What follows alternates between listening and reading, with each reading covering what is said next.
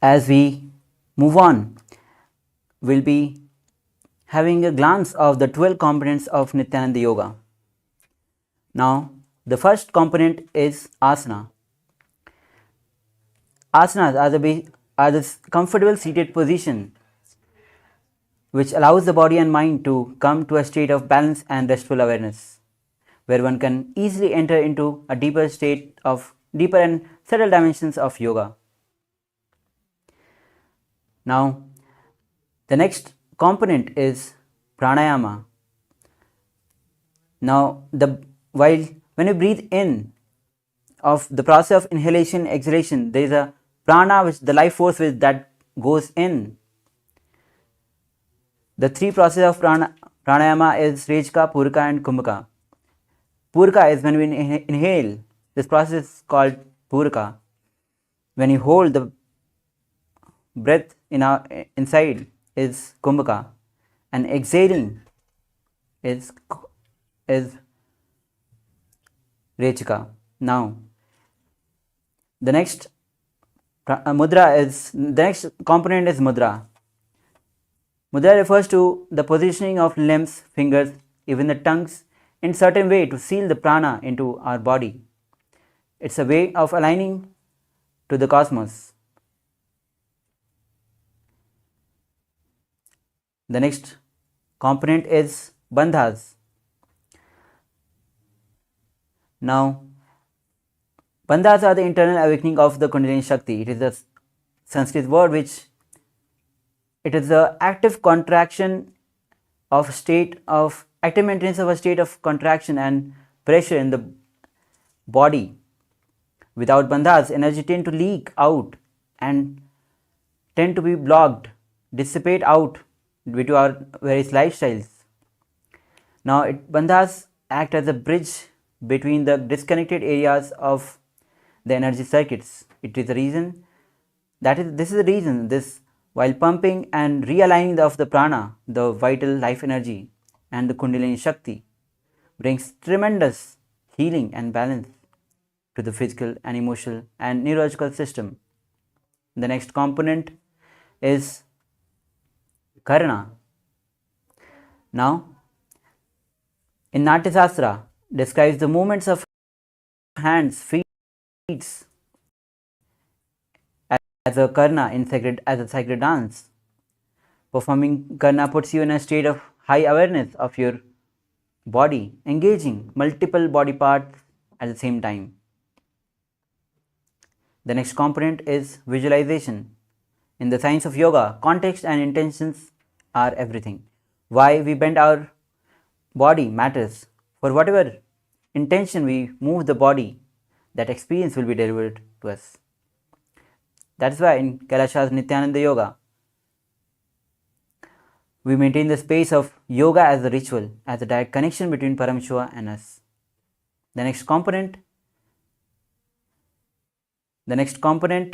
is japa, the internal chanting of mantra with the visualization of it rotating around the throat in a circular way, allowing the yogi to feel the mild vibration of that mantra. While chanting, we wear an energized Rudraksha bead exactly on the Vishuddhi chakra in the hollow of the throat. This is the place where air is getting converted into sound. If you maintain energized Rudraksha, constantly every word coming out will have the quote of that mantra. Now the next component is chanting. Now, mantra is a Sanskrit word that describes a sacred utterance of sound, a syllable, even a single word or a group of words. Mantra has a spiritual power with need to be initiated into mantra. Here, in every disciple of the supreme point of Hinduism gets initiated into Mahavakya. Now, the next component is weights. To intensify the practice of Dviti Vinyasa Krama, weights are implemented. Now, the next component is mandalas. As you can see behind, as a Sri Yantra, behind which now yantras are the diagram which is a deity into which a deity can be invited by living corresponding mantra. Mantras represents the cosmos, and the human body is analogous to the cosmos. Now the next component is abharna. Now the sacred jewelry, Rudraksha Mala that we wear is abharna. It's a traditional abharna worn given by the Paramashiva, and while performing the Dutiya Vinyasa Krama, the manifestation of basically the Rudraksha came from the teardrops of Paramashiva. Now the next component is Aushadha. Now we'll be using 3 Aushadhas, Bhasma, which we'll be applying on the 16 places, Kumkum on the 3rd eye, and turmeric on the temples. Now, as we have completed the 12 components, now we'll be starting our sequence of 308 asana sequence. So now as we get started, the first asana is Sukhasana. As we sit in a cross-legged position with head and spine in a straight line, bring both the hands in index finger and thumb finger together, place it on the respective knees. Visualize Lord Shiva in your inner space.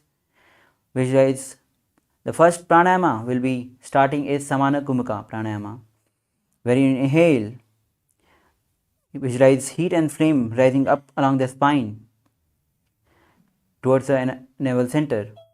Engage all the 3 bandhas as the japa is Soham.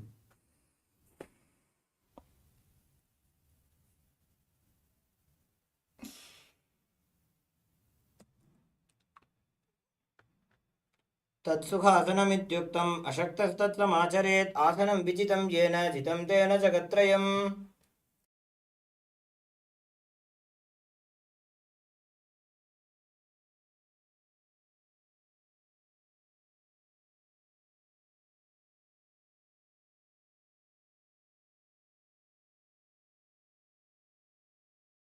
Bring the legs in Padmasana. Both the hands in Namaskar Mudra in front of heart center and raise it above the head. Visualize Lord Mount Kailas in your inner space as you engage all the 3 bandhas. अथपक्षे Mahadev पर्वतासनमङ्गलं यत्कृत्वा स्थिररूपी स्याच्चक्रादिविलोपनम्. Now relax. Now the next asana is, as we move the Panchpadma aside, take few minutes, and the next asana is Haripavasana. Now bring soles of the feet together at front. Interlace a finger at the back. Bring your forehead on the ground behind the heels as you gaze to the nose. Engage all the 3 bandhas. Visualize Swamiji in your inner space. पूर्व विधियाहु में जानो उभय भगतली संबुठानो पिष्टपछेदो भूकरल्यावो दक्षिण करसो वाम गहावो. Inhale, rise up. The next asana is Nagipasana, as you sit with the same position as soles of the feet together, extended forward, cup both the hands forward and place it on the ground. Bring the forehead on the ground behind the heels.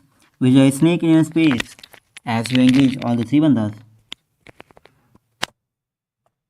पूर्व विधि पर आगाने नीचो हो we कहूं निभना से लगाजी हाथ आगाने धरती लगावे पसारी दो वो हाथ की अंजुली करे.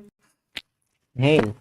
The next asana is Kokilasana, as you bring both the legs, touch the big toe of both the legs in Prana Mudra and raise the legs above and cross it in Padmasana, elbows on the ground as you lean forward. Visualize bird in your space as you engage Mahamudra Bandha.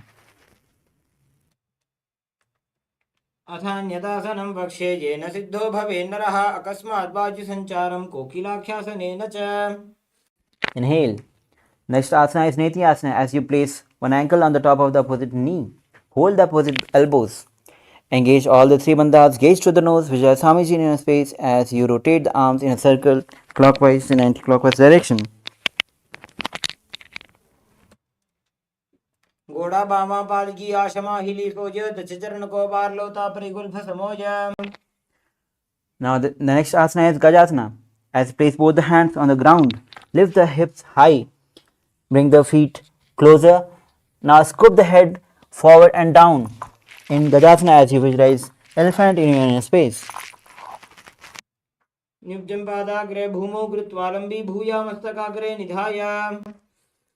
Now the next asana is Rakshasana. As you, from the Gajasana position, lift the right heel up and left heel pressed on the ground as you switch the position of the legs and heels alternatively. Visualize Bia in your space as you perform Mool Bandha and Udyan Bandha. Visualize Swamiji in your inner space. एकैकं पादमाकुञ्च गजासनं कुर्यात् वृक्षासनं भवति. Inhale, rise up, stand tall on the big toes. The next asana is Vaisyasana as we bring both the hands, index, middle and ring finger at the heart center. Now perform Mool Bandha and Udyan Bandha as you visualize Swamiji in your inner space. केशेन पादयुगलं बद्ध्वा तिष्ठेत अधोमुखः अथवा ईशावक्षे यत्कृत्वा सत्यवान् भवेत्. Now lower the heels down. Now bring the legs in Aramandi, which is heels together, toes wide apart at 45 degree. Bend the knees. Now bring both the hands at the heart center, elbows parallel to the ground. Now we'll be simultaneously moving the legs and hand across the body on one side, then repeating on the other side, switching the position again and again on both the sides. This is Urdhva which involves the movement of fingers as well. Now relax. The next asana is Balalingasana. As we stand on the left leg, bring the right knee to the chest, hands in Sarva Shankari Mudra, interlaced inside out. Engage all the three bandhas as you visualize yourself caressing a baby. एकं जानुरसि आलिङ्ग्य स्थातव्यं बाललिङ्गनं भवति. The next asana is Padpinasana. As you bring the right leg at the back of the buttocks, holding it with both the hands, head and spine in a straight line. Engage all the three bandhas. Visualize Swamiji in your inner space. एकं जानुरसि आलिङ्ग्य स्थातव्यं बाललिङ्गनं भवति. The next asana is Natarajasana. As you hold the right feet with the right hand and pull it, kick and back, and leaning forward, left hand in Bindu Mudra. Visualize Lord Nataraja in your space as you perform engage Mool Bandha, and the japa is Soham. उत्तानपादं क्रौञ्चं च मरीचिं वीरभद्रकं नटराजं त्रिकोणं च सुप्ताङ्गुष्ठप्रसारणे. Now relax. The next asana is Balalingasana. As we stand on the right leg, bring the left knee and hands, hold it with the interlaced hand in Sarva Shankari Mudra. Visualize you are catching a baby as you engage all the three bandhas. एकं जानुरसि आलिङ्ग्य स्थातव्यं बाललिङ्गनं भवति. The next asana is Padpitanasana. As you bring the left leg back of the buttocks, holding it with both the hands, head and spine in a straight line. Engage all the three bandhas as you visualize Swamiji in your inner space. स्थित्वा एकस्मिन् पादतले कराभ्यां वेष्टयेत्तनुम्. Now the next asana is Natarajasana. As you stand on the right leg, bring the left leg back, kick and pull, leaning forward with right hand in Bandhu Mudra. Visualize Lord Nataraja in your inner space. उत्तानपादं क्रौञ्चं च मरीचिं वीरभद्रकं नटराजं त्रिकोणं च सुप्ताङ्गुष्ठप्रसारणे. Now the next karna is Ardharichita karna. As you stand again in Aramandi. Now bring the right leg with toes tucked at back of the left leg. Heels up. Bring the left hand at the heart center. Swing the left hand like a pendulum on one side few times. Now change the position of the legs and hand. Swing the left hand like a pendulum on the other side. Now relax. The next is skeleton dance. As you visualize yourself as pure bones and start shaking the whole body. Your legs and heads.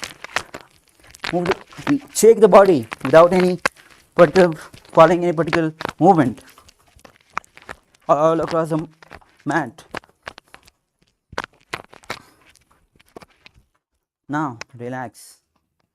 Now as you bring your legs in Paramashivoham position, bring the hands at the back, palms facing backward. Now twist on one side with hip and hands opening and rotate on the other side and alternately switch the position on both the sides. This is Katicana Karna. Now relax. Now the next asana is Tadasana. As you stand tall again on the big toe, bring both the hands above the head, palms facing each other as you visualize palm tree in your space, engaging all the three bandhas. The japa is Shivoham. Mahamudra Kono Tadasana Vibhedakan. Now lower the heels on the ground.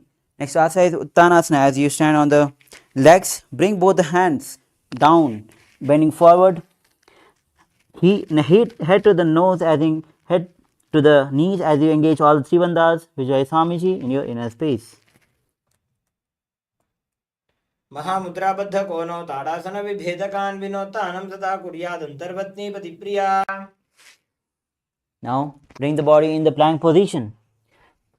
Now the next asana is Tarakshasana. As you tuck the chin in Jalandhara Bandha and rotate the head from left to right again and again.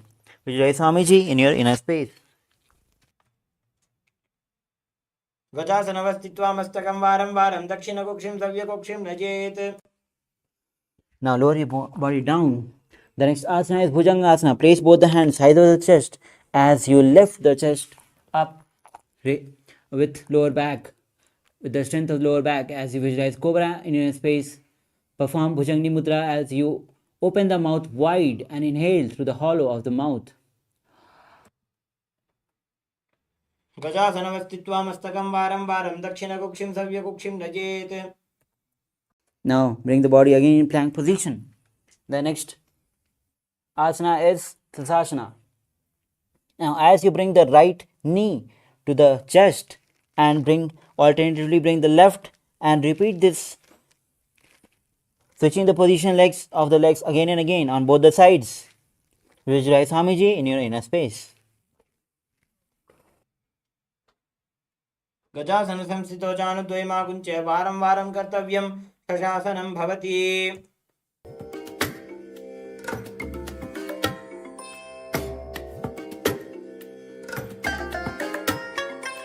I bless you all. Let you all open all your three eyes and manifest the powers of Mahasadashiva. Om Nithyananda Paramashivoham. Om Nithyananda Paramashivoham. Om Nithyananda Paramashivoham. Om Nithyananda Paramashivoham. Om Nithyananda Paramashivoham. Om Nithyananda Paramashivoham. Om Nithyananda Paramashivoham. Om Nithyananda Paramashivoham. Om Nithyananda Paramashivoham. Om Nithyananda Paramashivoham. Om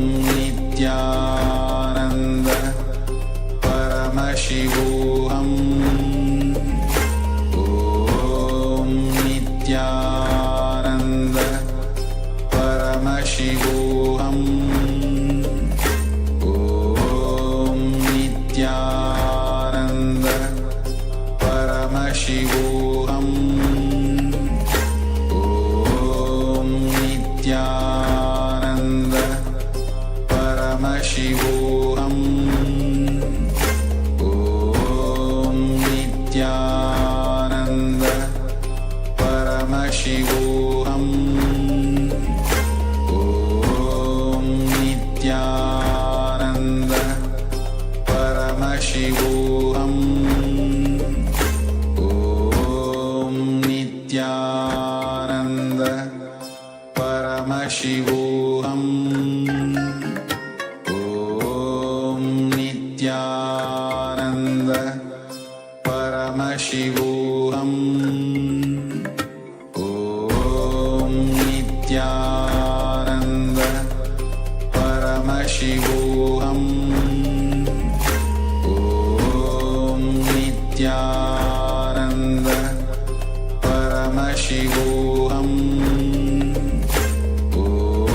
Om Nithyananda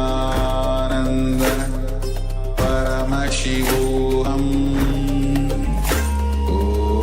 Om Nithyananda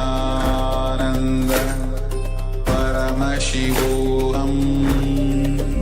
Om Nithyananda Paramashivoham. Om Nithyananda Paramashivoham. Om Nithyananda Paramashivoham. Om Nithyananda Paramashivoham. Om Nithyananda Paramashivoham. Om Nithyananda Paramashivoham. Om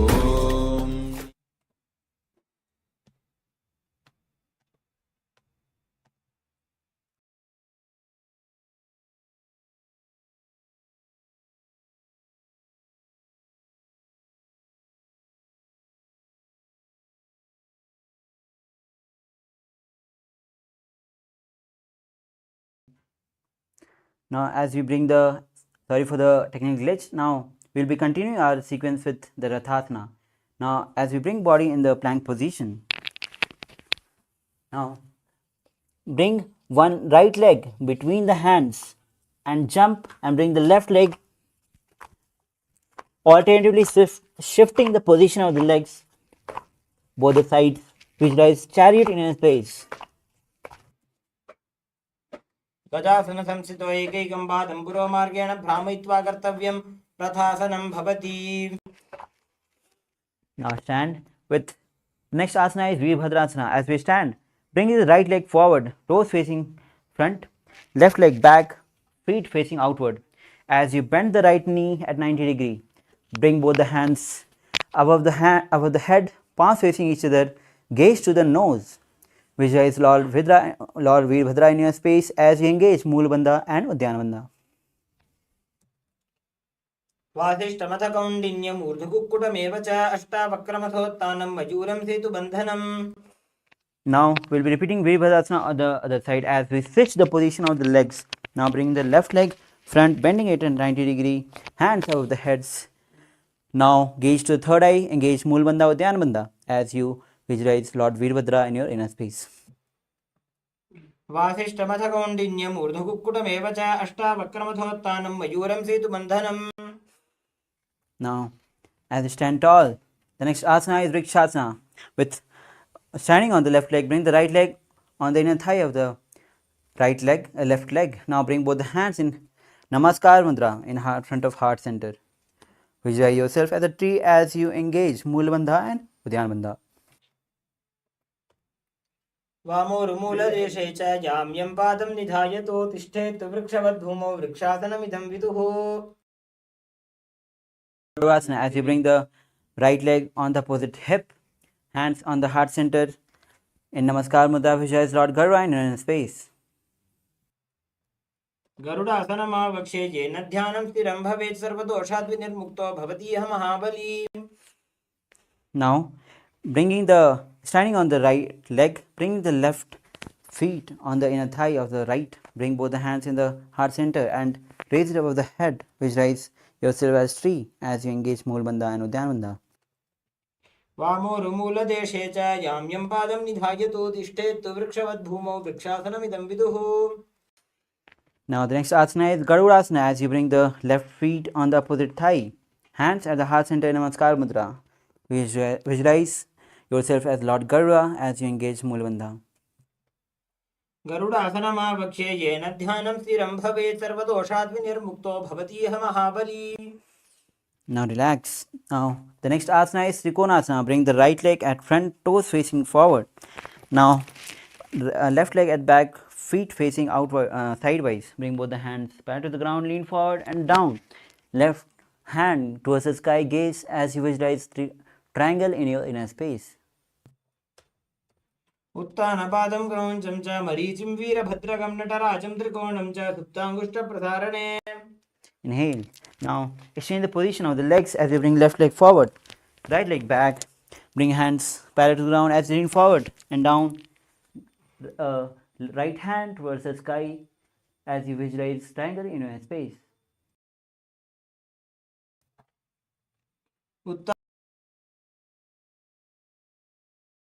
उत्तानपादं क्रौञ्चं च मरीचिं वीरभद्रकं नटराजं त्रिकोणं च सुप्ताङ्गुष्ठप्रसारणे. Inhale, rise up. The next Karana is Nikutaka Karana as you stand in Aramandi, heels together, toes out, feet out at 45 degree, knees bend. Now bring both the hands at the heart center, right knee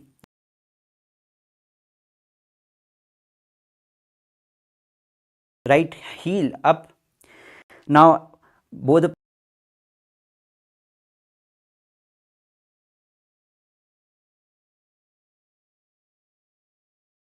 palms are facing each other, one up and down. Now switch the position of legs and hands simultaneously and repeating.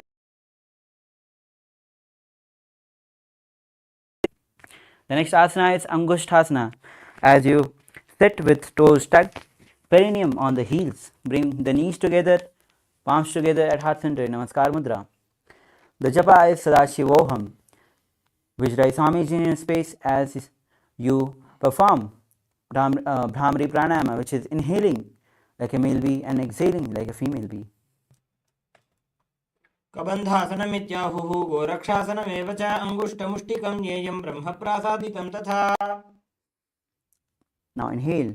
The next asana is Sarasana as you bring both the hands in Varamudra, palms facing forward, fingers touching the ground. Bring the right leg forward, toes facing up. Visualize Swamiji in your space as you perform Bhramari Pranayama.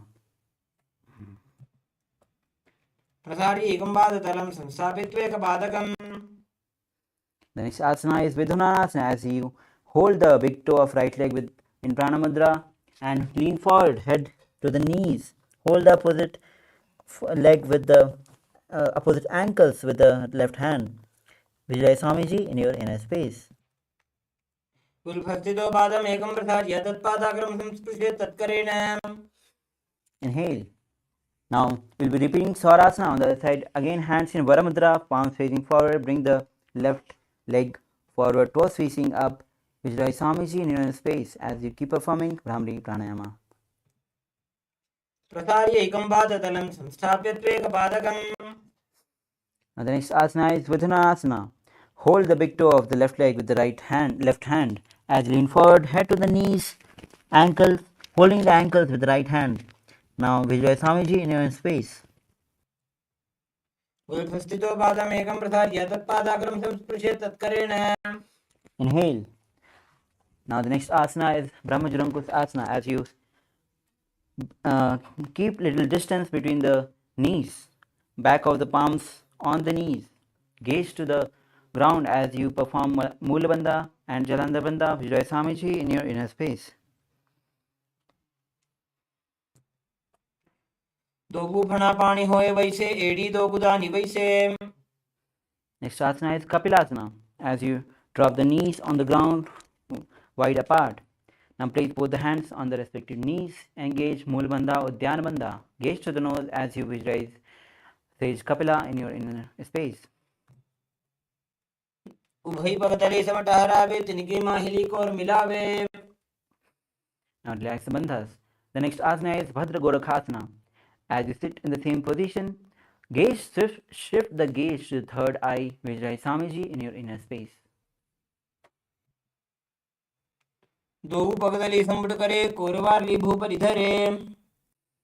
Now the next asana is Suryasana. Now with the soles of the feet together, knees apart, lift the knees off the ground. Bring both the hands together, knees, little finger and thumbs together, fingers wide apart. This is Padamudra. Raise it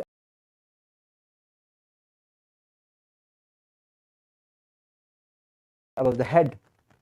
Gaze through the gap between the hands. Visualize Lord Surya in your space as you keep performing Bhramari Pranayama. एडी दो गुदातरियाने फना पानी बैठक पुनिठाने.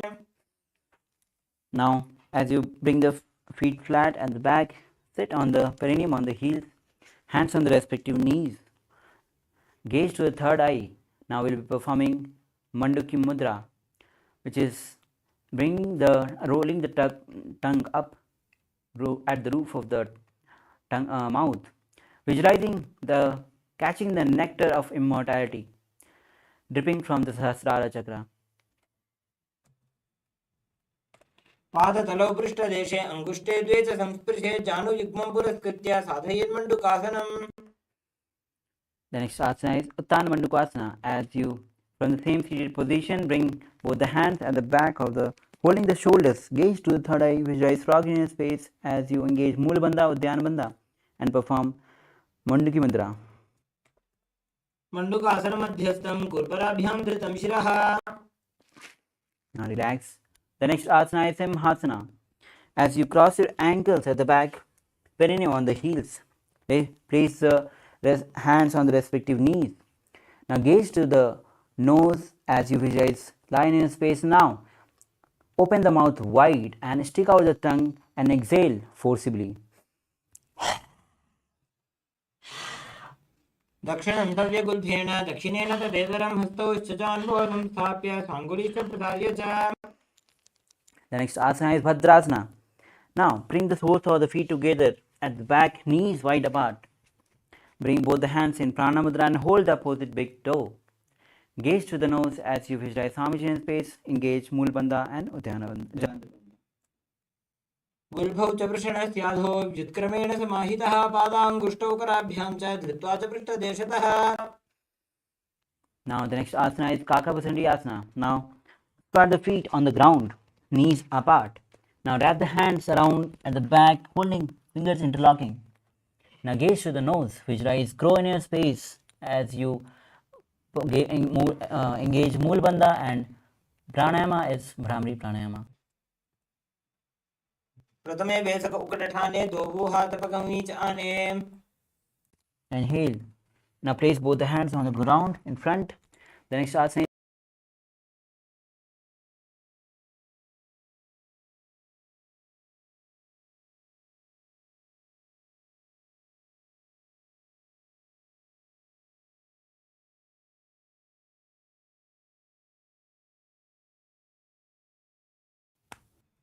आसन को गुण आशी दुष्टा होई तो आछी होई. Now the next asana is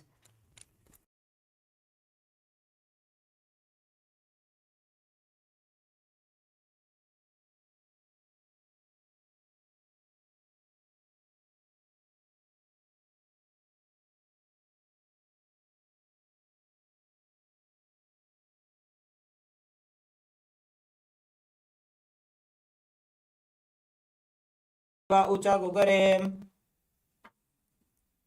lower your body down.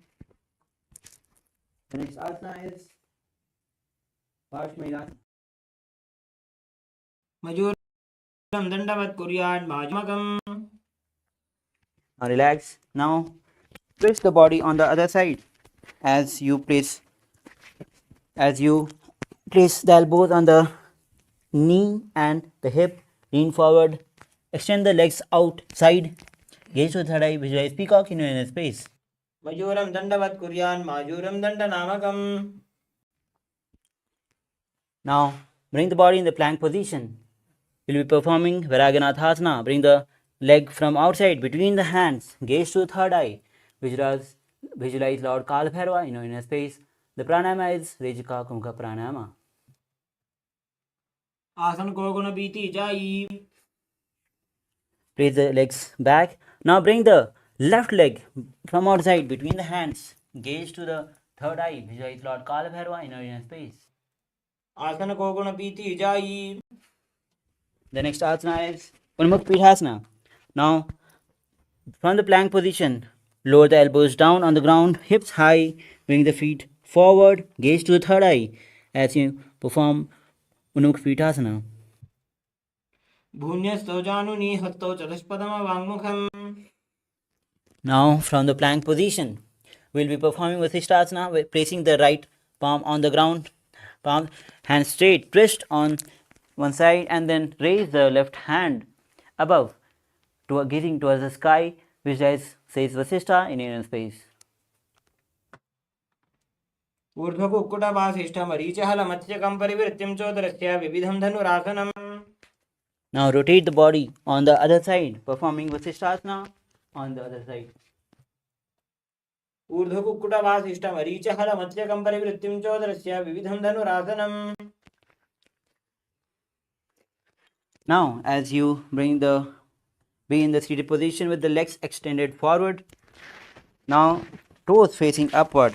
Now, as you place both the hands, both the palms under the buttocks with palms facing up, as you engage Mool Bandha and Jalandhar Bandha, gaze to the nose, visualize Lord Hanuman in your inner space. दोबू करके उभे हथेली कोरवारली मैले भेली. Now release Uddiyana Bandha, Jalandhar Bandha. The next asana is Paschimottanasana. With both the hands in Pranamudra, hold the big toe of the respective leg. Lean forward as you bring the head to the knees. Visualize Swamiji in your space. Engage all the three bandhas. जानो परिललाटन्तो पश्चिमं ताण उच्यते येन केन प्रकारेण सुखं धार्यं च जायते. Inhale. Next asana is Ugrasana. As you interlace the fingers at the back, knees little apart. Now, as you lean forward, bring the head to the knees. Visualize Goddess Kali in your space. Engage all the three bandhas. स्वपानिभ्यां दृढं धृत्वा जानो परिशिरोऽन्यसेत्. Inhale. Rise up. The next asana is Marichi Asana. With both the legs extended forward, bring the right leg heel to the perineum, knees raised to the chest. Wrap the hands around as you lean forward, head to the knees. Visualize Sage Marichi in your inner space. उत्तानपादं क्रोञ्चं च मरीचिं वीरभद्रकं नटराजं त्रिकोणं च सुप्ताङ्गुष्ठप्रसारणे. Inhale, rise up. Now, the next asana is Mahamudrasana. Drop the raised knee to the ground. Gaze to the nose as you lean forward, head to the knees. Engage all the three bandhas, holding the left feet with both the hands. Visualize in your inner space. महामुद्रां प्रवक्ष्यामि तन्त्रेऽस्मिन् मम वल्लभे. Inhale, rise up now. Bring the right leg forward now. Left leg heel to the perineum. Knee raised to the chest. Wrap the hands around. Interlace the fingers at the back. Visualize Sage Marichi Asana, Marichi in the inner space as you engage Mool Bandha, and the japa is Mahasadashivoham. उत्तानपादं क्रोञ्चं च मरीचिं वीरभद्रकं नटराजं त्रिकोणं च सुप्ताङ्गुष्ठप्रसारणे. Inhale. Now the next asana is Mahamudrasana. Drop the raised knee onto the ground. Lean forward as you bring the head to the knees, holding the foot with both the hands. Engage Mahamudra Bandha. महामुद्रां प्रवक्ष्यामि तन्त्रेऽस्मिन् मम वल्लभे. Inhale. Now the next asana is Bhadrasana 2.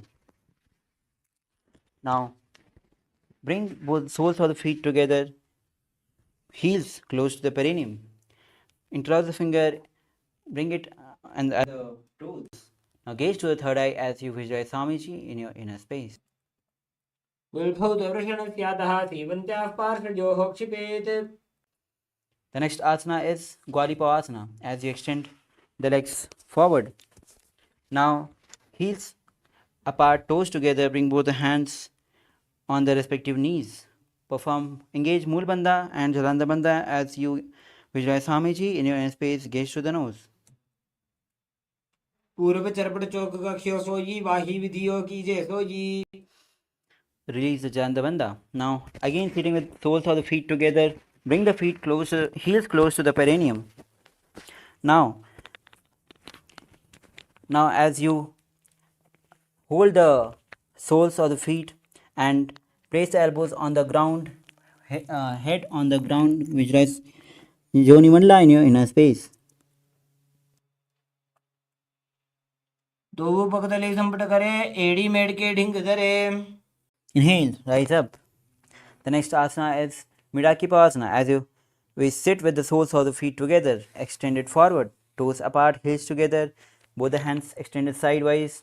Now as you bring the forehead on the ground behind the heels, visualize Swamiji in your space performing Midakipasana. पूर्व विधि परिपक्तली संपुट शोल एड़ी मिली राशे. Inhale, rise up. Again with the soles of the feet together, heels close to perineum. Now bring the heels apart, hands underneath, bend down, lean forward. Now gaze to the nose as you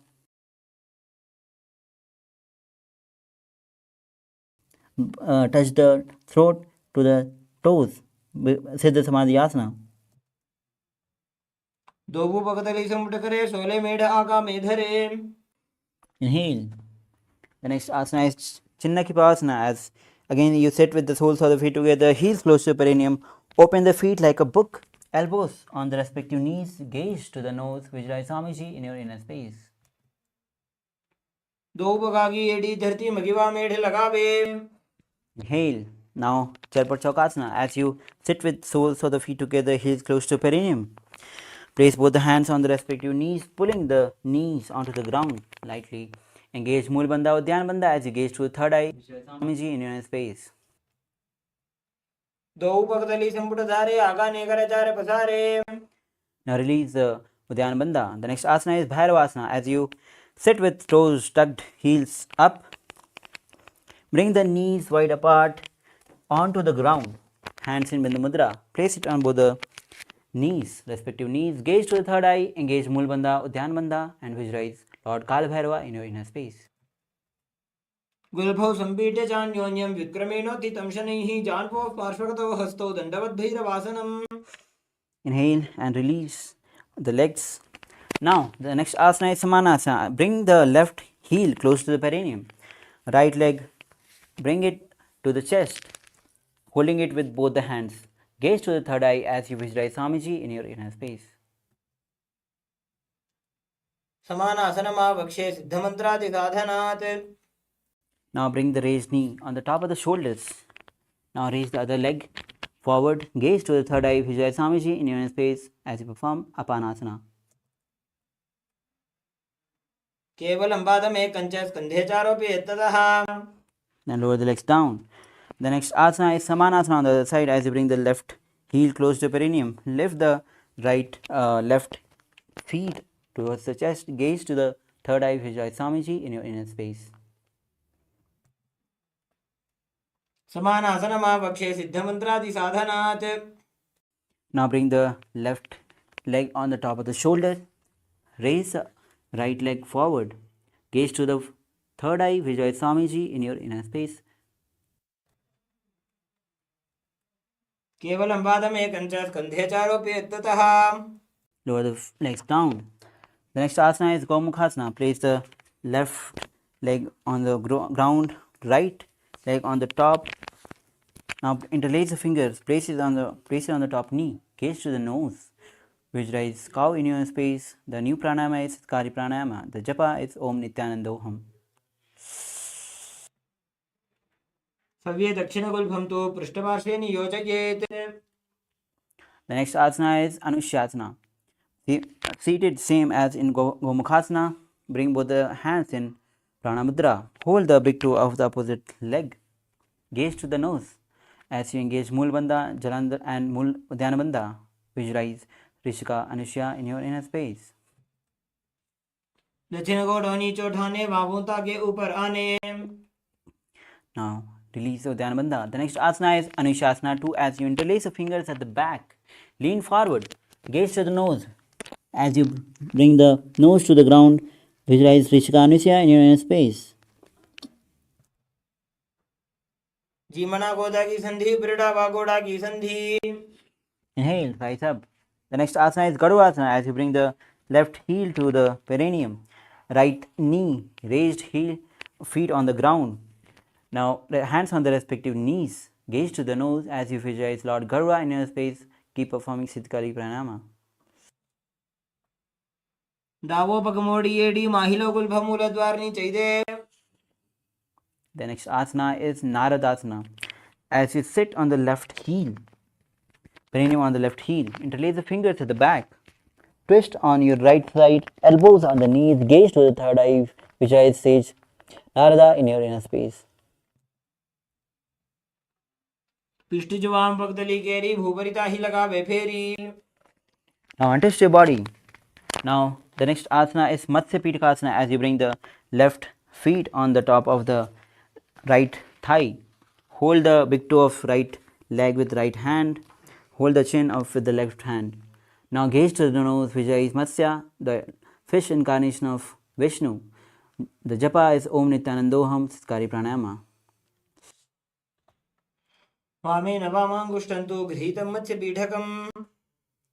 Now relax. Now the next asana is Gomukhasana. On the other side, as you bring the right leg on the ground, left on the top, interlace the fingers, place it on the top knee. Gaze to the nose, visualize cow in your space as you engage Mulabandha, and the pranayama is Siddhkari Pranayama. सव्ये दक्षिण गुल्भं तो पृष्ठपार्श्वे नियोजयेत्. Now the next asana is Anushasana, with seated in the same position of Gomukhasana, hands in Pranamudra, hold the big toe of the opposite leg. Gaze to the nose, engage Mulbandha and Udyanbandha. Visualize Rishika Anusha in your space as you perform Siddhkari Pranayama. दक्षिण को नीचे उठाने बाबू ताके ऊपर आने. Now, the next asana is Anushasana 2. From the same seated position, interlace the fingers at the back. Now lean forward, gaze to the nose as you bring the forehead on the ground. Nose, touch nose to the. Now visualize Rishika Anusha in your space. जीमना गोदा की संधि ब्रिडा वागोड़ा की संधि. Inhale, rise up. The next asana is Garudasana. As you bring the left heel to the perineum, right knee heel to the perineum, left knee raised to the chest, hands on the respective knees, gaze to the nose, visualize Lord Garuda in your inner space. Keep performing Siddhkari Pranayama. दावो पगमोड़ी AD माहिलो गुलभमूल द्वारनी चाहिए. Relax. The next asana is Naradasana. As you sit with the right on the right heel, interlace the fingers behind the neck, twist on your left side, gaze to the third eye, visualize sage Narada in your inner space. पिष्ट जवाम पगदली केरी भूपरिता ही लगावे फेरी. Now untwist your body. The next asana is Matsya Pitakasana. Now bring the right feet on the top of the left thigh.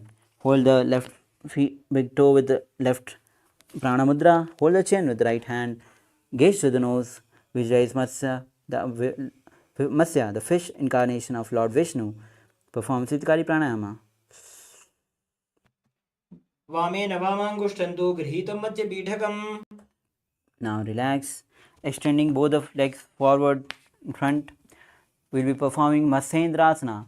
As you bring the left feet on the right leg, lift the right knee, feet on the ground, twist and bring the left elbow on the right knee, hand touching the ears, right hand at the back on the ground, gaze to the third eye, visualize Matsyendranath in your inner space. उदरं पश्चिमाभासं कृत्वा तिष्ठति यत्नतः नम्राङ्गं वामपादं हि दक्षजानुपरिण्यसेत्. The next asana is Kubasana. As you hold the right toe with the in the prana mudra with the left hand, bring the right hand on the ears, gaze to the third eye. Visualize camel in your inner space. आसन को गुण झोलो जाए. Next asana is Matsendrasana 2 as you drop the right hand on the ground at the back. Now gaze to the third eye as you perform Matsendrasana 2. मत्स्येन्द्रपीठं जठरप्रदीप्तिं प्रचण्डरुक्मण्डलखण्डनास्त्रम्. Now untwist your body with both the legs extended forward. Now bring the right feet on the left thigh and left knee raised, twist on the left side, right elbow on the left knee. Gaze to the third eye, visualize Matsendranath in your inner space. उदरं पश्चिमाभासं कृत्वा तिष्ठति यत्ततः. The next asana is Kubasana. As you bring the right hand in Pranamudra, hold the big toe of the left hand on the ears, gaze to the third eye, visualize camel in your inner space. आसन को गुण झोलो जाए. And draw the left hand on the back on the ground. Now visualize Matsendranath in your inner space as you perform Matsendrasana 2. मत्स्येन्द्रपीठं जठरप्रदीप्तिं प्रचण्डरुक्मण्डलखण्डनास्त्रम्. Now untwist your body. Now place the legs into Padmasana. Now hands on the respective knees. Engage all the three bandhas. Gaze to the nose. Visualize Lord Shiva in your inner space as you perform Sitali Pranayama. आसनं द्विधं प्रोक्तं पद्मं वज्रासनं तथा. Now release Uddiyana Bandha. The next asana is Padmasana 2 as you bring both the hands in Pranamudra, holding the big toe of the opposite leg. Gaze to the nose, visualize yourself as Goddess Parvati, consort of Shiva, engaging Moola Bandha, and the japa is Om Nithyananda Paramashivoham. उत्तानौ चरणौ कृत्वा ऊरु संस्थौ प्रयत्नतः.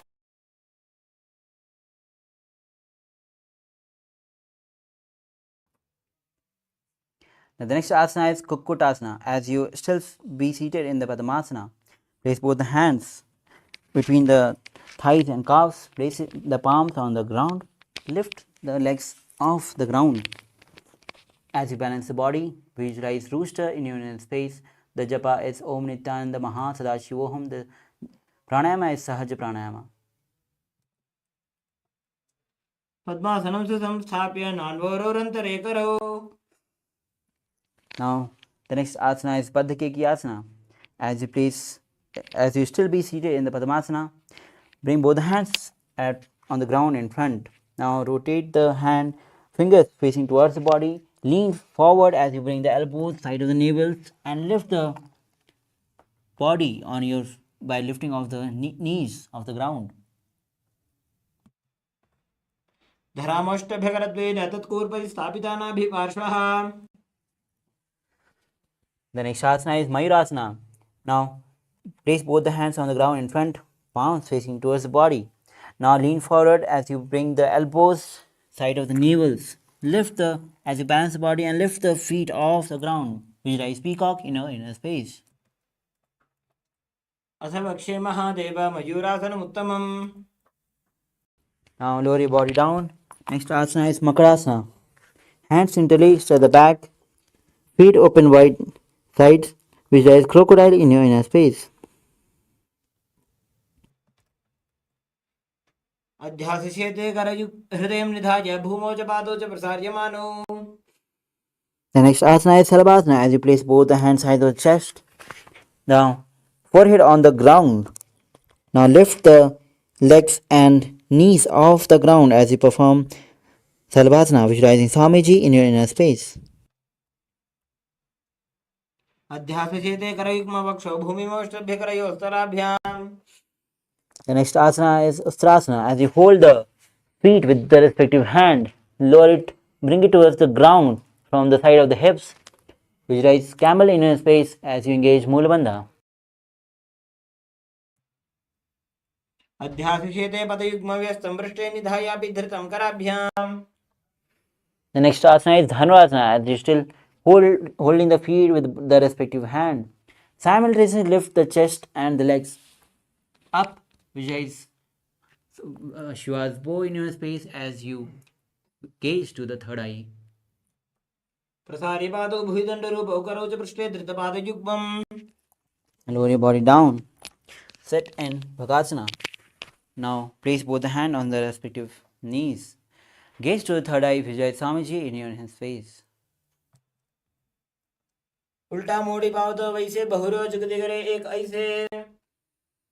The next asana is Gohi Asana. Now place both the hands on the ground in front, shoulder width apart, interlace the fingers. Now bring the head onto the ground, hands supporting the head. Now hips high, bring the feet closer and lift the feet off the ground as you bring the knees to the chest, try to touch the knees to the chin. दो हाथ की कहुनी जोई पुनः कलाई जाने दोई. Now from this position, straight lift the body, lift the legs up, gaze to the nose, visualize Swamiji in space as you perform Sirsasana.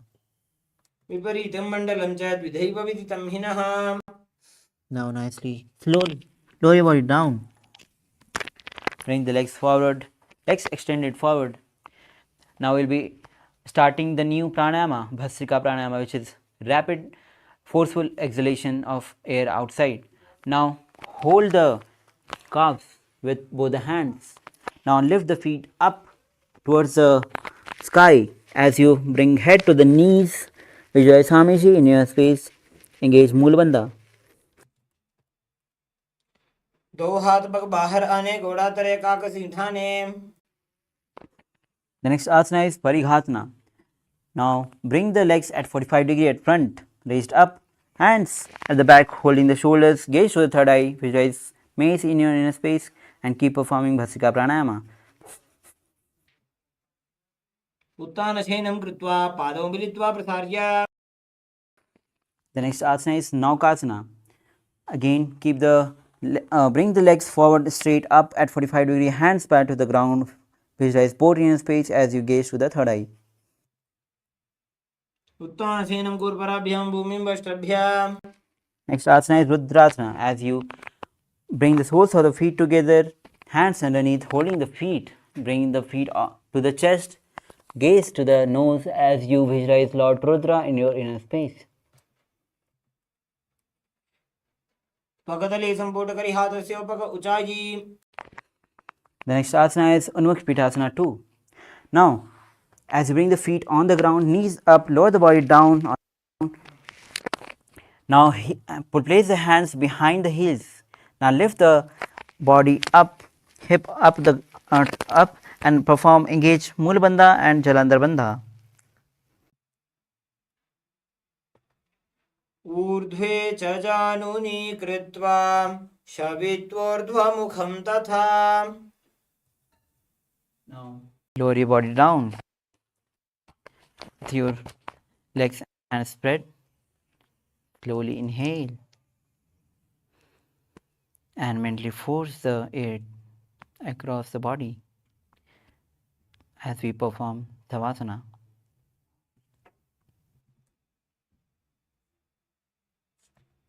उत्तानं शववद्भूमौ शयनं तु शवासनं. शवासनं श्रान्तिहरं चित्तविश्रान्तिकारणम्.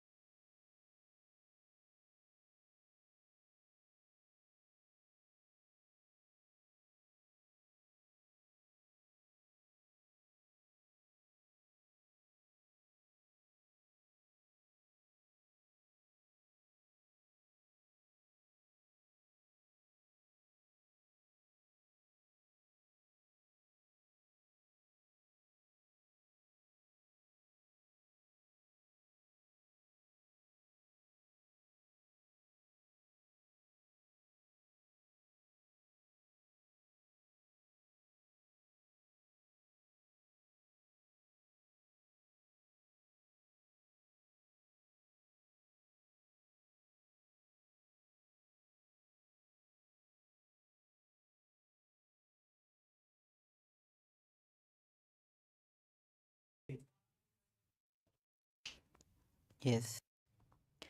Now slowly come down to your body and start to wiggle your fingers, your hands, legs, ankles, elbows. Now rock your knees to the chest as you hold with both hands rocking side to side. Now as you rock on the side and be seated in the comfortable seated position. Now we have successfully completed first 108 asana sequence. Thank you. Congratulations. Now we'll be moving on with next 208 asanas. The next asana is Yatha Sanishthasana.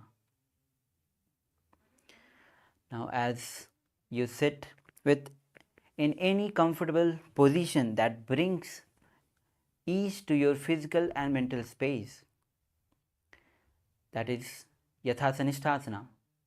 The pranayama is Samana Kumbhaka, which is inhaling, visualizing flame or heat up along the spine towards the navel center.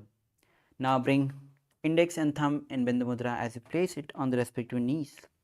Visualize Swamiji in your inner space. The japa will be Om Nithyananda Paramashivoham throughout next 200 asanas.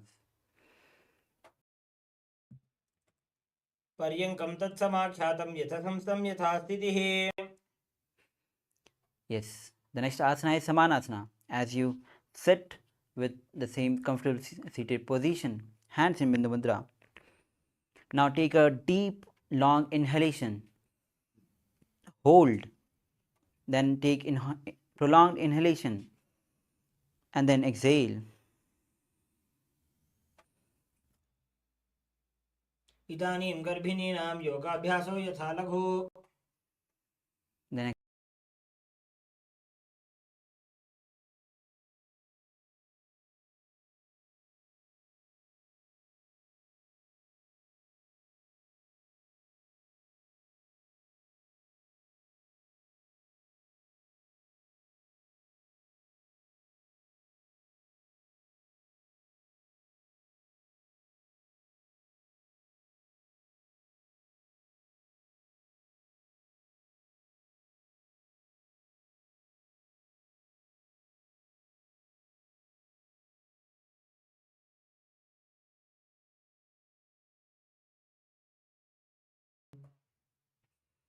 yes, the next asana is Muktasana. As you bring the left foot against the genital and right foot on the top of the left.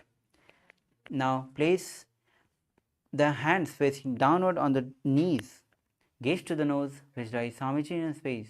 Visualize yourself as a sage liberated by the SPH. निबीड्य सीविनीं सूक्ष्मां दक्षिणेतरगुल्फतः. The next asana is Siddhasana. Now maintain the same seated position as Muktasana. Switch the gaze to the third eye. Visualize Swamiji in your inner space. स्थानुसंयमितेन्द्रियो चलदृशा पश्यन् भ्रुवोरन्तरं चैतन्मोक्षकपातभेदजनकं सिद्धासनं प्रोच्यते. The next asana is Siddhyasana. Maintaining the same position as Siddhasana. Switch the gaze to the nose and gaze in the front on the ground. Now engage Mahamudra Bandha. Visualize Swamiji in your inner space. वामपादके इडीजानो श्रीवनिमतिता सुकोठानो. Inhale. The next asana is Rudrasana 2. Now keep the legs in the same position as Siddhasana. The next asana, as you place both the legs in the same position as Siddhyasana, rotate the hands on the top of the knees in Bindu Mudra. Gaze, switch the gaze to the third eye, visualize yourself as Lord Rudra, the fierce dimension of Shiva. वामचरण परिदक्षिण राखे एकजुगति ऐसे विधि राखे.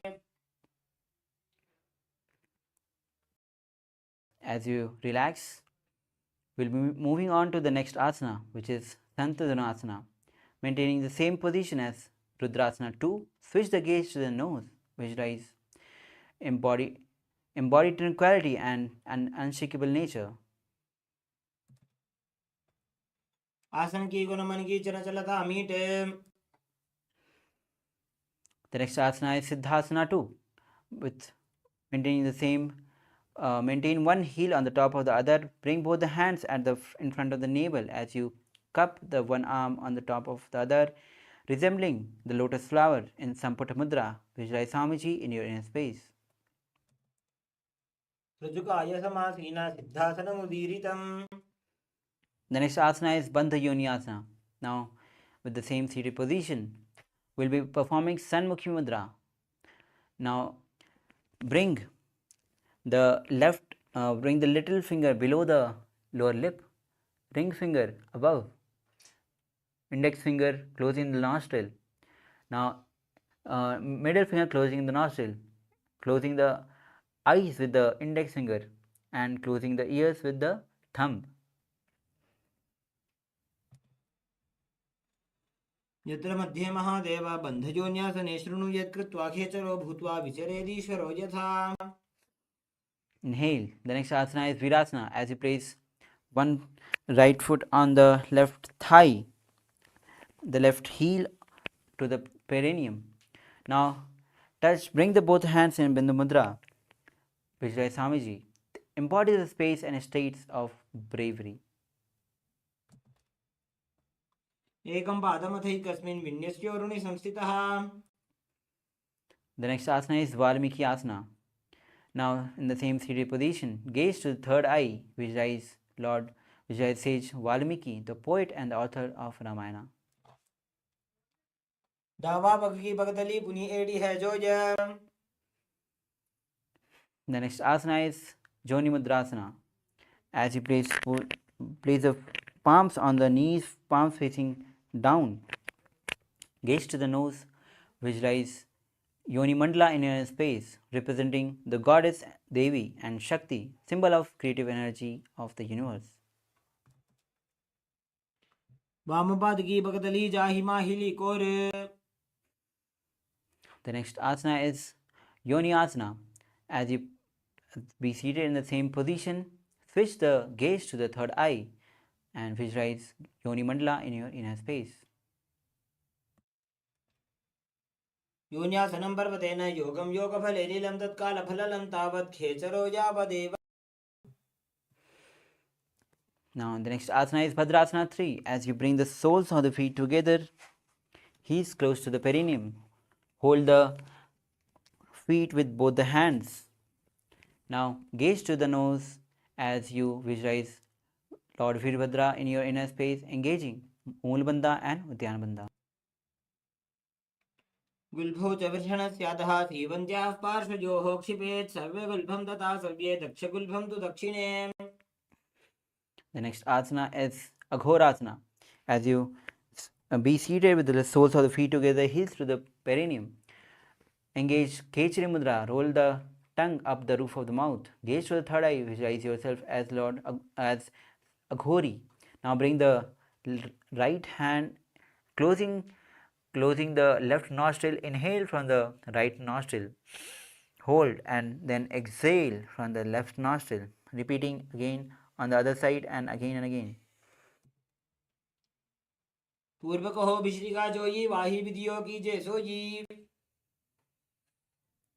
Now relax as we move to the next asana, which is Kaneri Pavasana. Now sit with the same position, heels apart. Bring the elbows on the respective heels. Now bring the chin on the palms, gaze to the nose, visualize yourself as a female elephant drinking water. Engage Moolbandha and Udyanabandha. बाली पाव आसन कक्ष्यो है जैसे Yahoo में जाने विधि तैसे। Inhale. The next asana is Parasana. Now sit with the knees raised. Bring the arms between the thighs and calves. Interlace the fingers. Feet off the ground as you gaze to the nose. Visualize Swamiji in your inner space. The Kumka is Rejika Kumka. ततोर्ध्वम्रे च येत् वायुं मृदुनिश्वास संयुतम्। The next asana is Gopi Chandasana. Now, with the soles of the feet together, interlace the fingers in front of the feet, holding the feet.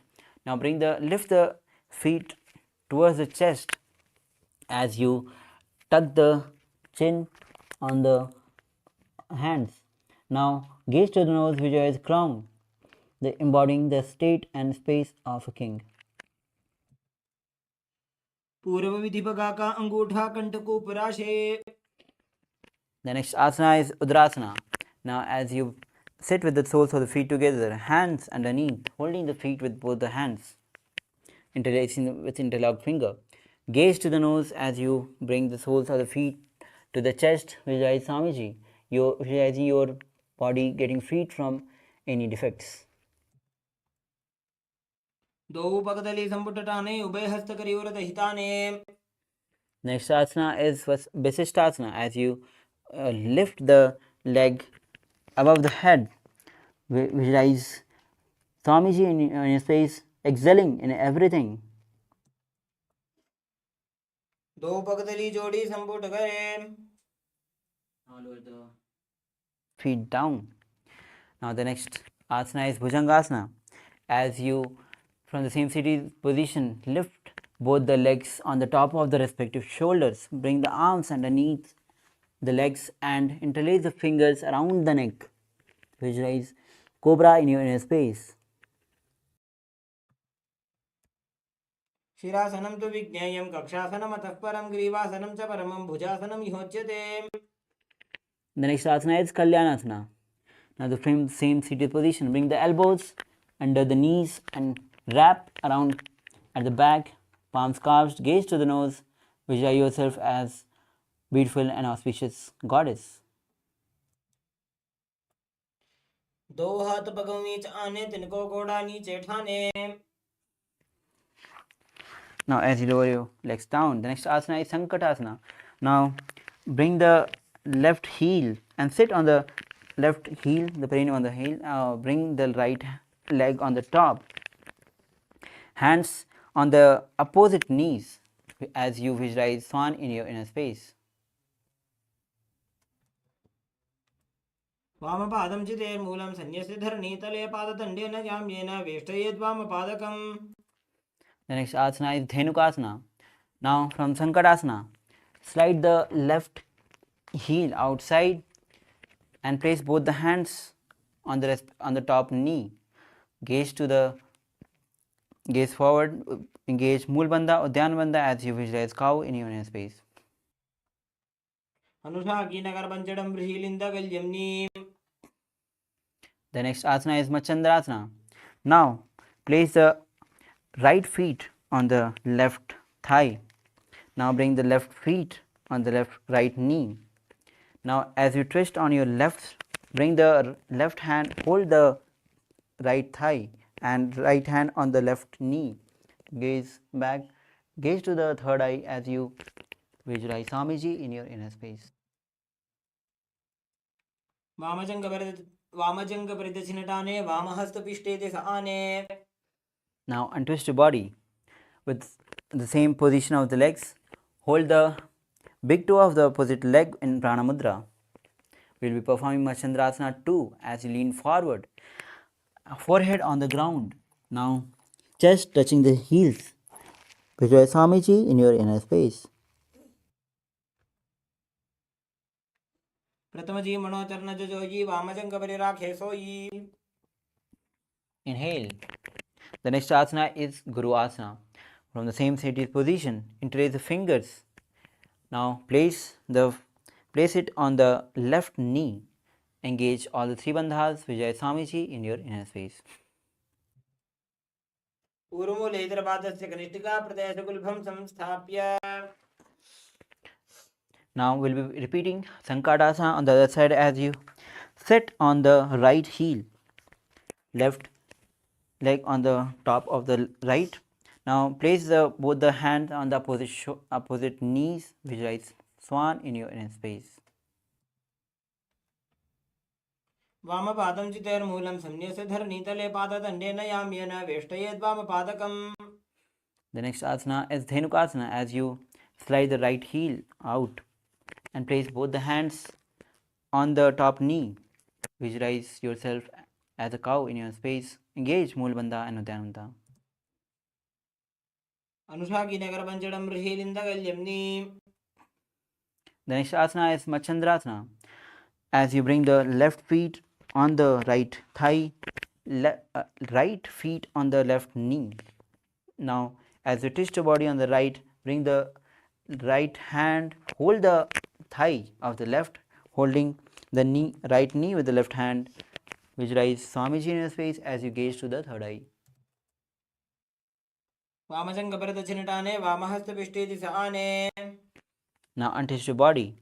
Now bring both the hands in Pranamudra. Hold the opposite big toe. As you lean forward, touching the heels to the chest, visualize Swamiji in your inner space. Pratamaji Manacharna Jujoyi, Vamachanga Parirakhe Soyi. Inhale. The next asana is Guru Asana. Interlace the fingers. Place it on the right knee. Now engage all the three bandhas. Visualize Swamiji in your inner space. Urmulitra Padasya Kanishtika Pradesh Gulpham Samstapya. Release all the bandhas. Now the next asana is Parshvasana. As you sit with feet on the ground, heels, knees to the chest. Now hold the opposite knees, gaze to the third eye, tongue in Kechri Mudra. Vijay Swamiji in your space, and the pranayama is Ujjayi Pranayama. Padatale Bhumo Nidhaja, Janu Nursi Nidhaja. The next asana is Bodha Shukasana. From the same position, hold the opposite wrist.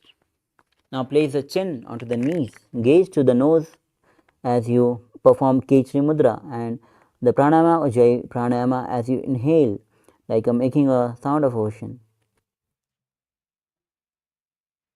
दो पगदली भूपरि धरे korma हिलिये सेकरे. The next asana is Kurakatasana. From the same seated position. Now bring the arms under the knees and hold the opposite elbows.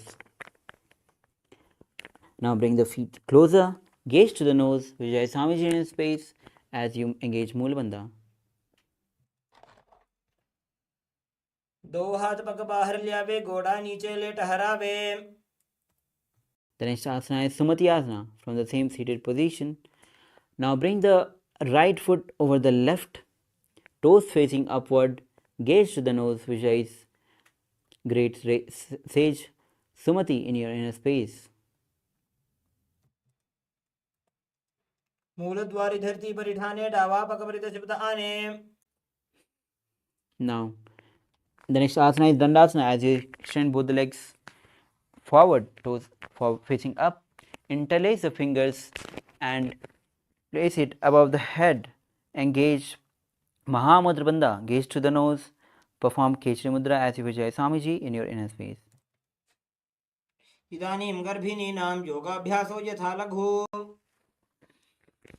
The next asana is Arambhasana. Now with the same seated position, legs extended forward, hands in Pranamudra. Hold the respective big toe. Lean forward as you bring the head to the knees. Inhale through the left nostril, then exhale from the right. This is Nadi Shodhana.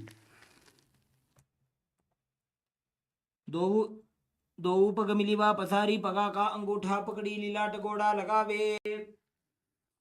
Inhale and rise up. The next asana is Vidokasana. Now, as you sit with the legs extended, now bring the knees slightly up. Now, bring the shoulders down and wrap the hands in and around the leg as you hold the soles of the feet. Gaze to the third eye, Vijay Swamiji in your inner space. प्रथम बेसी दो पाव पसारी कुछ उर्द को गरुड़ डारे. Now, the next asana is Jalandhar Pavasana. As you sit with the soles of the feet together, legs extended forward. Now, bring the hands under the legs, palms facing up. Now, bring the chin, mouth, and nose on the heels. Gaze to the nose, Swamiji. Visualize Swamiji in your inner space. दो एड़ी में लिखे दीजिए हाथ पसारी. Inhale. Now, the next asana is Urdhva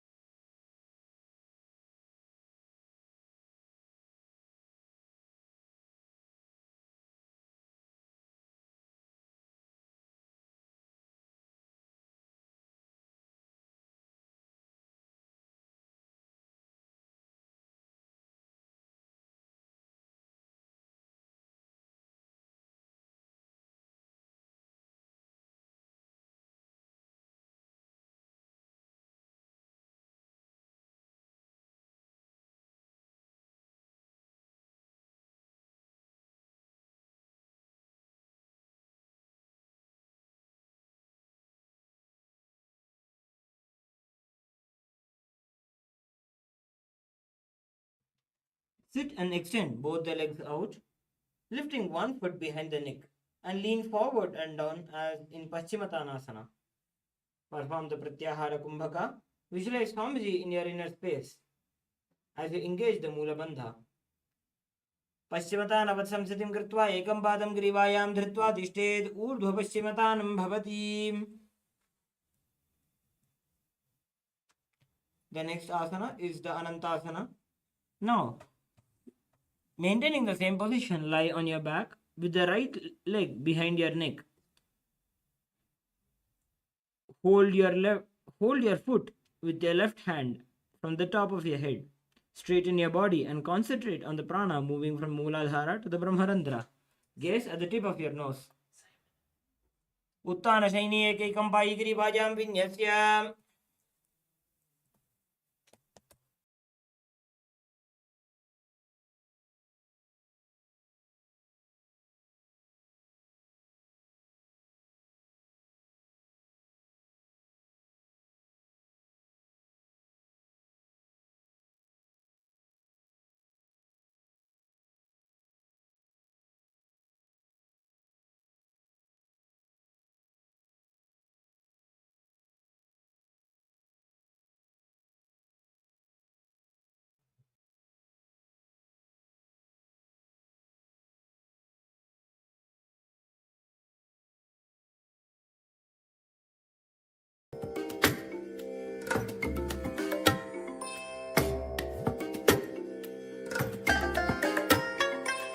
I bless you all.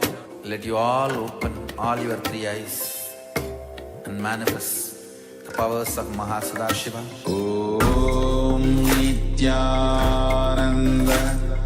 Paramashivoham. Om Nithyananda Paramashivoham. Om Nithyananda Paramashivoham. Om Nithyananda Paramashivoham. Om Nithyananda Paramashivoham. Om Nithyananda Paramashivoham. Om Nithyananda Paramashivoham.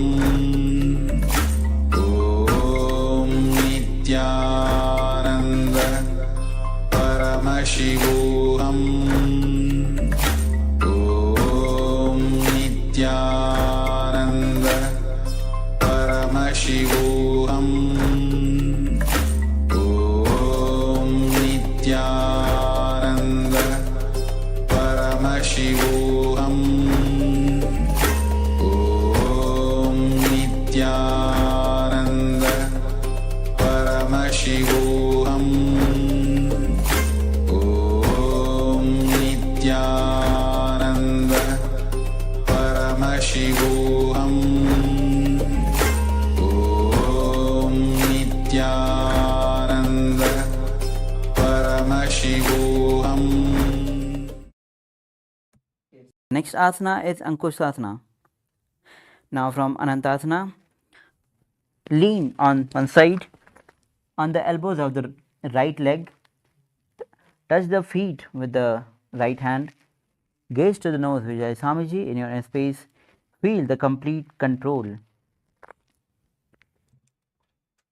उत्तानशैते एकैकं पादं ग्रीवायां कुर्वन्. Now the next asana is Dhrasana.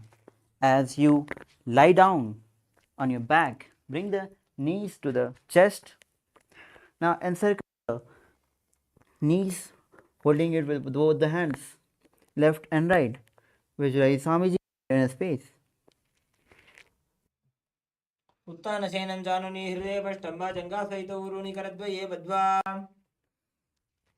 Now, as you sit with the legs extended forward, now bring the right leg behind the neck.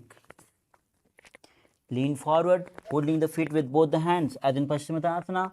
Now lean forward, Vijay Swamiji in your inner space. पश्चिमतान् अवत्संस्थितिं कृत्वा ग्रीवायां पादं धृत्वा तिष्ठेत्. Inhale. The next asana is Anantasana. As you lean backward with leg still at the behind the neck, holding the feet with the left hand, gaze to the nose, visualize Swamiji in your inner space. उत्तानशयनी एकैकम्बायी ग्रीवायां विन्यस्य. The next asana is Ankusasana. As you rest on the elbow of the left hand, holding the left foot with the left hand, right foot with the left hand, gaze to the nose, visualize Swamiji in your inner space. उत्तानशयते एकैकं पादं ग्रीवायां कुर्वन्. Now, rise up. We will be performing Yoga Nidrasana. Now, lie down in a back. As you bring both the legs behind the neck one by one. And interlace the fingers at the back of the buttocks. Gaze to the nose, visualize Swamiji in your inner space. पादाभ्यां वेष्टयेत् कण्ठं हस्ताभ्यां पृष्ठबन्धनं तन्मध्ये शयनं कुर्यात् योगनिद्रा सुखप्रदा. Now, the next asana is Atmaramasana. Now, while lying in the back, now legs on the shoulders, interlace the fingers behind the neck, visualize, gaze to the nose as you visualize Lord Vishnu in your inner space. Atmaram आसन प्रथम सौधसो वे. The next asana is Kochikasana. As you lie down, legs bring the knees to the chest, soles of the feet facing upward, hands on the side extended. Now, gaze to the nose, visualize Swamiji in your inner space. दो हाथ सीधा सा करे, तीन सौ बेसपा करे.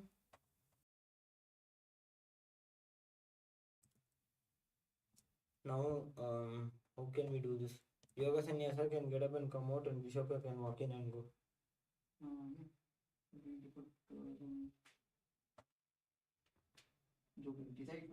Continue, man. Just continue. Wait. Instructions.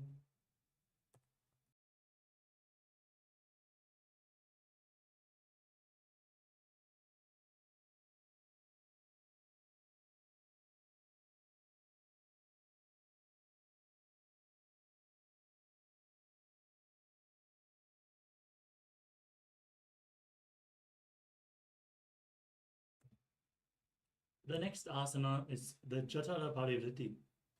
This asana consists of 3 steps. We are going to perform all 3 steps on one side and then on the other. Now enter the neutral position by pulling your knees to the chest and extending your arms out at the side at shoulder level. Now drop one knee to the side and extend the opposite leg down. This is the first step. Then bend both knees to the side, the second step. Now extend both legs to the side, hold onto the feet and gaze in the opposite direction. This is the third step. During this asana, visualize Swamiji and perform the Mula Bandha. Now return to the center. As you drop the other knee to the side, both knees to the side, extend the legs, hold the feet and gaze away from the feet.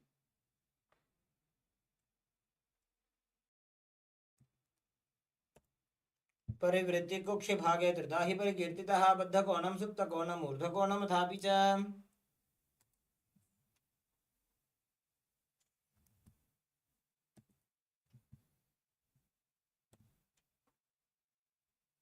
Next up is the Dvipara Pitam. Now lay on your back with the feet flat on the mat and the knees raised.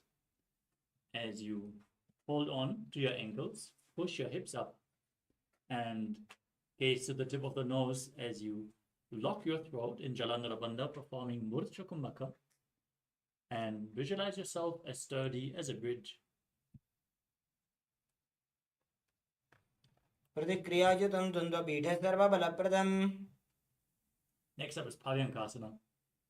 Now, with the feet flat, knees raised, bring your hands over top of your shoulders Place them on the mat with the fingers pointing towards your feet as you raise your entire body up off the mat and visualize yourself as sturdy as stone furniture, breathing in Sahaja Kumbhaka in Parinkasana. उत्तानशेन मस्ततलाभ्यां भूमिं वष्ट्रभ्य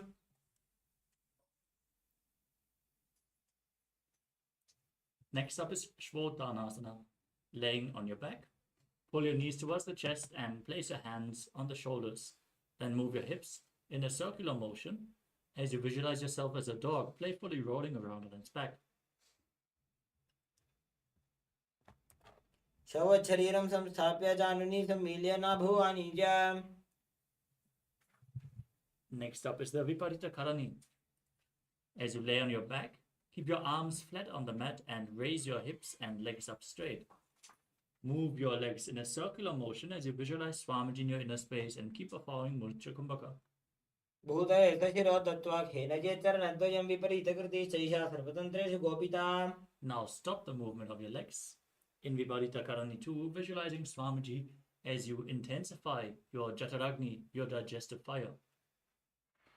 करणी विपरीताख्या सर्वाधिव्याधिनाशिनी नित्यम् अभ्यासयुक्तस्य जाठराग्नि विवर्धनी.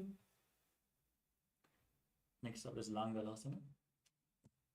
Now lower your legs down gently and then bring your hips up again, your feet over top of the head, toes touching the ground above you. Interlock your fingers in Parashu Mudra behind your back, placing your arms flat on the ground as you visualize yourself as a plow. नरकासने स्थित्वा नासिकाप्रदेशे भूमौ पादपृष्ठे स्थाप्य. From Langalasana, hold on to the feet above your head. Keep your arms and legs straight. This is Shaita Paschimottanasana, one of the 84 different asanas revealed directly by Lord Paramashiva himself. Visualize Paramashiva and internally chant the Mahavakya. तानं शयित्वात् कुर्वीत शयितपश्चिमतानकम्. Next up is Suptakonasana. Bring your hips above the shoulder level and then open your legs wide, still holding onto the feet. Visualize Swamiji in your inner space. परिवृत्य कुक्षि भागे त्रिधा हि परिकीर्तितः. Now join your feet back together. Hold onto your ankles and roll onto your back in Chakrasana as you visualize yourself as a chakra, a wheel. पूर्वतानं चतुष्पादपीठं वज्रासनं तथा. Now bring your legs vertically and hold onto the big toes as you then open your legs wide in Supta Prasarita Parangushtasana. Now visualize Swamiji and breathe in Ujjayi Pranayama, making an ocean like sound with your mouth as you keep the navel region engaged. उत्तानपादं क्रौञ्चं च मरीचिं वीरभद्रकम्. Join your hands and feet together above the body. Keep them vertically in Supta Parangushtasana as you visualize Swamiji. उत्तानपादं क्रौञ्चं च मरीचिं वीरभद्रकम्. From Supta Parangushtasana, cross your legs into Padmasana. Lay flat on your back as you bring your arms over top of your head, holding on to opposite elbows above your head. Gaze to your nose and visualize Matsya, the fish avatar of Lord Vishnu, in Matsyasana. मुक्तपद्मासनं कृत्वा उत्तानशयनं चरेत्. We move on to Parasharamasana. From the same position, place the backside of the right hand onto the left palm, palms facing up. Keep the hands above your head in this asana. Gaze to your nose and visualize Lord Rama in your inner space. प्रथमकरे पद्मासन आचे सुधो सोवे भूपरिवाचे. Next up is Sarvangasana. As you lay on your back with your legs in Padmasana, raise your hips and your legs up, keeping your hands at the lower back for support. Place your elbows on the ground and raise your legs. As you tuck your chin to the chest and breathe in Murcha Kumbhaka, gaze to your nose and visualize Swamiji. अथ पक्षेत्र संक्षेपात् सर्वांगासनम् उत्तमम्. We move on to Vrishchikasana. Laying on your back, place one foot on the opposite thigh and pull the opposite knee towards your chest, extending both arms upwards, hooking your hands forward, gazing to your third eye and visualizing yourself as a scorpion.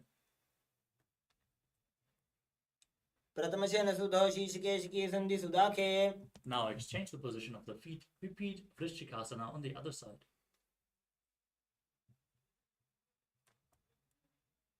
प्रथमशेन सुधौ शीर्षके सन्धि सुदाखे. Next up is Vrishapadakshitasana.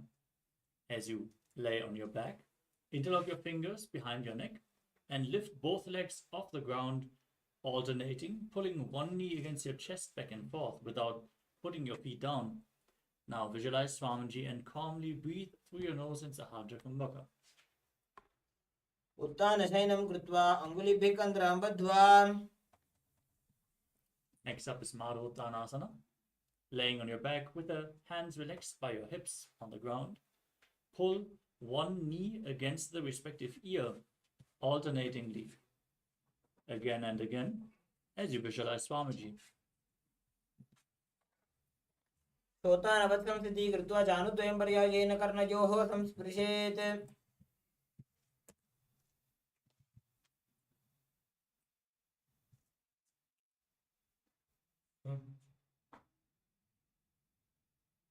Next up is Vrikasana. As you lay on your back, place your feet flat, raise your knees, and then stand up. Lay back down again and again as you visualize yourself as a wolf.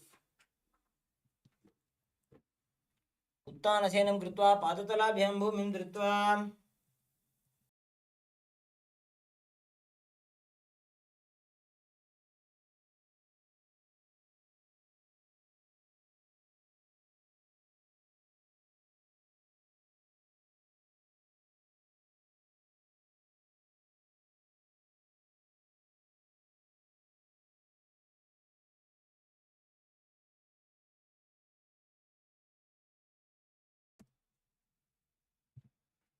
Next up is Lutasana. Now lay down on your back and then kick your legs up, rolling over completely again and again as you visualize Swamiji in your inner space, and finally lay down in a prone position on your stomach. उत्तानशयनं पादौ शिर उल्लङ्घ्य भूमौ स्थापयित्वा. As you lay on your stomach, keep your hands next to the shoulders and contract your lips as you make a whistling sound while inhaling, visualizing yourself as a chariot carrying warriors into a battle for Dharma on your chariot back in Saradhasana. निब्धशयनं कृत्वा नाभिं भूमौ निधाय.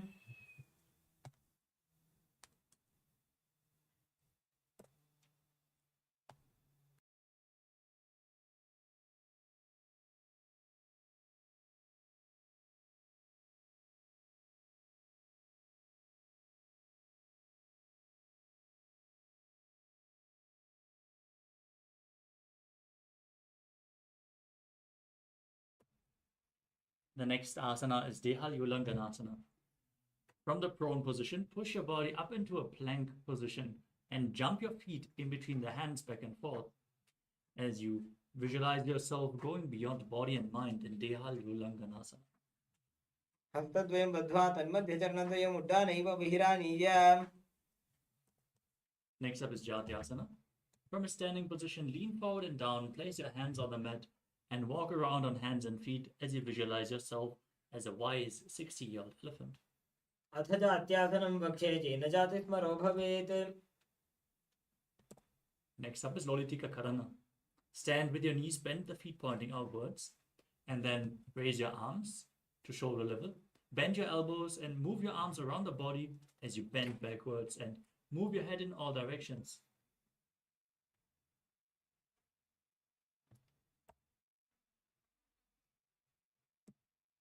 Next up is Sarapasana. Now tie your feet with a rope, if you have a rope available, and then stand straight on the mat, keeping your hands on the thighs, elbows close to the body. Stand straight as a rod as you visualize your Kundalini Devi raising and curling upward around your body. Breathe calmly through your nose in Sahadra Kumbhaka. अथ सर्पासनं वक्षे वायुपाणाय केवलं शरीरं दण्डवत्तिष्ठेत् रज्जुबन्धस्तु पादयोः. Now lean forward and down. Place your hands on the mat and step onto your fingers with your toes. Hold onto your feet from the front as you walk around on the mat, visualizing yourself as a camel in Ushtra Sadhanasana. मुष्टिकनिष्ठिका प्रदेशेन भूमौ निधाय उपरि पादतले संस्थाप्य. From the same position, now hold the feet from the outside.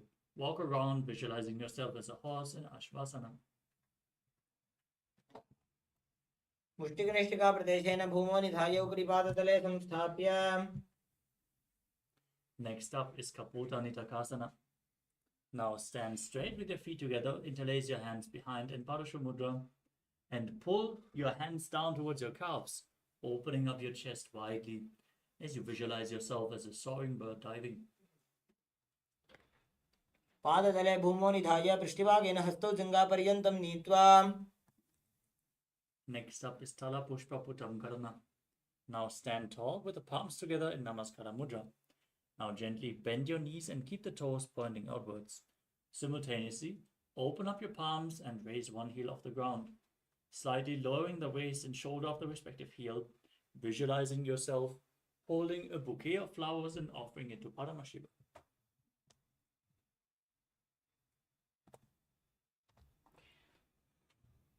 The next asana is Khadgasana. Now visualize yourself as a rhinoceros, gaze to your nose, lay down on your stomach, and then jump your feet up to your hands, stand up and keep your hands in Namaskara Mudra in front, symbolizing the horn of the rhinoceros.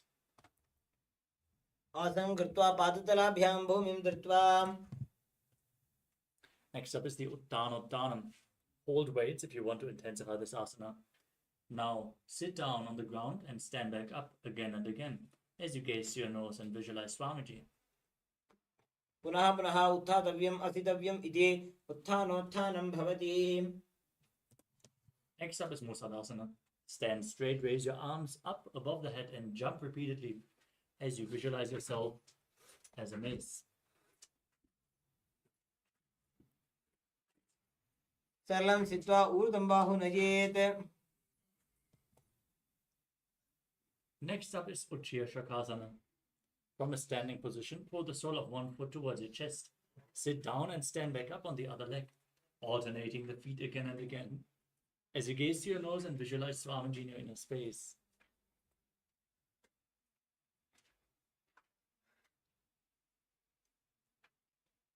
एकैकं पादतलं कुक्षौ निधाय. Next up is Parashvajanukarana. Now keep one knee bent with the toes pointing to the side.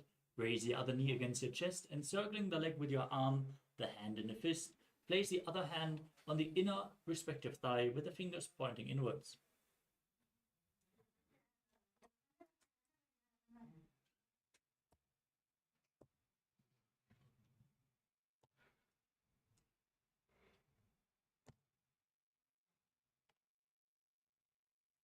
The next asana is Tandavasana. If you want to intensify this asana, you can hold weights. As you visualize yourself fiercely dancing as Lord Shiva, extend both arms and one leg forward, sit down and stand back up. एकेन पादेन स्थातव्यं ताण्डवासनं भवति.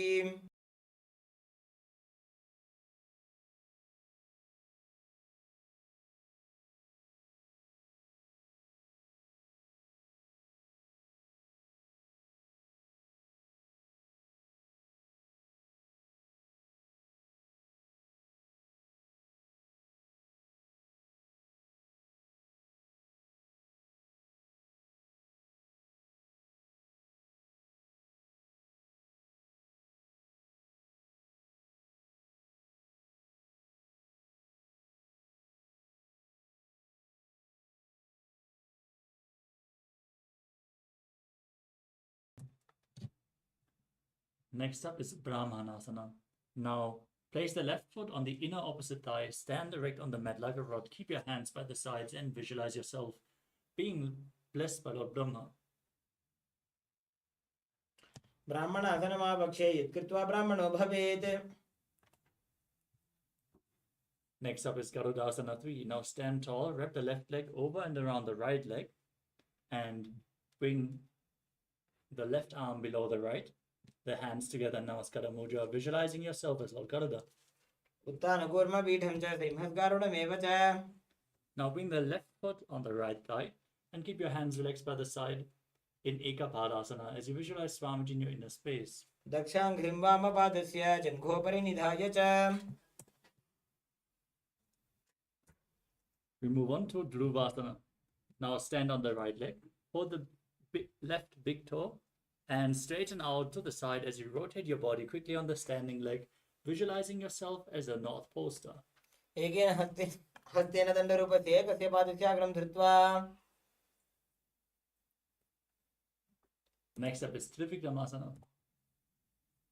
Now pull the left foot behind your neck and stand straight on the mat as you get ready to perform the 3 steps of Lord Vishnu.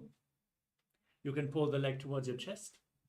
If you can, bring it behind your neck and hold on to a solid object for stability as you then sit down and stand back up.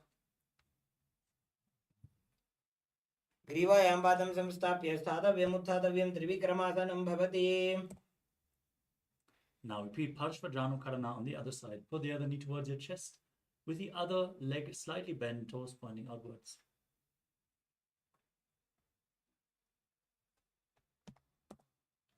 Now visualize yourself fiercely dancing as Lord Shiva. As you extend the other leg, sit down and stand back up in Tandavasana on the other side. एकेन पादेन स्थातव्यं ताण्डवासनं भवति. Now repeat Brahmanasana on the other side. Pull the right foot to the inner opposite thigh and visualize yourself being blessed by Lord Brahma. ब्राह्मणासनमावक्षे चित्कृत्वा ब्राह्मणो भवेत्.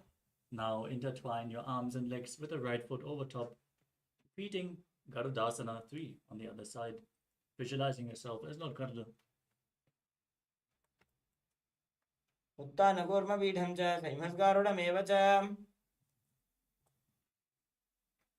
Now repeat Ekapadasana. Place the right foot on the left thigh, hands by the side, visualizing Swamiji. दक्षाङ्घ्रिं वामपादस्य जङ्घोपरि निधाय च.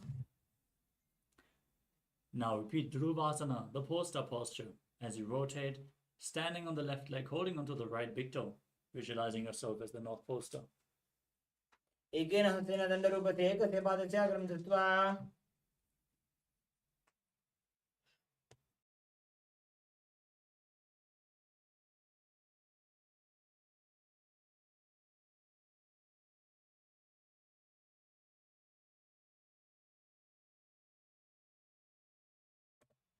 Now repeat Trivikramasana on the other side. Pull the leg behind your neck if you can.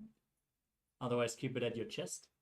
And then sit down and stand back up, visualizing Lord Vishnu as you perform the 3 steps of Lord Vishnu.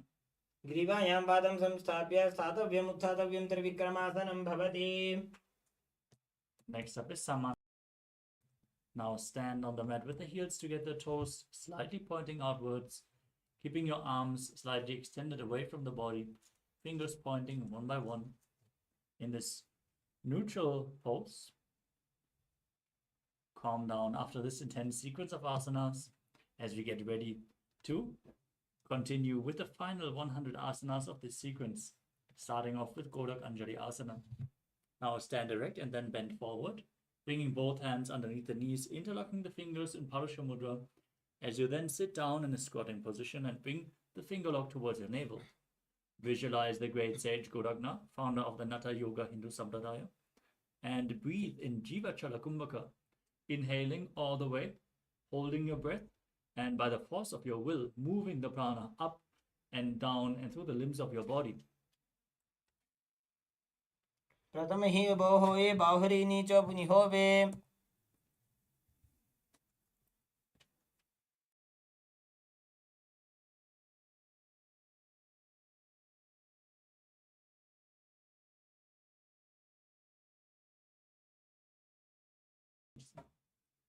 The next asana is Kanchi Asana. Now, insert your hands between the thighs and calves and wrap them around behind your butt, interlocking the fingers behind in Padasha Mudra. Keep your chest straight. as you visualize Swamiji in your inner space. ऊरुमध्यात् हस्तो निवेशयानितं मम धृत्वा. Next up is Bhairuvasana. Now bring the feet together, sit in a squatting posture with your heels touching the perineum. Sit straight and interlock your fingers behind in Parasha Mudra. As you gaze to the navel, visualize Bhagavān Kala Bhairava a lot of time. दो वो पग की सज्जा की माहिली core मिला की फना पानी उकड़ मोड़ वैसे. Next up is Varahasana. Squat down all the way to the ground. Keep your feet together with the toes apart. Bring your elbows up close to your head. Join the palms behind an Anjali Mudra with the fingers pointing downwards. As you gaze to your nose and visualize yourself as Varaha, the boar avatar of Lord Vishnu. पागदली की माहिली core मिलाई फना पानी उकड़ मोड़ वैसे. Next up is Pripitasana. With your heels touching, hold on to the big toes and raise your hips to the same level as your knees as you visualize Swamiji in your inner space. पार्श्वद्वय सम्मील्य स्थित्वा नितं मम जानु प्रदेश आनीय. The next asana is Bakasana. Now place your hands on the mat with the fingers wide. Place your knees on the back of your arms and lean forward, find balance, lift your feet off the ground and balance as you visualize yourself as a crow. हस्ताभ्यां मौनिमवष्टाभ्यां. Next up is Sushtanga Kapalyasana. Kneel down and keep your hands flat on the mat, placing your head on the ground and then raising your legs up, crossing them into Padmasana. Gaze to your nose as you visualize Swamiji in your inner space. आसन को गुण कपाल आछो होई. Next up is Guptasana. Sit in a kneeling posture, heels outside the hips, sit on the ground and touch your toes behind your butt. As you place your hands on your thighs, sit with your head, neck and spine in a straight line. Gaze to your nose and visualize you are sitting in the secret seat with Paramashiva and Guru in Upanishad as you internally chant Om Nithyananda Paramashivoham. Janor बोरंतरे पादो कृत्वा पादो च गोपयेत. Next up is Vrikshasana 2. Now keep your hands on the ground, shoulder width apart, and raise your legs up into a handstand. You can lean against a wall or ask a partner to assist you in performing this asana to purify all the 7 chakras. As you visualize yourself as a tree with deep roots growing into the ground, breathe deeply through your nose and lead the prana along your spine. सप्त चक्रक्षालनाय vrikshasana विशेषकान्. Engage the Mula Bandha, maintain the handstand, gaze to your third eye and push the Tejas energy towards your third eye in Shiva Asana. दो पग जोड़ी माही Gulf मिलाए. Next up is Matsyasana 2. Now place your hands on the ground, shoulder width apart, and lower your body from the plank position down and push yourself up again and again, visualizing yourself as a fish in Matsyasana 2. निब्जं शयनं कुर्वरो पार्श्वभागाय मूर्धकृत्य. Next up is Salpasana 2. As you lay on your stomach, place your hands on the hips and lift your chest from left to right, visualizing and moving your body like a snake. निब्जं शयनं कृत्वा हस्तो नितम्बं संस्थाप्य. Next up is Niralambanasana. As you lay prone on your belly, with your hands in Padma Mudra, the Lotus Mudra, hold the chin with your hands and keep the legs straight with the toes pointed together as you feel self-supported and completely independent. कराभ्यां पंकजं कृत्वा तिष्ठेत् कुर्परया सुधीः. Next up is Chaturasana. As you lay on your stomach, place your hands flat on the mat in front, straighten your arms and bend your knees. As you bring your feet towards your upper back, lift up your head and chest, and visualize yourself as an umbrella protecting your guru from the sun rays. अर्ध्यासनं स्थित्वा हस्ततलाभ्यां भूमिं धृत्वा.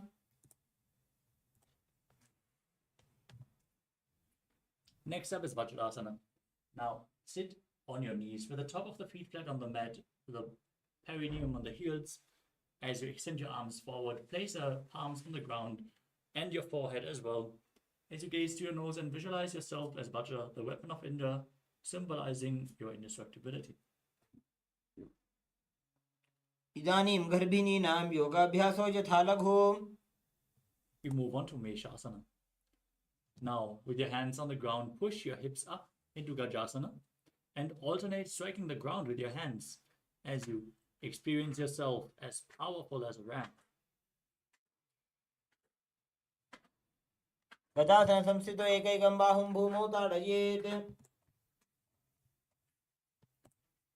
The next asana is Ajasana. From Gajasana, lift your legs up into the air and slowly bring your forehead down to the ground as you visualize yourself as unborn, existing for all eternity.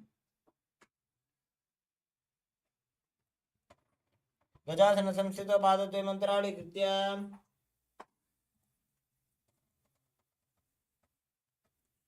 Now sit in Dhanantarasana. As you sit in a kneeling posture, hold on to the big toes and pull them towards your perineum. Then place your hands on the thighs, gaze to your nose, and visualize Swamiji in your inner space as you again breathe in Ujjayi Pranayama, making an ocean-like sound with your mouth.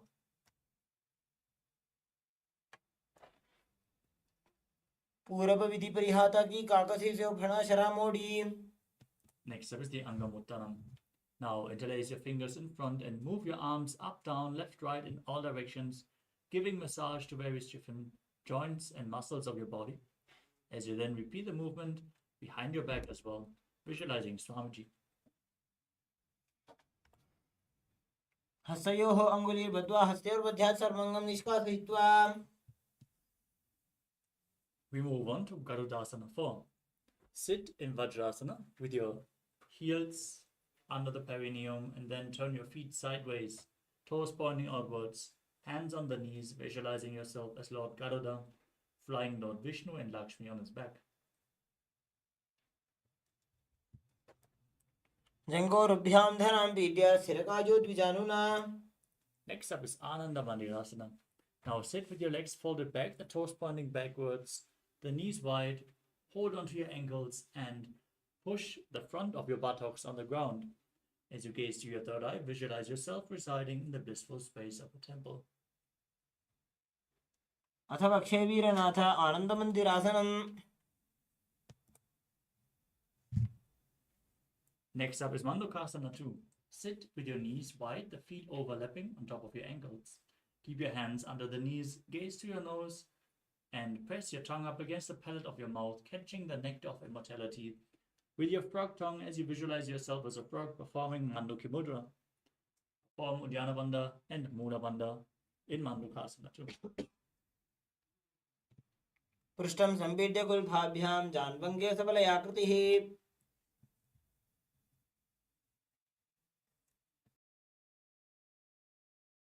Next up is Narasimhasana. Now keep your toes on the mat, the heels up and together.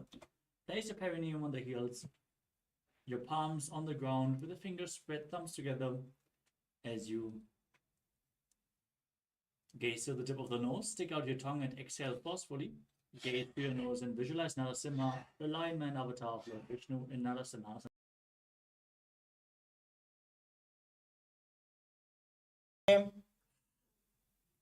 Next up is Vishlakasana. As you sit on your toes from the same position as before, cover your mouth and nose with your hands. Bring the thumbs underneath the teeth. Inhale through the nose and exhale through your mouth as per your capacity in Vishlaka Pranayama. As you gaze to the tip of the nose and visualize yourself as Devi, victorious over all your fears in Vishlakasana.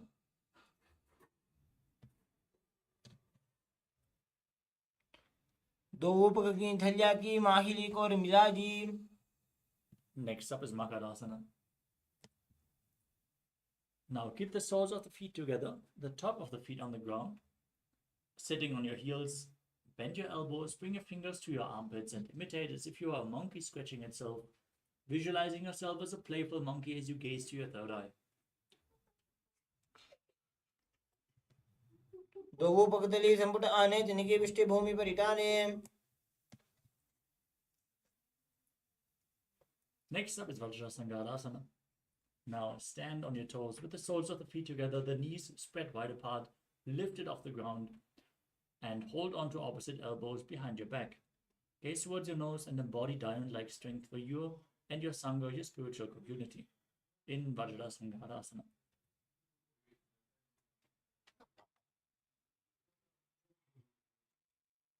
प्रथम पाणी होए बैसे दोबू एड़ी गुदानी वैसे.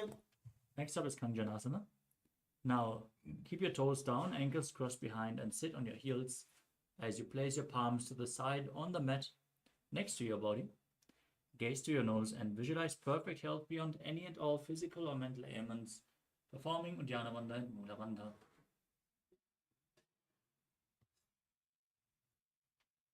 खञ्जनासनमा पक्षे यद्गत्वा सुस्थिरो भवेत्. Next up is Kurmasana. With your toes flat, cross your feet and place your perineum onto the back of the heels. Keep your knees wide on the floor, rest your hands on the knees and make your upper body and neck stiff like the shell of a turtle, gazing through the nose and visualizing a turtle in your inner space with a stable body and mind to live for centuries. In Kurmasana. गुल्फौ चवर्षणस्याधो व्युत्क्रमेण समाहितौ. Next up is Yogasana. Now, from the same position, relax your upper back and neck, gaze to your nose and visualize Swamiji in your inner space. गुदं नियम्य गुल्फाभ्यां व्युत्क्रमेण समाहितः. Next up is Vijyogasana. Now stand on your knees, cross your ankles behind with the feet near opposite knees. Hold your calves with your fingers inside and the thumbs outside. Gaze to your third eye and visualize a space of eternal oneness, Advaita, with your Guru. घोड़ा वामो बौ होई घोड़ा आड़ा राखे दोई. Next up is Ushtrasana 2. Now keep your feet flat and hold on to the heels as you push your hips forward and lean backwards, visualizing yourself as a camel in Ushtrasana 2.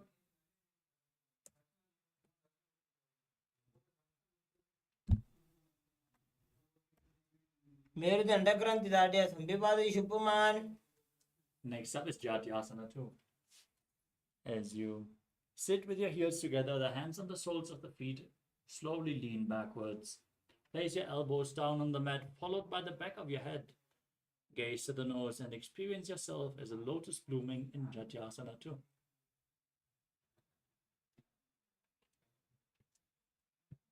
दोबू एड़ी संपुट करे सोरे मूल द्वारित इधरे. Next up is Viratasana. As you sit on your knees with the thighs and calves together, lean back and touch your back to the ground, then rise back up again and again. Use the support of your hands if needed as you gaze to your nose and visualize the healing and liberation of all causal, subtle forms of your body in Viratasana. जङ्घापृष्ठे भूमौ निधाय जङ्घोत्तरयोः ऊरुणि संस्थाप्य. Next up is Kapotasana. From Viratasana, raise your hips higher, bring your forearms on the mat behind and hold the back of your heels. As you bring your head in between the feet if you can, lean backwards as far as you can as you visualize yourself as a beautiful dove. मेरुदण्डग्रन्थि दाढ्य संविपादयिषु पुमान्.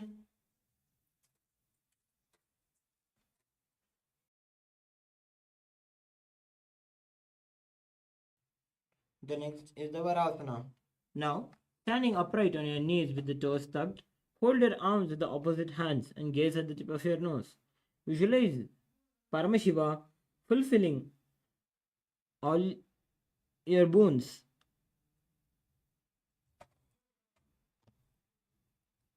जानुनी भूमौ संस्थाप्य हस्ताभ्यां बाहु परस्परं धृत्वा.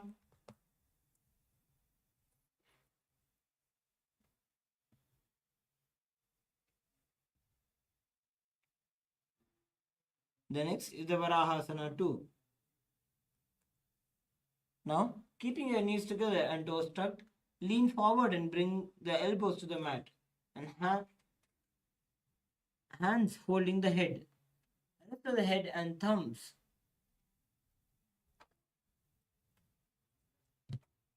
Suryam Chandram Bhedanani Asanani Katyate.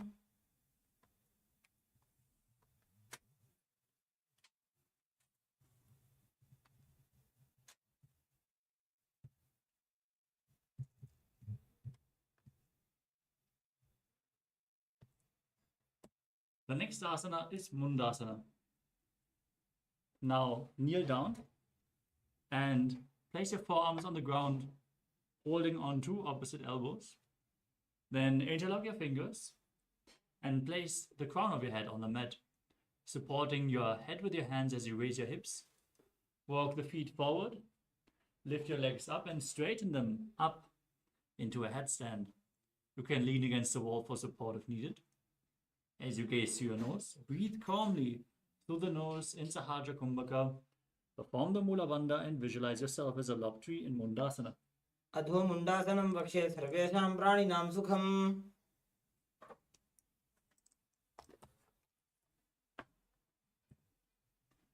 Next up is Andhasana. Now lower your legs down, come to a kneeling posture, and bring your head in between the knees as you bring the elbows outside the knees, holding onto your head. Gaze to your nose and visualize Swamiji in your inner space as you inhale through the nostrils and exhale through your mouth in this asana. Perform the Mula Bandha, contract the perineal floor, and internally chant the Mahavakya, Om Nithyananda, Paramashivoham.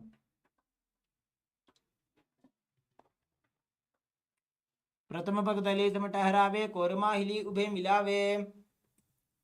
The next asana is Viparita Shalabhasana. Lay down on your stomach and extend your arms forward, holding weights if you want to intensify this asana. As you then raise your legs and your chest and arms off the ground, visualizing yourself as a locust. Breathe in Sahajra Kumbhaka and perform the Mula Bandha.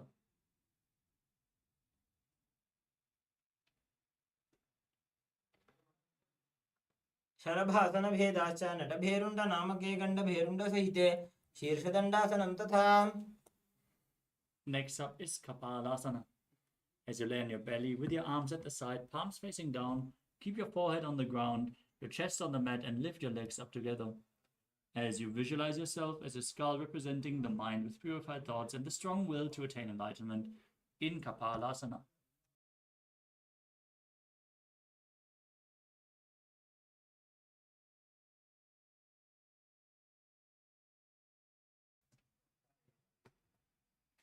कपालं भूमो निधाय ऊर्ध्वं पादौ नजेत्.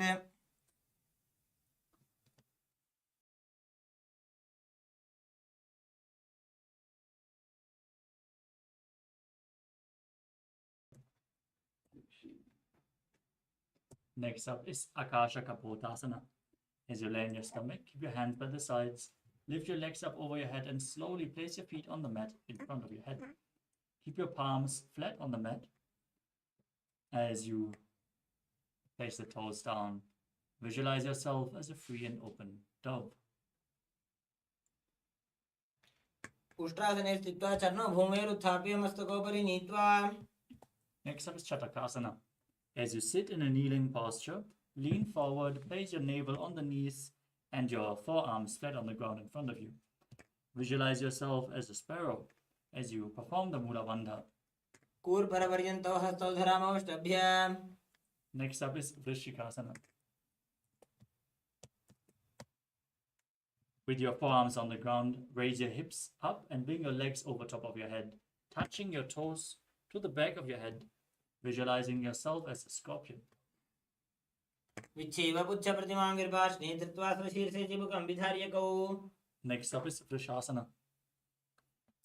Come to a kneeling posture as you place your perineum onto the right heel, bringing the left foot outside the hip with the toes pointing outwards. Hands in front of the knees.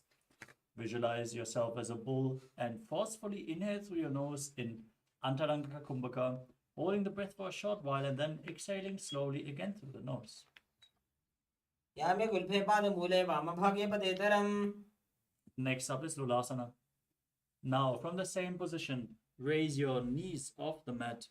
Bring the toes of the left foot over top of the right as you visualize Swamiji in your inner space. लोलासनं सदा कुर्यात् वायुलोलापघातनात्. Next up is Vrishasana on the other side. Sit on the left heel with the right foot outside the hip, visualizing yourself as a bull. याम्य गुल्फे पादमूले वामभागे पदेतरम्. Next up is Balagunasana. Now, place the toes of the left foot on the ground as you raise the left heel. Sit on the left heel with your perineum and keep the right knee raised towards your chest as you place your hands on top of the respective knees. Visualize Balagunahai, one of the 84 siddhas in your inner space. आसन को गुण जल विकार जाई. Next up is Grahasana. Now squat with your feet flat on the mat. Bring your elbows underneath the thighs and wrap your hands around the shins as you hold onto your ankles from the outside. Visualize yourself as the entire planet. पादतले भूमौ संस्थाप्य जानु मध्ये कुर्परो स्थाप्य. Now repeat Balagunasana on the other side. Sit on the right heel with the left knee raised against your chest. Visualize Balagunahai. And don't forget to breathe in Antaranga Kumbhaka.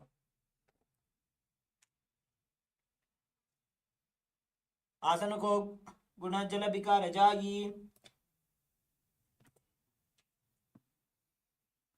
Next up is Utkatasana.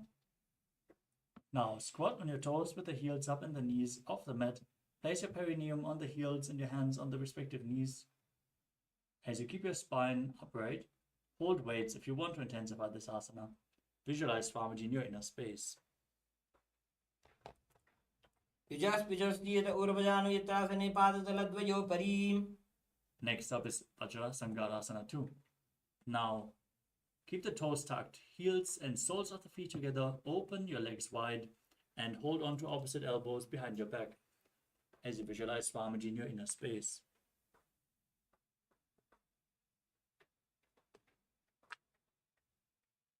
प्रथम प्राणापानी होय जैसे धोबो एड़ी कुदानी वैसे.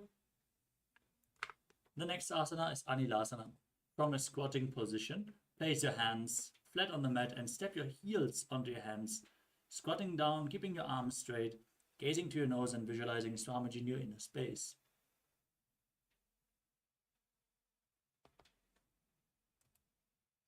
दो हाथ भूमि पर टाने कहनी जाड़ी ना बिलग आने. The next asana is Parukasana. Now place the back of your hands on the mat with your fingers facing towards your body. Step your feet on top of your hands with your hands wrapped around the feet like a shoe. Walk around on the mat visualizing you're wearing parukas and walking across India. हस्ततलयोः पादतले कृत्वा तिष्ठेत् गच्छेत् पादुकासनं भवति.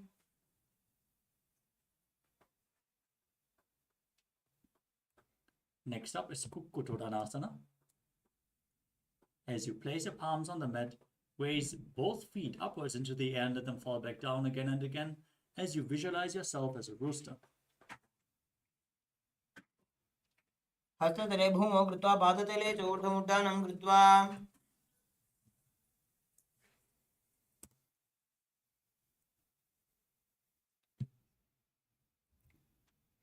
Next up is Viparita Nrityasana.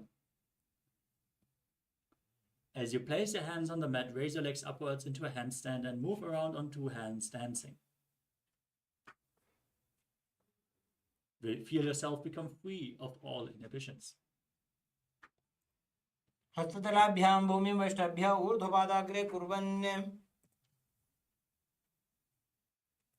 Next up is Kunjarasana. Now keep your feet apart. Place one palm flat on the ground with the arm straight, the other hand on your head. Visualize Swamiji in your inner space. अथ पक्षे महादेव कुञ्जरासनम् उत्तमम्. Place the other hand on the mat, opposite hand towards your head. Repeat Kunjarasana. अथ पक्षे महादेव कुञ्जरासनम् उत्तमम्. The next asana is Kadambasana. Now, sit on the ground with your feet flat, the heels close to your body. Hold respective ankles with your hands and lift your feet off the ground. Visualize yourself as a Kadamba tree, to which the Ramayana refers to as having one of the best fruits for ascetics.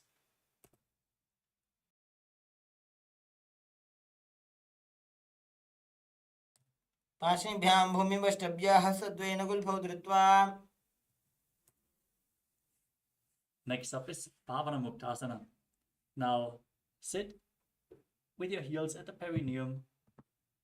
Hold your knees with your hands and press them towards your chest. Visualize any excess vata being released or balanced within your system.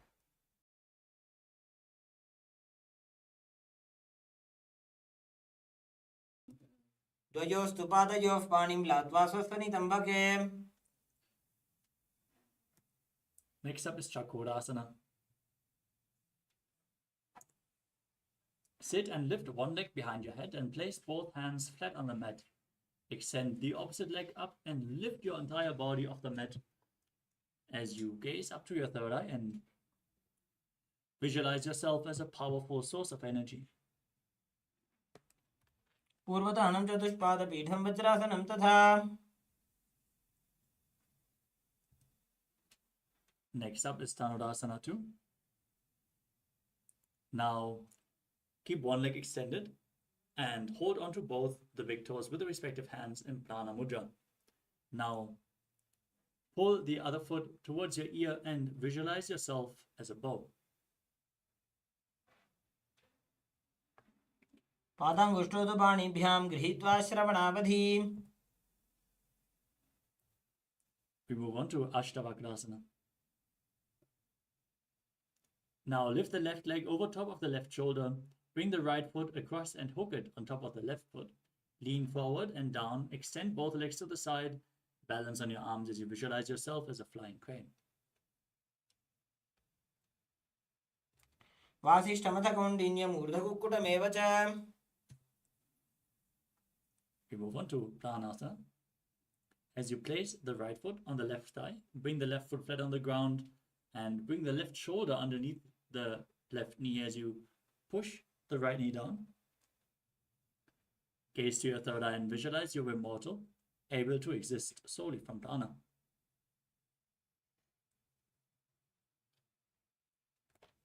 एतत् प्रभेदं वक्ष्यामि करोति यस्य चामरः. The next asana is Parshvamatsendrasana. As you bring the right foot to the left hip, step the left foot over top of the right knee, twist your body around the raised knee and bring the arm below as you hold your fingers behind your back. Gaze up to your third eye and visualize the great sage and yogi Matsendranath, the master of Hatha Yoga. वामोर्मूलार्पित दक्षपादो जान्वो बहिर्वेष्टित दक्षदोष्णा.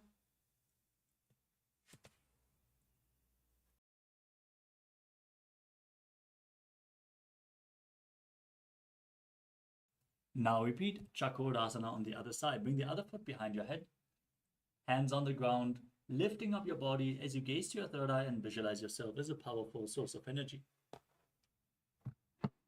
पूर्वतनं चतुष्पादपीठं वज्रासनं तथा.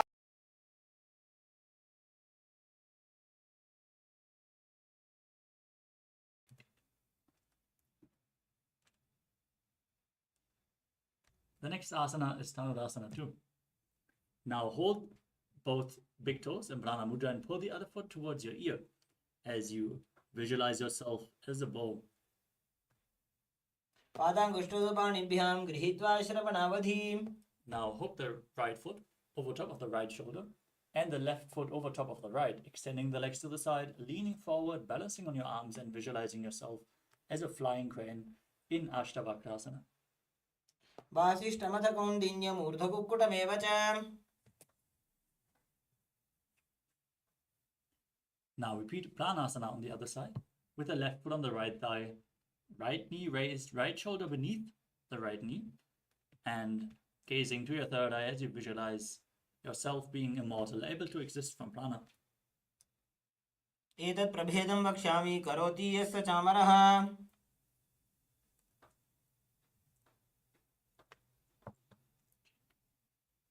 Next up is Parshvamatsendrasana on the other side. Now bring the left foot to the right hip, right foot over top of the left knee. Twist your elbow around the knee. Hold your fingers behind your back as you visualize Sage Matsendana.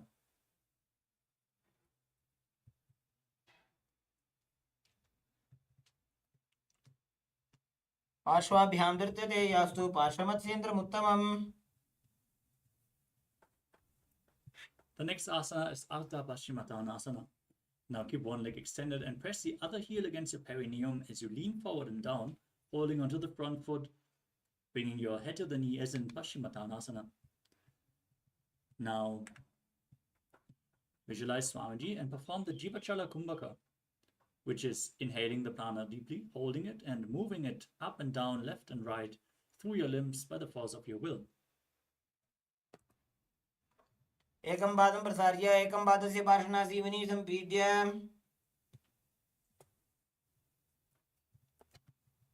Now perform Kranchasana. Bring the left foot outside the hip and hold onto the right foot, extending it up in front of your face with the knee straight, visualizing yourself as a crane. उत्तानपादं क्रौञ्चं च मरीचिं वीरभद्रकम्. Now repeat Ardha Paschimottanasana on the other side. Hold onto the front foot with the opposite foot against your perineum. Lean forward and down. Visualize Swamiji. एकं पादं प्रसार्य एकं पादस्य पार्श्वनासीवनी सम्पीड्य Now repeat Kranchasana. Bring the right foot outside the hip. Hold onto the left foot extended in front of your face. Visualize yourself as a crane, Krancha, and perform the Jivachala Kumbhaka. Move the prana through your limbs by the force of your will alone. पार्श्वाभ्यां धृत्यते यास्तु पार्श्वमत्यन्तरमुत्तमम्. The next asana is Svastikasana. Now sit with the soles of the feet between the thighs and calves. Keep your spine straight, the palms resting on the knees. Gaze to your nose and embody peace, well-being, good fortune and prosperity as you visualize a swastika in your inner space. जानुर्भोरन्तरे सम्यक् कृत्वा पादतले उभे. Next up is Gorakshasana. Maintain Swastikasana and then cover your heels with your hands. As you tuck your chin to the chest in Jalandhara Bandha, contract the perineal floor in Mula Bandha, gaze to your nose and visualize the great sage Goraknath, the founder of the Natha Yoga Hindu Sampradaya. जानुर्भोरन्तरे पादौ उत्तानौ व्यक्तसंस्थितौ.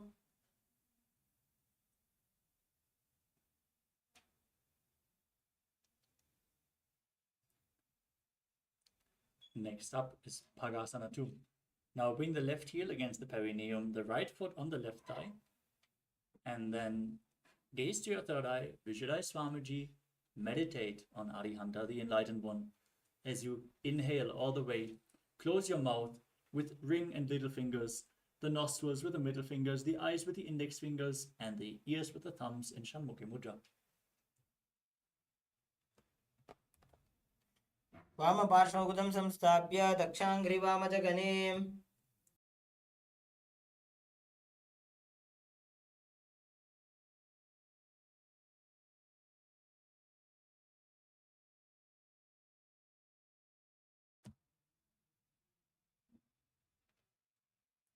The next asana is Yogasana 2.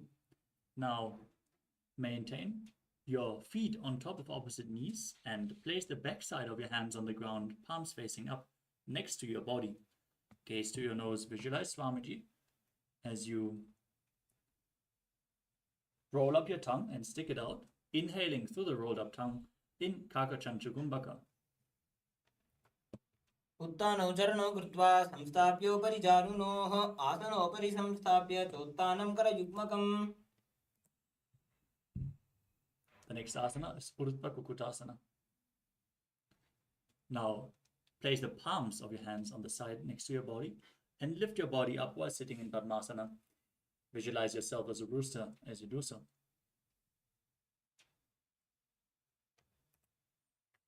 वासिष्ठमथ कौण्डिन्यम् ऊर्ध्वकुक्कुटमेव च अष्टावक्रमथोत्तानं मयूरं सेतुबन्धनम्.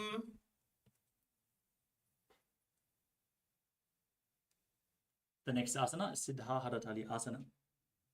Now, sit in Padmasana and place your hands in between the legs as you maintain the seating posture on the ground. Gaze to your nose and visualize Swamiji in your inner space. Breathe in Kakachanchu Kumbhaka.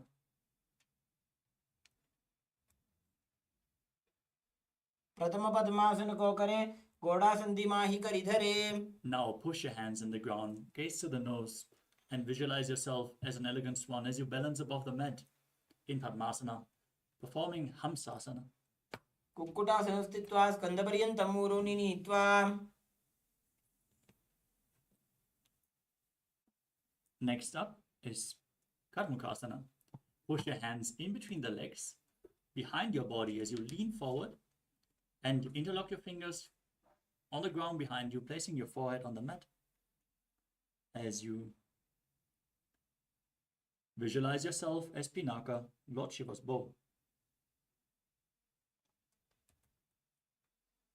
प्रथम पद्मासन को करें. गोडासन्धि माहि करिधरे. Next up is Kurmasana 2. Now bring your hands underneath the legs and bend your elbows to hold onto the respective shoulders with your hands in Padmasana as you visualize your turtle having a stable body and mind to live for hundreds of years. By जंग प्रदक्षिण पावा दाई जंग परिबाई ल्यावा.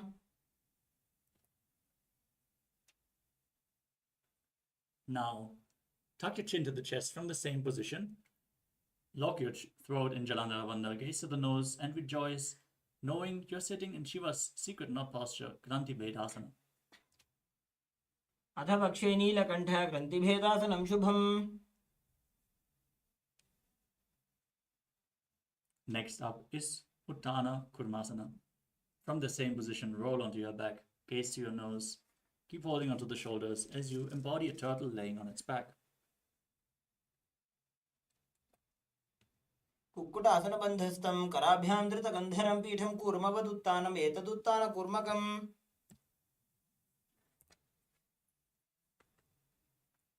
Next up is Pangu Kukkutasana. As you bring both hands between the legs, place one palm flat on the mat, hold its wrist, and lift your body off the ground, visualizing yourself as a rooster.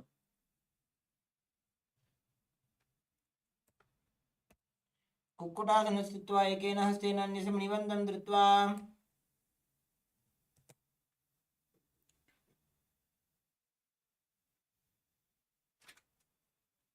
Now place the other hand on the mat, hold its wrist, and lift your body off the ground as you visualize yourself as a rooster in Pangu Kukkutasana on the other side. कुक्कुटासनं स्थित्वा एकेन हस्तेन अन्यस्य मणिबन्धं धृत्वा.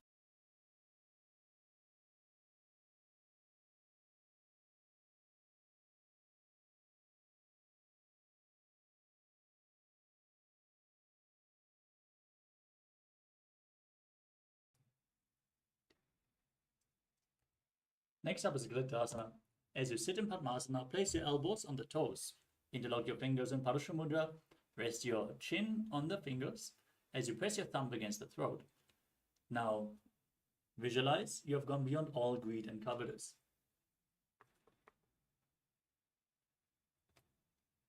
जानोर्भोरन्त्रे पादौ उत्तानो व्यक्तसंस्थितौ.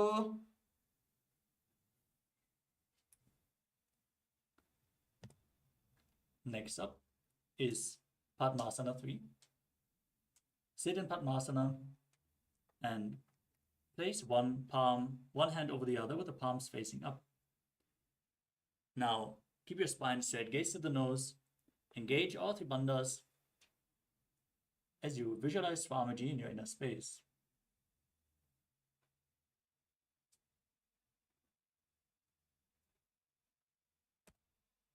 उत्तानो चरणो विधाय विधिवत् शक्ति स्थितौ योगिरात्.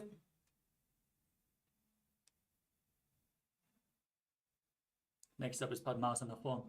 Place your hands on the respective knees, gaze to your nose, and visualize Paramashiva in your inner space. एतत् पद्मासनं कुर्यात् प्राणवायु प्रसिद्धये.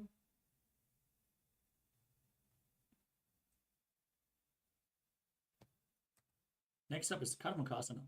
From Padmasana, keep one hand on the respective knee, hook the other finger around the big toe in Prana Mudra. As you rotate the big toe in a circular motion, visualize yourself as Paramashiva's bow, and then repeat the movement on the other side.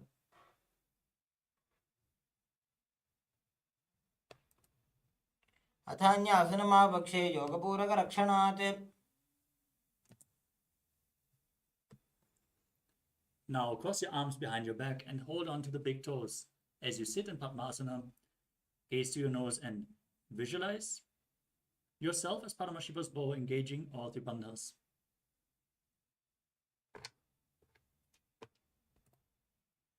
कार्मुकासनमाक्षित्य उदरे पूरयेत् सुखम्.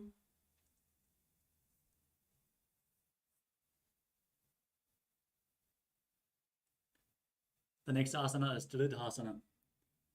Maintain Karmakasana 3. Lift your chest up and gaze to your third eye, visualizing that you are the action of Paramashiva's third eye. Anything which you come across, you destroy. ऊरुभ्यामुपरि स्थाप्य पादयुग्मं प्रयत्नतः.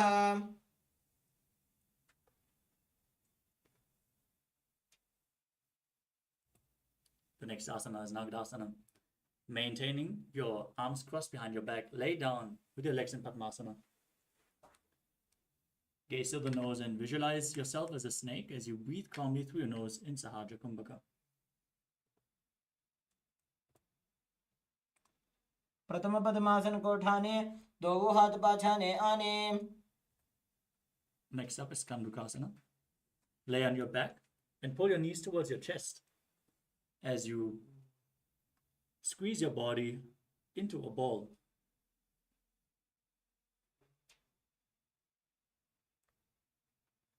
वेत्रासने स्थित्वा हस्तपादान् निष्कुष्य.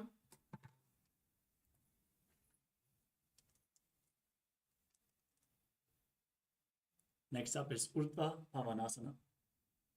Lay on your back with your knees raised together and your feet flat on the ground. Interlock your hands behind your back and behind your neck and gaze to the nose as you visualize Swamiji in your inner space. प्रथमे सूध San करावे घोड़ा उभा राशि मिलावे. Now place your upturned palms underneath the heels and push your hips up as you lock your throat in Jalandhara Bandha, breathing in Mudra Kumbhaka, visualizing yourself as a powerful alpha ape in Manakata Pitasana. उत्तान शयन पादतले उत्तान हस्तयोः स्थापयेत्.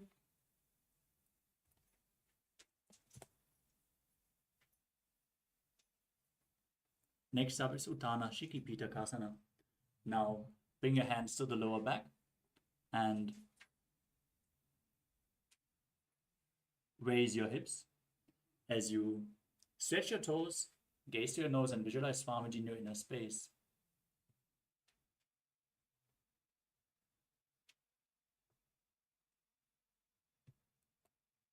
जङ्घोरुबलहीनश्चेत् उत्तानशिखि पीठकम्.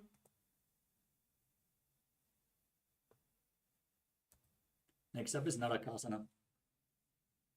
Now raise your legs and hips up, pointing the toes upwards as you keep the arms flat on the mat. Visualize blissfully traversing Naraka Loka unscathed in Narakasana.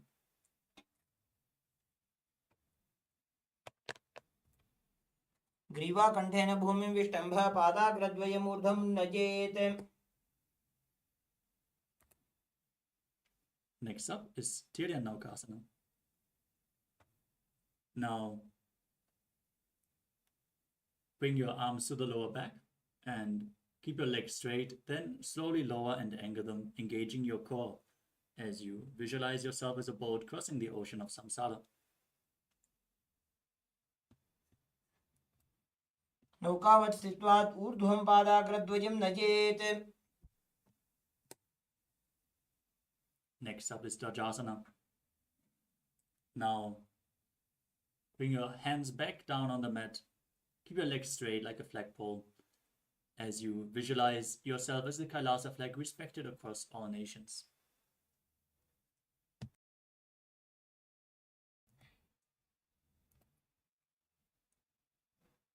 तिर्यन्नौकावते ग्रीवापृष्ठकोर्परैः भूमिं वष्टभ्य. Now lay down flat on your back in Vriddhasana, the final asana of this sequence. As you perform the Shakti Chalan Mudra, forcefully pulling the Kundalini Shakti up along your spine. Visualize that your body is dead and the Supreme Pontiff of Hinduism, Swamiji, is liberating you. Internally chant the Mahavakyam, Om Nithyananda Paramashivoham.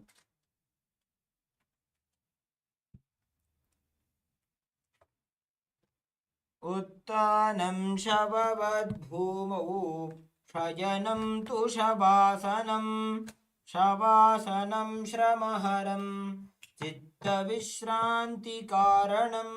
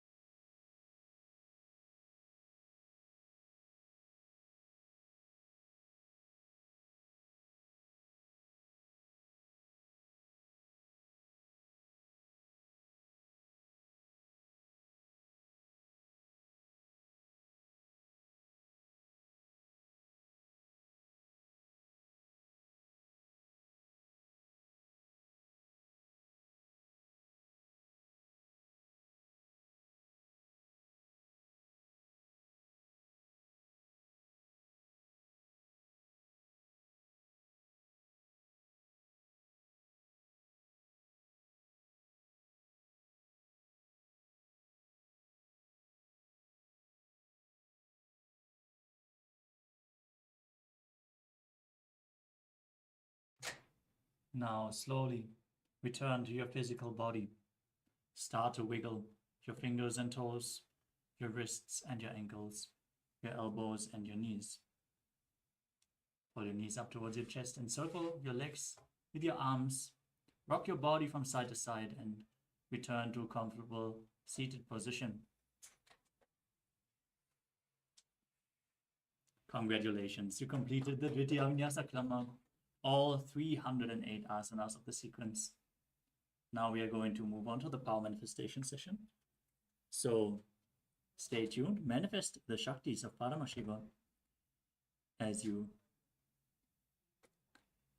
we close the session with the Purna Mantra. Sit straight with your head, neck and spine in a straight line, hands in Namaskara Mudra. Visualize Swamiji as we chant the Purna Mantra. Om Purnamadah Purnamidam Purnat Purnamudachyate Purnasya Purnamadaya Purnamevavasishyate Om Shanti Shanti Shanti Hari Om Tat Sat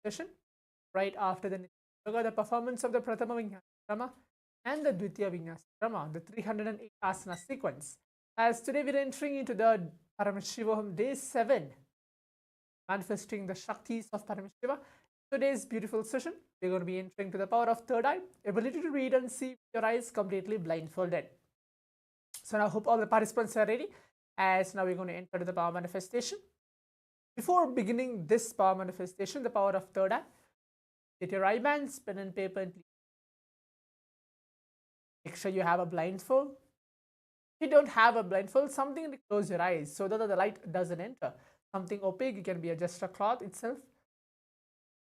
As now we are entering to this day 7 of the Paramashivoham. I'm sure that all the participants out here sitting as watching across different Zoom rooms and different YouTube channels have been experiencing different power manifestations. Maybe the power of third eye, the ability to scan your body, the power of remote vision, and more. So now please bring your eye bands, pen and paper, and please.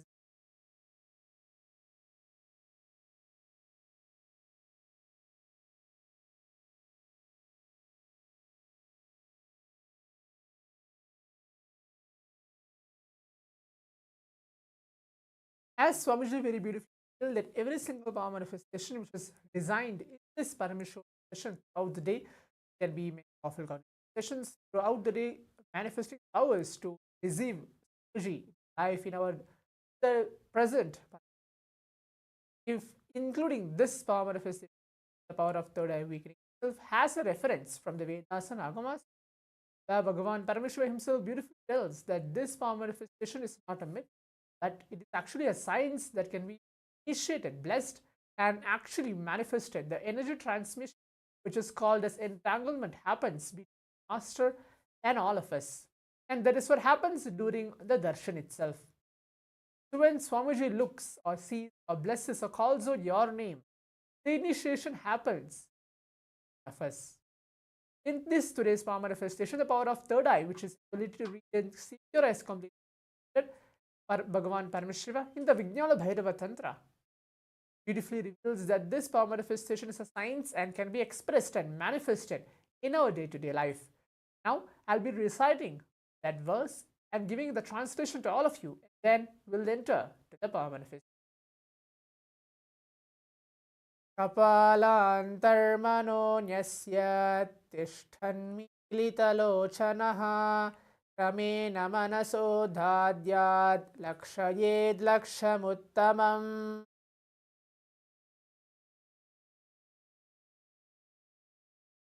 The translation goes, by fixing the mind on inner space within the crown center and sitting stably without any movement, having your eyes closed in silence. By the stability of the mind and inner space, the power of the third eye, one directly sees the ultimate goal, lakshyam, by having vision beyond the sight that reveals any object or place, attaining the space of oneness with the source, Paramashiva himself. So now as we have gone through the Shastra Pramana, the translation for this very verse, let us enter to the power manifestation. In today's first round, as we're going to enter, we're going to be seeing any random images, anything I'll be choosing out of the blue and projecting it to all of you once you're blindfolded. Now let us all close our eyes, turn your blindfold on. Take a few moments. Remember, Swamiji on your third eye and out your inner space.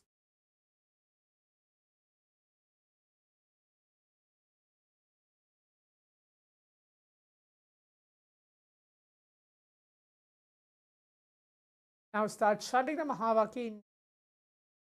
Om Nithyananda Paramashivoham.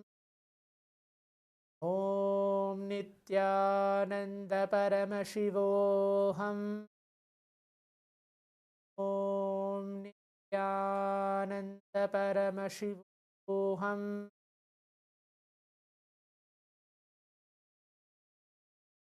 Now I'll be projecting to all of you for the first round of. Let's begin the power today. Your eyes closed.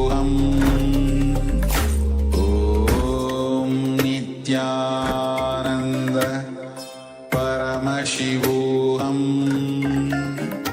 Om Nithyananda Paramashivoham. Om Nithyananda Paramashivoham. Om Nithyananda Paramashivoham. Om Nithyananda Paramashivoham. Om Nithyananda Paramashivoham. Om Nithyananda Paramashivoham. Om Nithyananda Paramashivoham. Om Nithyananda Paramashivoham.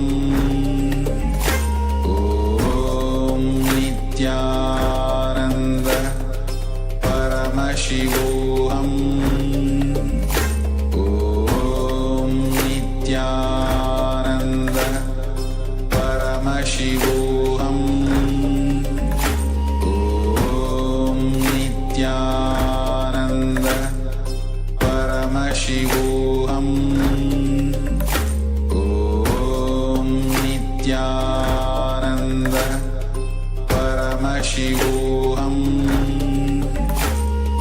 Om Nithyananda. For the first actually first round of power manifest. Now we can relax and please dry bands, please. Nice. And now actually you can go ahead and please write down or type down reveal to you. Right? As in a few, you're going to go ahead and verify to see what is actually was chosen and projected to all of us first round of the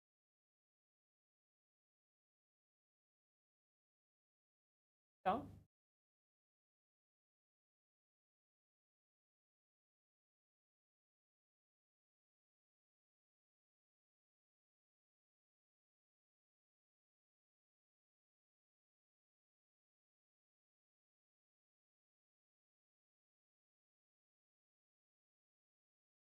Yes.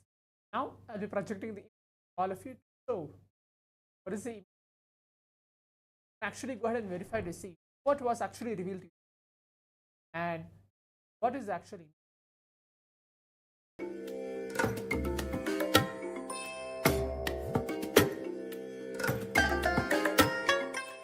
I bless you all.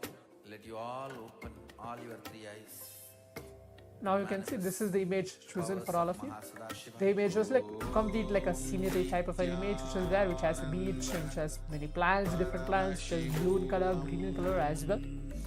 So now if you're actually even though you have manifested this, like you've seen colors as well, you can please pen that down as well. Om Nithyananda Paramashivoham. Now as we are manifesting more and more powers of this Paramashiva as to the space, actually we are getting into the science of power manifestation itself, manifesting the powers of Shiva. Today's segment of today's powerful connection, that we're going to learn many different aspects of powerful connection and the power manifestation. Now we'll be entering to the round 2 of the power manifestation. Your eyes closed.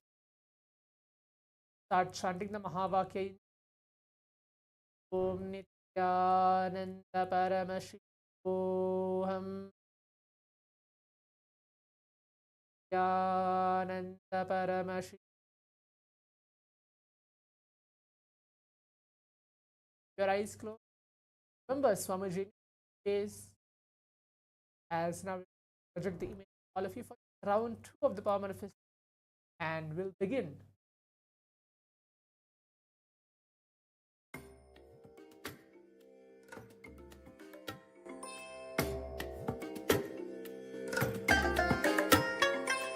I bless you all. Let you all open all your three eyes and manifest the powers of Mahasadashiva. Om Nithyananda Paramashivoham. Om Nithyananda Paramashivoham. Om Nithyananda Paramashivoham. Om Nithyananda Paramashivoham. Om Nithyananda Paramashivoham. Om Nithyananda Paramashivoham. Om Nithyananda Paramashivoham. Om Nithyananda Paramashivoham. Om Nithyananda Paramashivoham. Om Nithyananda Paramashivoham. Om Nithyananda. Yes. Now let us all relax, rise, and the participants actually participate for this form.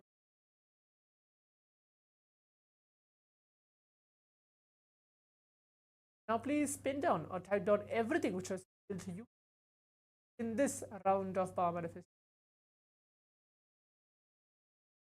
Everything, type it out. What was revealed to you this round of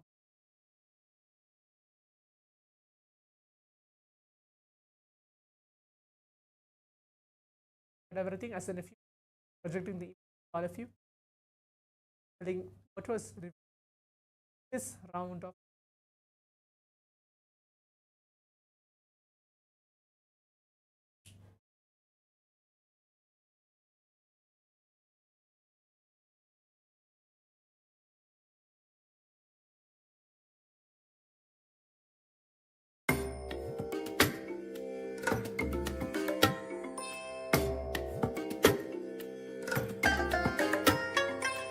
I bless you all. So now, Let as you all you can open see, this all is your the three image eyes chosen for all of you for this and round of manifest power the manifestation powers session. of The Mahasadashiva. image was actually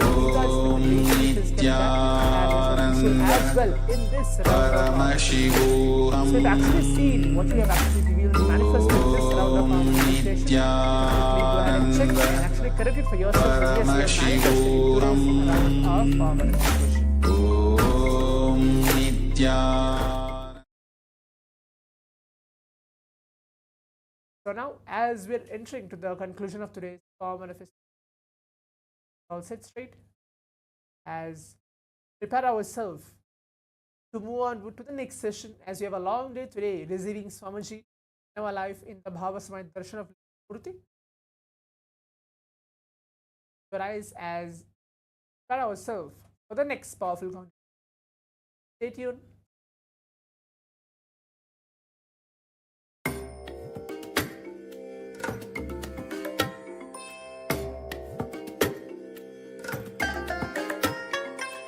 I bless you all.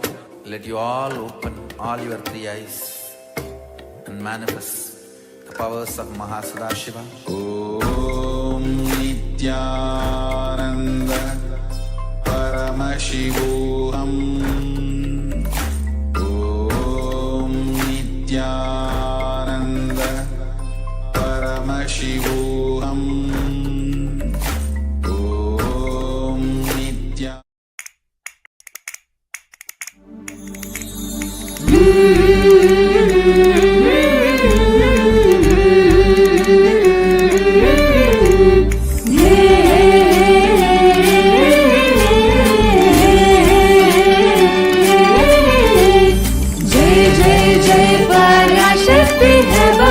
जय जय जगदम्बे रानी।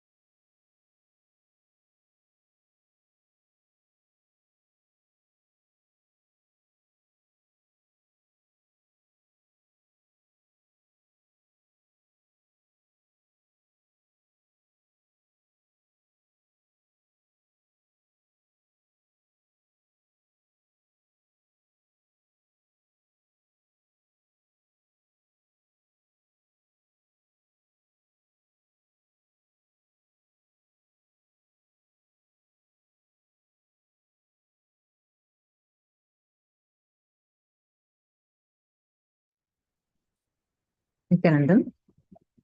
I hope all of you are able to hear us now. Today, we have a very special day ahead.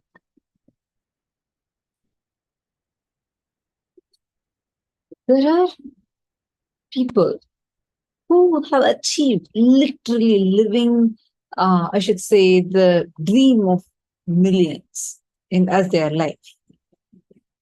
Yet, there is something that they are unable to still come out of. The clutch of their pasts. All of us struggle every single day where the load of the past, the guilt, the incompletions, the sufferings we have endured in the past, still sitting in our present and affecting our life, creating a hangover in our life. And we get affected. We feel like we are somehow incapable of getting rid of that. Even though you achieve, how many of you have seen in your own lives, even though you would have achieved something great, there's still an inner voice in you that says, that reminds you of your failures, that reminds you of the past pains, that reminds you of something that you didn't do right in the past, which is sitting now and affecting you. The load of past seems to be something that's very, very ingrained in us. Am I right? How many of you are able to see this? And we go on feeling, oh, why is my future like this? Someday something would happen and everything would become all right. But that someday something would happen is not really going to happen. We need to wake up to understand that the power is in our hands. The power is there in your hands. If you decide, you have the ability, capability to rewrite your future. Right now, it's defaulting. It's just going back to a default future. But what Swamiji is going to teach us is how you can break free from the clutches of the past and how you can transform, literally rewrite your future. And today we are also going to be understanding about not just rewriting your future, in addition to that, rewriting your past as well. Because all the future, every moment of our future is a cumulative result of our past. Every moment of our future is a reflection, result, and essence of the past. In your past, if you have had incompletions, hope that in the future. In your past, if you have worked hard, hope that results in the future. In your past, if you worked very rarely and if you have lazed around, then you have to expect that in the future. All the present moment and the future is a result of the cumulative past. Now, how do you go back and change your past? Is it possible? Can you factually change it? Can people remember you as per the upgraded past that you want them to remember by? How do you do that? You are going to be learning answers to all these questions in today's day. Today, we have a very, very unique and a powerful process called the past life regression process. So do not miss. Please be there and stay tuned through the day. You will have powerful exercises, processes through which you will be learning, understanding, and experiencing some of the most important and unique aspects today. So without further delay, let's all get started with the day. I request every one of you, all the participants, to please post your understandings, questions, doubts, whatever you have. Please post them all in the chat, and let us have discussions. Let's have Vakyartha Satas. Let's all experience the powerful cognitions. Let's all experience the completion based on what Swamiji has revealed. So now let us enter into the day.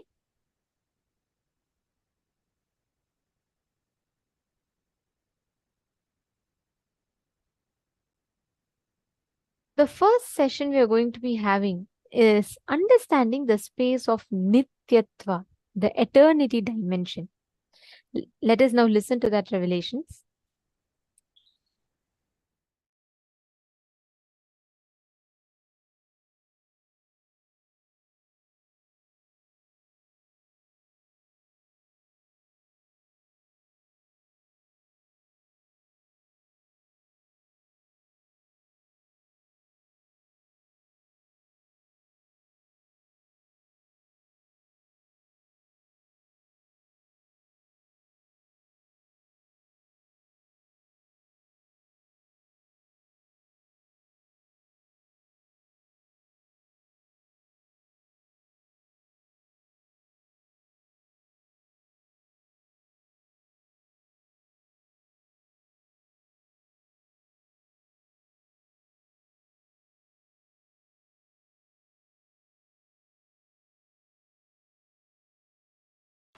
What is incompletion? Past interfering into the present and try to manipulate the future. That is incompletion. Your memory, form you carried in the past, entering into the present and trying to destroy the future form is incompletion. You can always see whenever you have a pain, guilt, powerlessness, incompletion, you will be visualizing, imagining your own form in a deep suffering. You will be visualizing, imagining your own form in a disgusting way. Look inside. Please understand, I am giving you a very deep insight.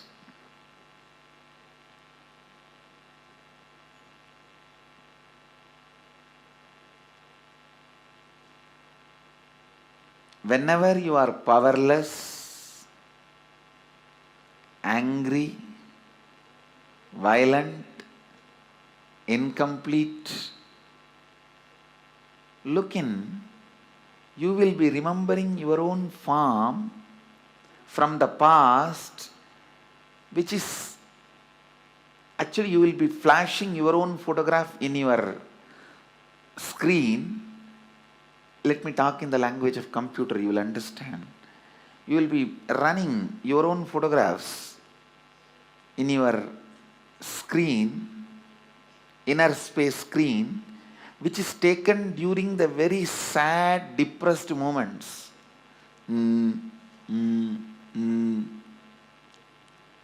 What can I do?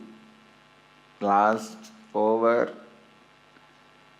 That kind of the photographs which you have taken at the wrong moment and preserved, stored in high resolution, in a stupid way,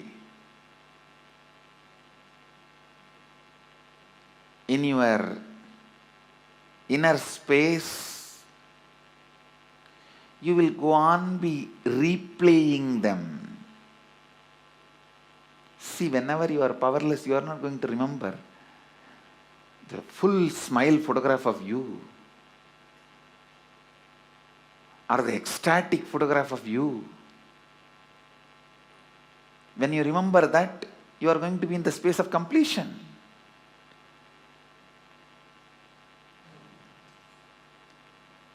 The deha, form you carried during incompletion, just by remembrance awakens the same incompletion.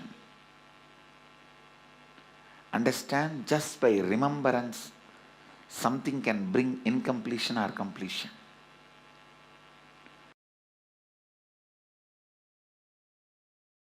The moment one incompletion is triggered by somebody, then that's all. You don't see the world anymore.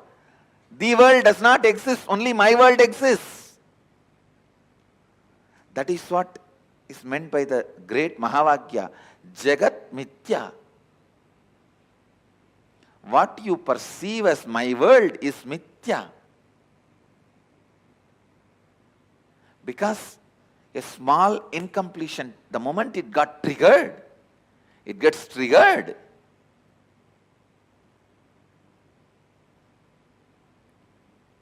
A small incompletion, the moment it gets triggered, you stop seeing the world and you are deluded in my world. Brahma Satyam, Jagat Mithya. I don't disagree. Jagat Mithya. But that does not mean in your actions you will not radiate the truth Brahma Satyam. In your actions also you have to radiate the truth of oneness, non-dual consciousness. While you are seeing your finance, your accounts, sitting with your auditor, do you feel that oneness without falling into the powerlessness? While you are sitting with the spouse and having a dinner or lunch, do you feel that oneness without falling into the powerlessness? When you are sitting with your team and discussing your corporate strategy, your office strategy, your consciousness, does your consciousness be established in that oneness and non-duality without falling into the powerlessness? Look in.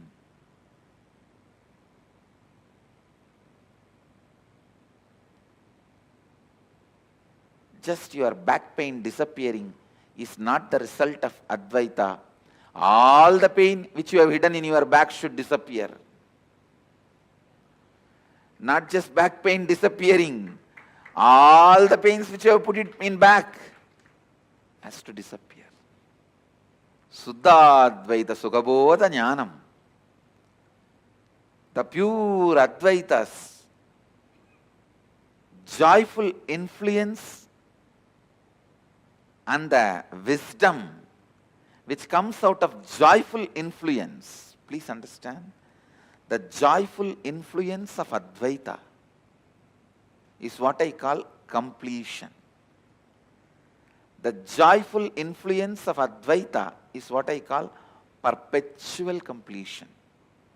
The joyful influence of Advaita is what I call Sahaja Samadhi.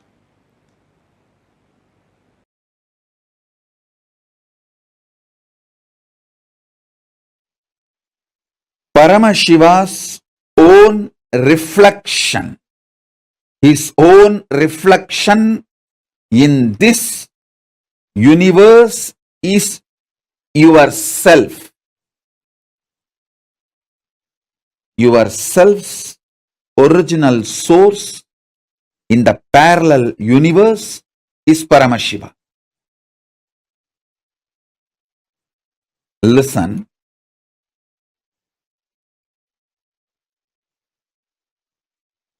Understand this example. A swan, Paramahamsa, flying on the sky, is just floating in the sky. His reflection falling on a swimming pool. The reflection is you. The swan is Paramashiva. The swimming pool is your body.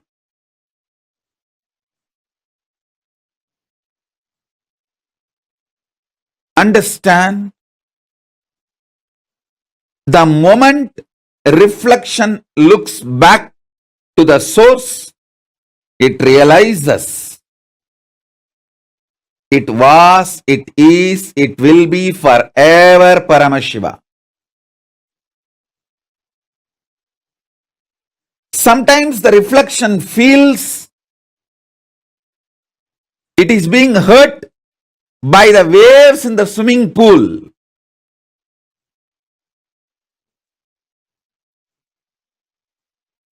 The reflection need to realize nothing in the swimming pool, even if the swimming pool is dried, it cannot hurt you.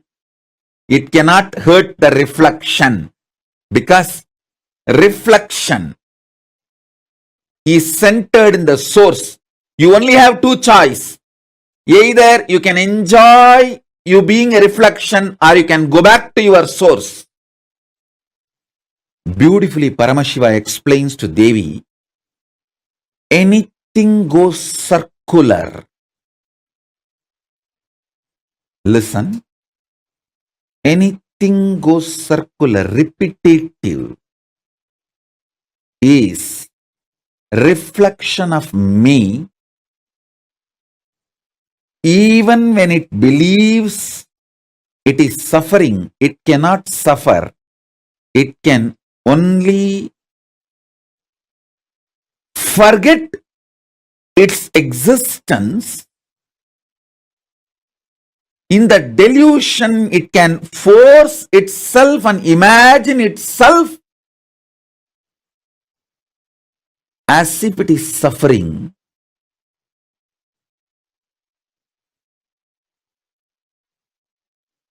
When that reflection looks back at the source, it realizes it is Paramashiva. It can never suffer. Listen. Listen to this deeply. You in the parallel universe is Paramashiva, the great swan floating in the space. The reflection of that great swan on the swimming pool in this universe is your individual self. That swimming pool is your body.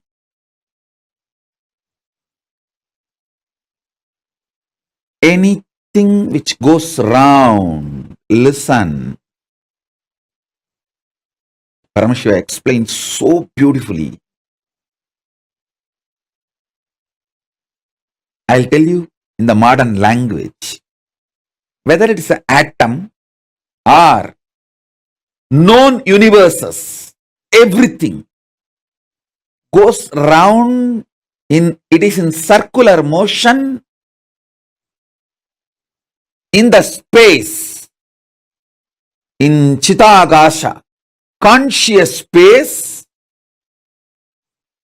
Anything, whether an atom or the known universe, everything is rotating in the circular motion.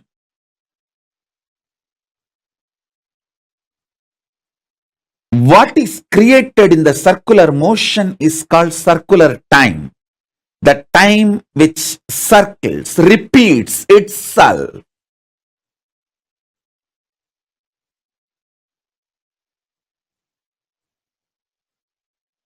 You can see in your body, your hunger repeats itself.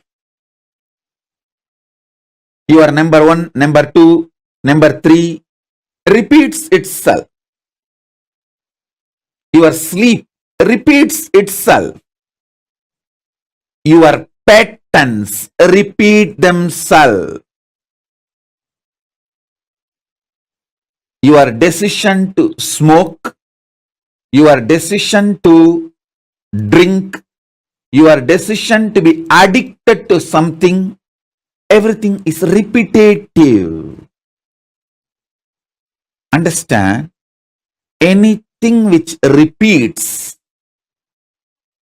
is in the circular time motion.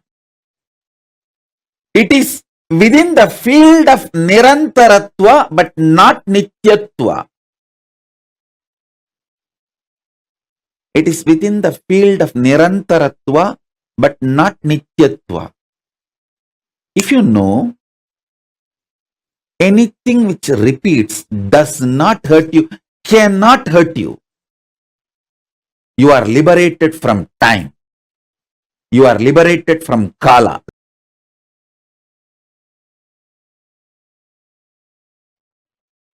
Among the 7 dimension of that time.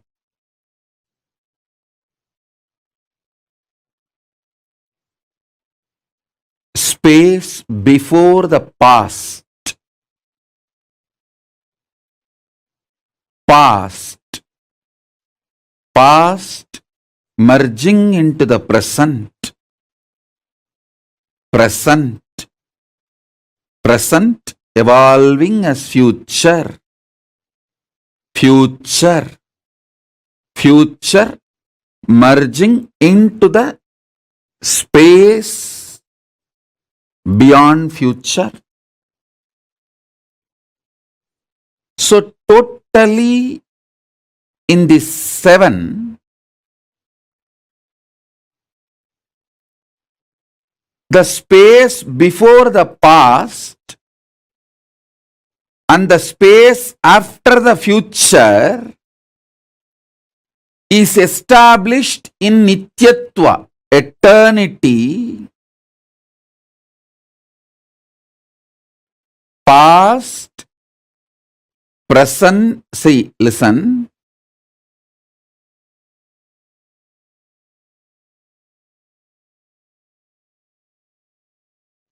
Past, past becoming present, present, present evolving as future, future. This 5 is Nirantaratva. In this Nirantaratva 5, only the present moment touches Nityatva. So, if you want to enter into Nityatva, voluntarily, if you want to break this Kala Chakra consciously, the door is open only in the present. The cumulative effect of all the practices you did and the initiations you received enters into the present.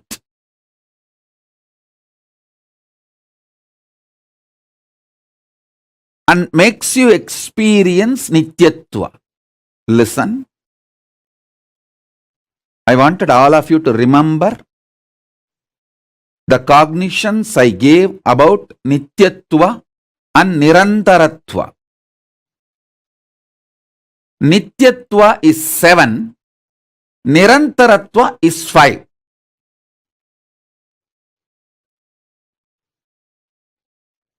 Nityatva is all the 7 put together. Nirantaratva is this 5. In this 5, only in the present moment you touch eternity. Before the past, if you enter into that space, you can touch eternity. Through completing with all your past, you can reach that. Sometimes it may take even few janmas to reach that. And through the future, you can reach the space beyond the future by constantly being Nirvikalpa Samadhi, burning all your desires and patterns which want to repeat itself. You can reach. Again, that also sometimes may take few janmas. But entering into that Nityatva can happen in the present moment just through initiation.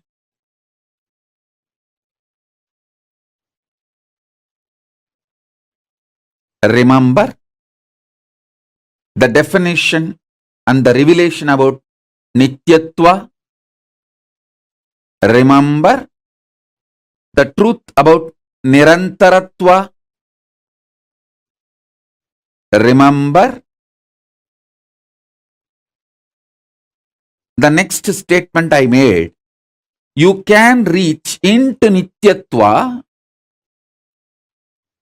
by going before the past. You may need to complete the past.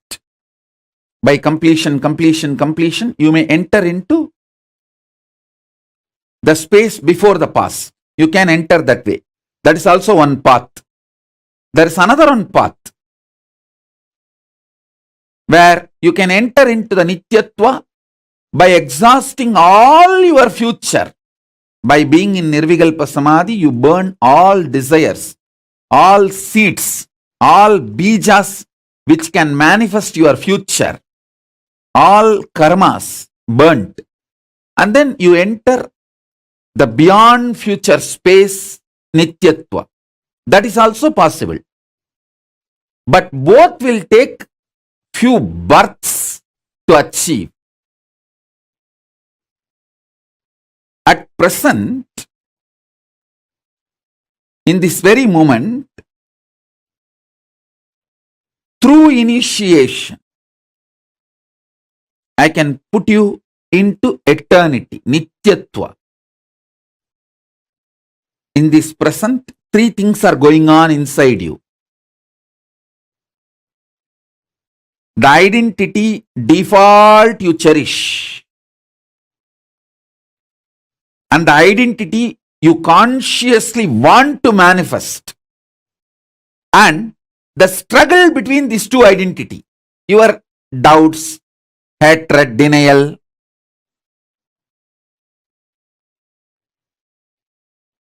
Smelling Paramashiva, waking up to Paramashiva,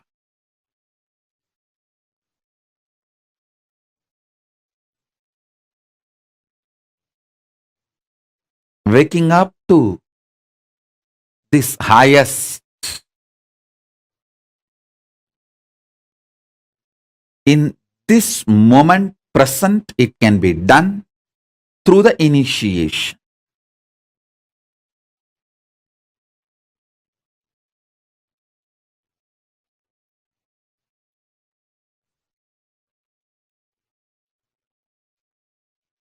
So understand,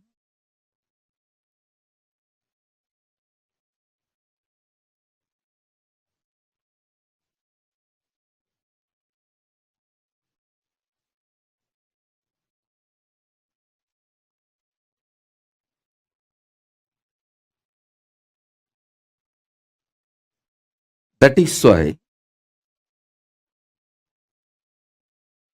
always the ultimate manifests through initiation. Small things you can achieve on your own through tapas. But the ultimate is done only through initiation. It is only the transmission of lamp from fire. The fire is lit. From a lamp, living lamp, another lamp is lit. So, smelling Paramashiva, waking up to Paramashiva,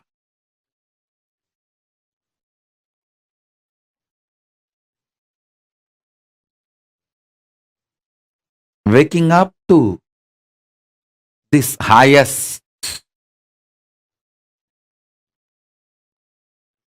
In this moment present, it can be done through the initiation.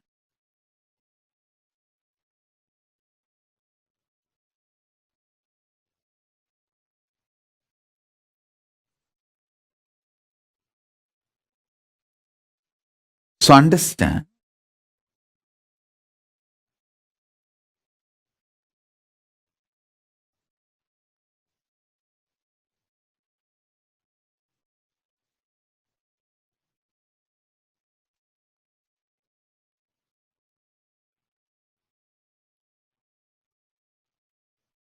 that is why always the ultimate manifests through initiation. Small things you can achieve on your own through tapas. But the ultimate is done only through initiation. It is only the transmission of lamp from fire. The fire is lit. From a lamp, living lamp, another lamp is lit.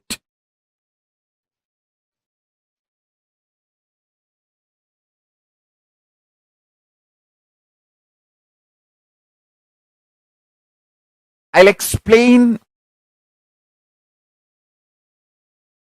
this eternal, the truth of eternity. Understand? Many of your patterns, sufferings, fears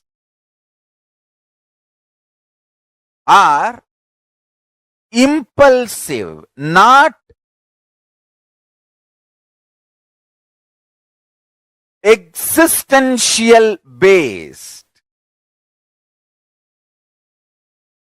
If you decide to sit with you and relaxed way look at you and have a matured conversation with you, much of your fears have no place inside you. If you just want to throw tantrum, how can he do that? How can she do that? How can this person do that? How can that person do that? If you are interested in throwing tantrum, all the fears, greed, everything has a place in you. But this constant tantrum based reaction and action, the life you are going to manifest around you is going to be hell. Listen to that truth. See, the constant tantrum throwing, violent hatred, action, reaction, you are going to create hell around you.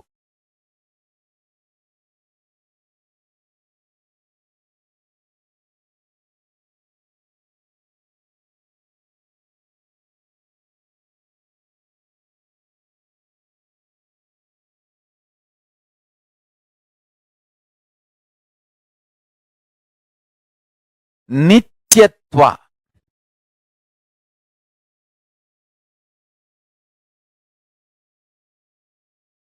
I can use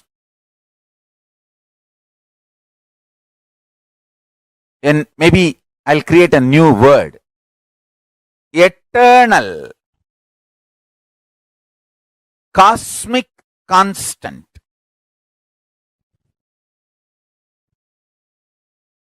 It is actually one of the dimension of the universe.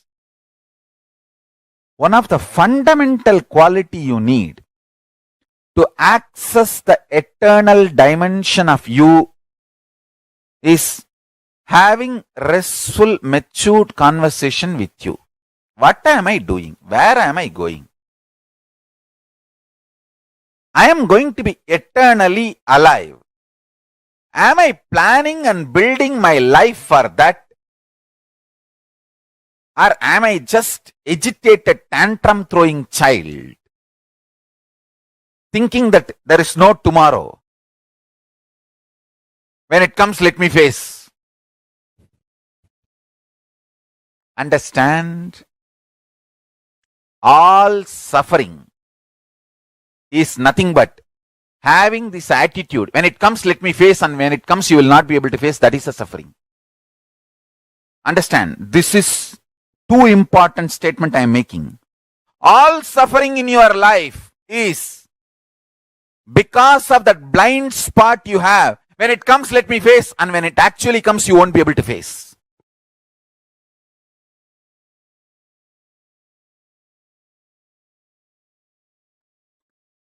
In the past, you have a full freedom to form opinion about your past, and you have full freedom to create the possibility of your future. This clarity you will get only if you decide to do tyaga. Listen. I am freed. I declare boldly, I am freed, liberated from sufferings once for all. Suffering related to past, suffering related to future. Because I decided to do tyaga. Understand? You can always sacrifice the achievements, pleasantness, bliss, joy related to your past. You can always forget that you completed PhD. But you can never forget you got delayed for one of your examination because you spent time with your girlfriend, or you slept and you did not appear for that examination. That pain you will be carrying even now. Sacrificing the past related pains, understanding even factually, many of your pains are unjustified and incorrect. Understanding even factually, your pains are not supported, justified by the reality, real happening is completion. I am repeating. Even factually, as per the real happening, what has happened, if you look what has happened from all dimensions, even your pains are not justified. Your pains are not really right. Even your pains do not have justification to exist in you. If you see the past happenings multidimensionally, is completion with the past. I tell you, how much ever you say, no, I know I have some pains which are absolutely justified. No. You may be Guni, you may be Kaikeyi, you may be Surpanaga, you may be Danganaka Duck, Danganaka Dick, I don't care. You are wrong.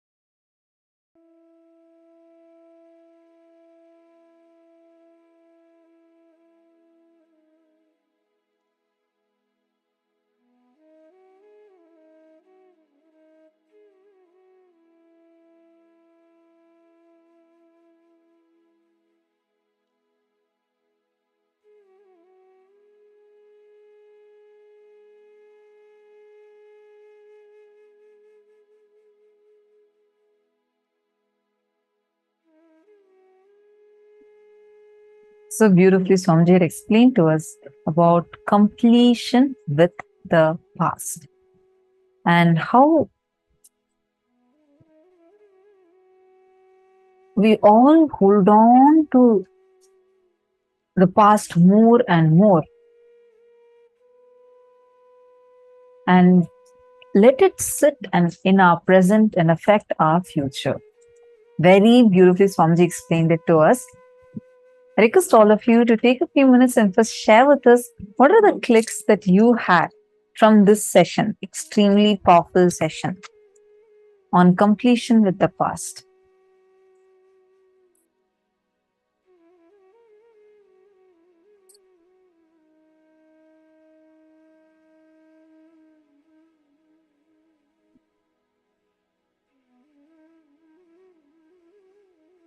How many of you understood this beautiful explanation that Swamiji had given to us about how all of us go on holding on to that pictures of ourselves, the selfies that we take with a very sad face, most victim face, and all the kind of images where you're not happy. That is what is stored inside. How many of you understood that? Take a few minutes and I request all of you to share.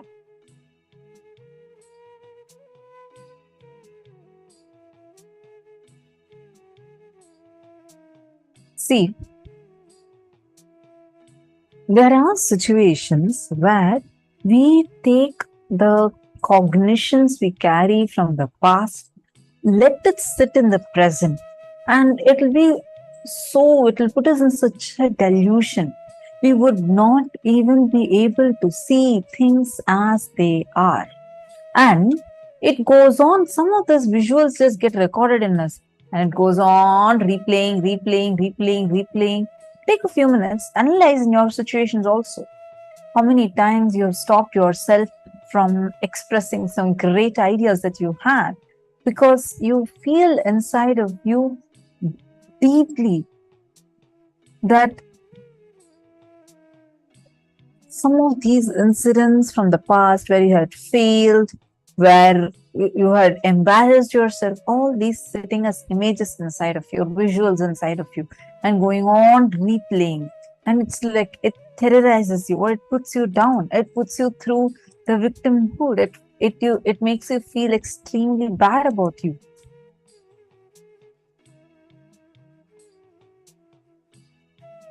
Okay, yes, and it's like a strong magnet that pulls you more. So true.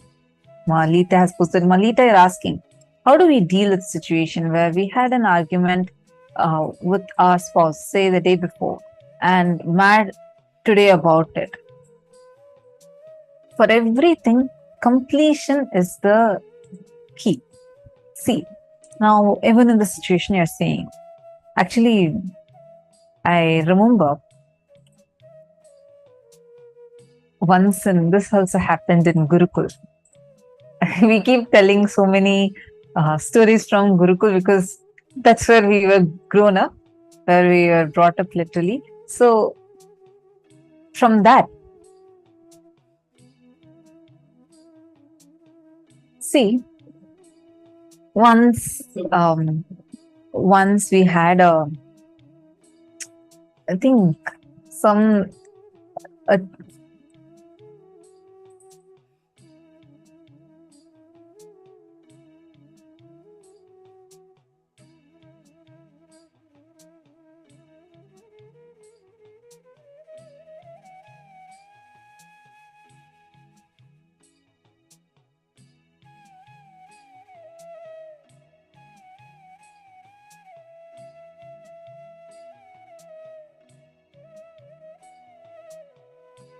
Sorry for that. I hope now all of you are able to see me and hear me clearly.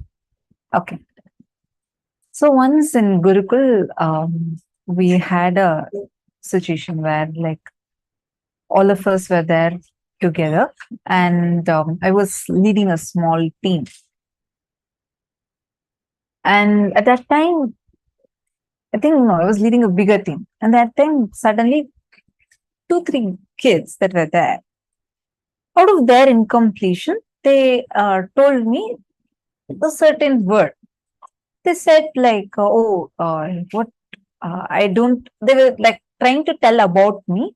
See, this is very highly unlikely in Gurukul because only the new kids who join newly, they have these kind of incompletions, and we don't have like that in Gurukul. In Gurukul, completion is thought as our very lifestyle.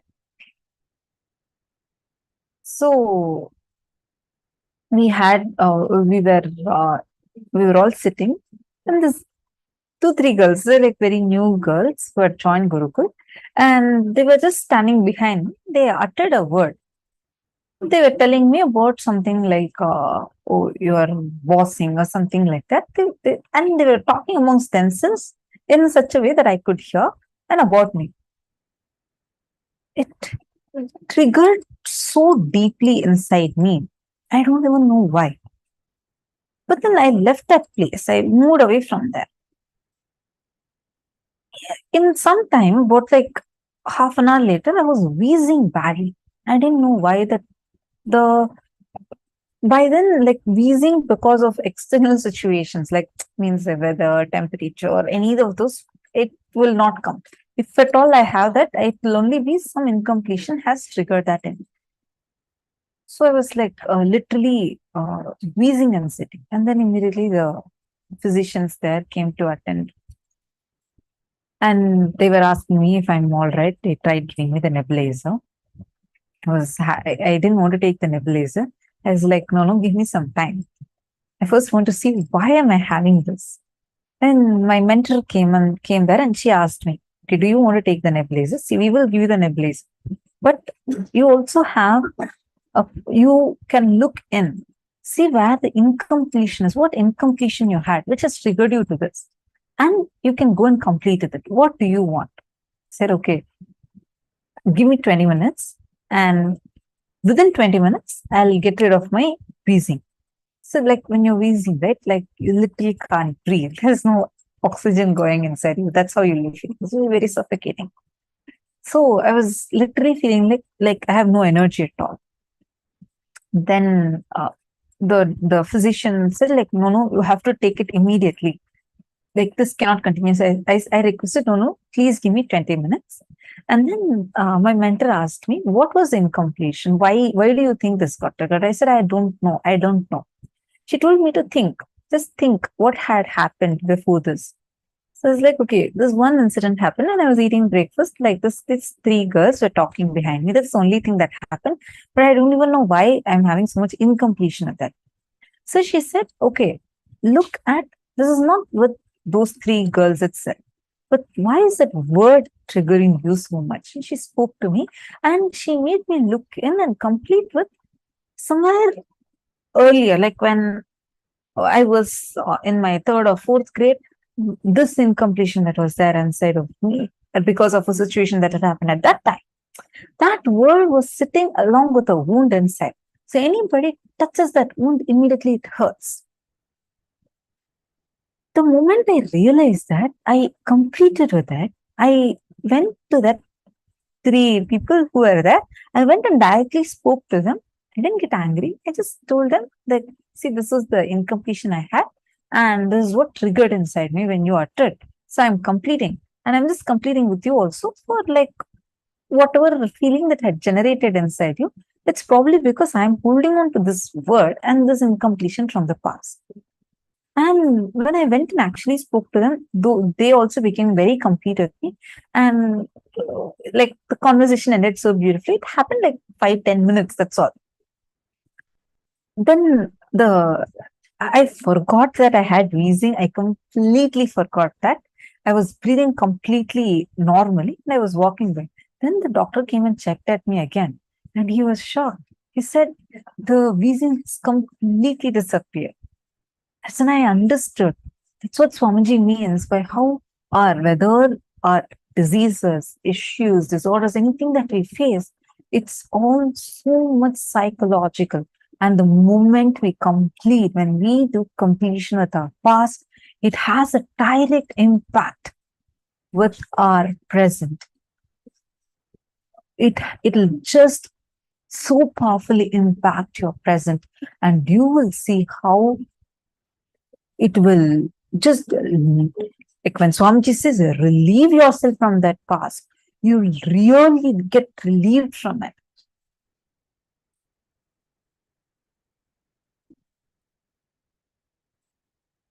Malita is asking, so you relived the moment when you were in grade 4 until you did not feel the hurt inside you anymore, correct, no? Malita, that's what you're supposed to do. At that time, for me, see, growing up in Gurukul, our lifestyle is based on that. So the moment we decide and just consciously look at it, it'll drop. But do the completion process. Write that incident down. Write it clearly. What had happened? When you say that, okay, I have this in completion with this person, it's not now. It is probably now that touching that same wound. It's like you have a wound, have a first wound, and you've been covering that up without anything. You keep covering up last so many years. The moment someone, even they don't know that you had a pus wound there. So you're covering it. So they touch even the cloth that you're covering it with, it is going to hurt you very badly. Then you get incomplete at them. The problem is not them. The problem is here. Why that hurt is here. You need to attend to that. Attending to that hurt that is there inside of you, which is not from now. It is from an immature incompletion that you have created in yourself from somewhere when you were young. So go back there, write it and completely relive it. And then go, you will see the person who you're going to talk to, who is also incomplete, it will suddenly be complete. And you will know the right way, have the right idea, right strategy, and right cognitions to deal with them at that point. Sometimes you can also fully complete without having to talk to the person, right? You can complete, see, that end of the day, the incident situation should not cause any disturbance in your inner space. After you complete, whether the other person wants to accept your completion or not is up to them, but you should be complete inside of you. Okay. Ankita is asking, I didn't quite understand Nityatva Nirantaratva. Okay, I'll explain to you. See, time. As we all understand, we only understand it in a few units as past, past becoming present, present, present becoming future, future. This is all what we understand. Am I right? Can I have all of you listening? Am I having everybody's listening here? Please give me a thumbs up if all of you are listening.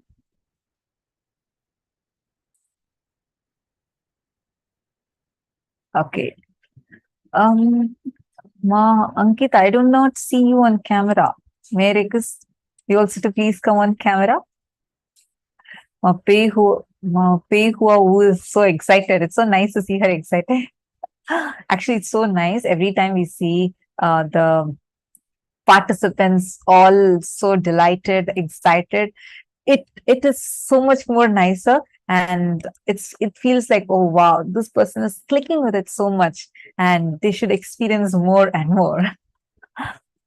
Okay, listen.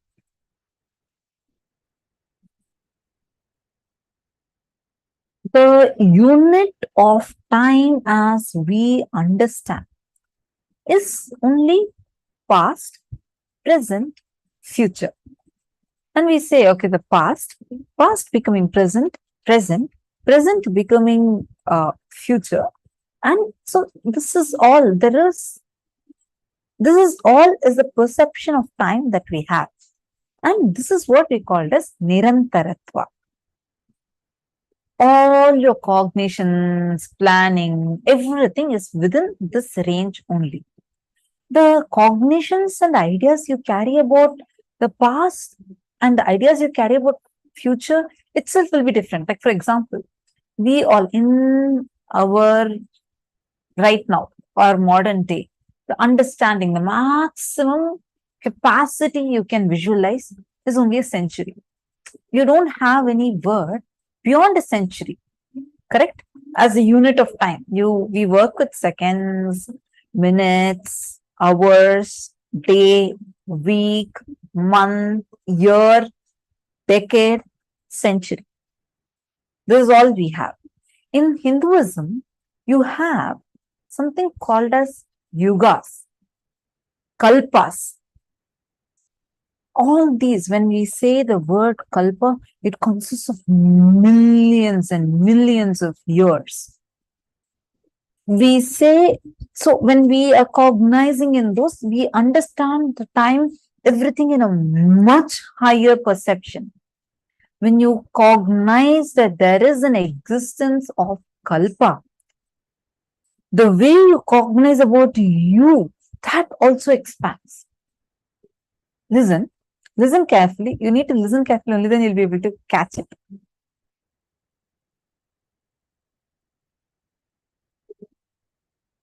See, now, beyond this, the kalpa, even all these time units that we have, is all starting with past and ending with future. But this past started from something else. There was a space before the past even happened. And there is a space where the future, we all know time as more circular, past becoming future, and future becoming past. This is all what we know. But Nityatva, where beyond this time loop, the space before the past even manifested, space beyond the future. When you cognize that whole, where you exist eternally, neither you had a past, nor you have a future, and you have all these 7 dimensions manifesting for you. That cognition is Nityatva. Nirantaratva is different because in Nirantaratva, you do still have something called as a past and something called as a future. Your perception ends there. In Nityatva, you cognize and understand a space that's beyond the past, beyond the future, where you still continue to exist. Ankita, I have one suggestion. Go through the satsang. There's actually a satsang on YouTube where Swamiji has spoken about Nityatva and Nirantaratva elaborately. Try listening to it a few times. I know, see, when all of us are new to this is extremely advanced, what we all are learning. So you may need to listen to it at least a few times. Actually, Swamiji says, even to grasp this program, Paramashivoham level 3, you need to attend it at least 3 times, full 21 days, so that you are able to even start grasping it. The knowledge, the immense knowledge that is that Swamiji reveals to us is phenomenal. I feel so blessed. Like from the time this program started, I've been blessed to be a part of it as Acharya, where we conduct the sessions. And we listen to these sessions so many times, again and again and again. But even now, when we listen to it again, I have a new click. I understand it differently. I understand something totally new. Because every time when we expand, the way we cognize the truths also deepen. Because Swamiji does not just talk words in one way. He actually packs layers and layers and layers of cognitions, powerful cognitions and energy into his words. So your understanding would also deepen. Ankita, if you understood, please let me know. And if you still have further questions, feel free to ask. And it's so nice when you all actually interact and ask questions. That shows how sincerely you're listening and how much you're internalizing too. Okay, wonderful. So now let's, as all of you are understanding, let's move further.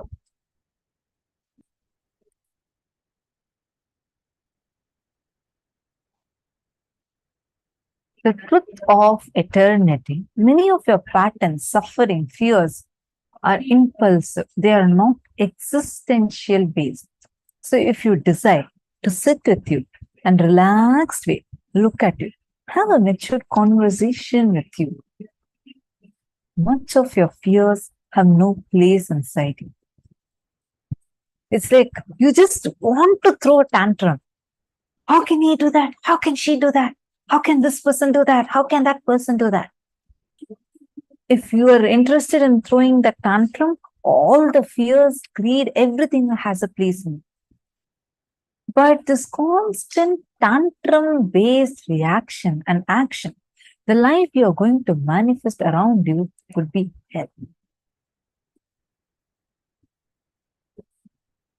Today, we actually have a very powerful initiation where Swamiji is going to be blessing us with the power to delete the entire past, quicken anything that you want to manifest in your future, which takes janmas just through initiation.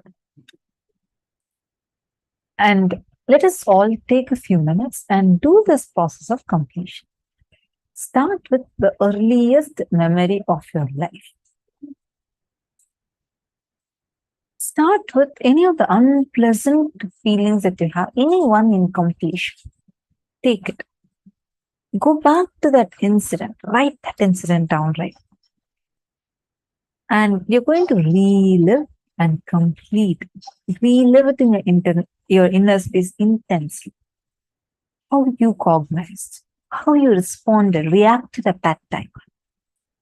This will make you realize how much you have grown or shrunk. After reliving, write down each memory as clearly as if you're writing a story. After writing, relive the incident in the mirror, in front of a mirror. Listen as the person inside the mirror, and then share it with Swamiji's Atman. Take a few minutes. We'll all give you some time for all of you to sit and do this process.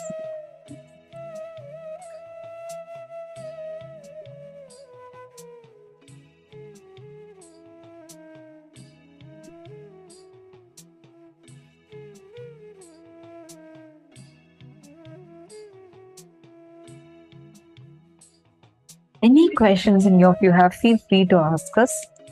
Don't worry, the more questions you ask is actually wonderful.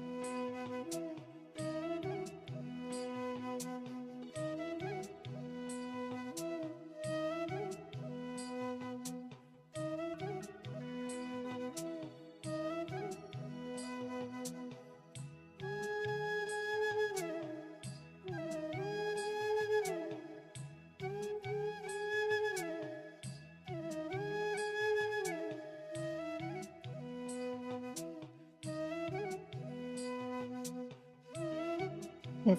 How many of you have finished writing? Actually, this one thing, understanding about how your past does not govern you. The hangover of your past sitting in your present is what is going to affect your future. Some moment of pain or suffering from your past, some incident, which is still sitting in your present, that will affect your future. And as long as that affects your future, you will be stuck in this vicious cycle, your incompletion repeating time and again. It'll keep coming back, reflecting back in the same cycle. And you will be stuck forever in this vicious loop. Your future is nothing but the cumulative result of your past as you remember it. See, many times we all think, oh, this is what happened in the past, so that is what is by default going to reflect in the future. No. How do you associate your past? That is what is going to reflect in the future. Was the past a punishment for you, or was it a learning for you? If it was a learning, your future will be a joyful, seamless flow. If it was a punishment, your future is going to be a very tough, rugged journey. How are you planning?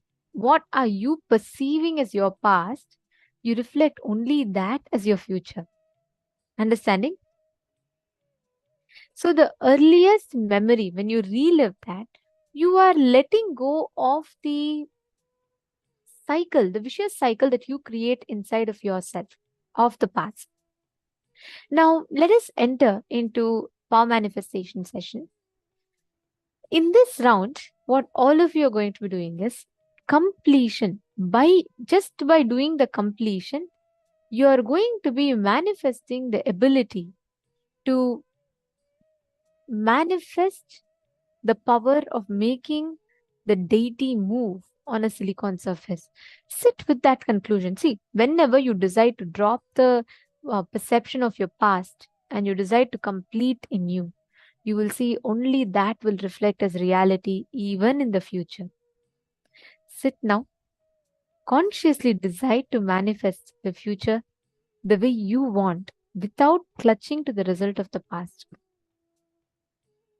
Without having the hangover of the past, creating the future is called completion. Sit now with that conscious decision inside of you. I request every one of you to intensely chant the Mahavakya. And as you all can see in this video, please start manifesting this experience within you intensely, powerfully. Nithyananda Paramashivoham. Om Nithyananda Paramashivoham. Om Nithyananda Paramashivoham. Om Nithyananda Paramashivoham. Om Nithyananda Paramashivoham. Om Nithyananda Paramashivoham. Om Nithyananda Paramashivoham. Om Nithyananda Paramashivoham. Om Nithyananda Paramashivoham. Om Nithyananda Paramashivoham. Om Nithyananda Paramashivoham. Om Nithyananda Paramashivoham. Om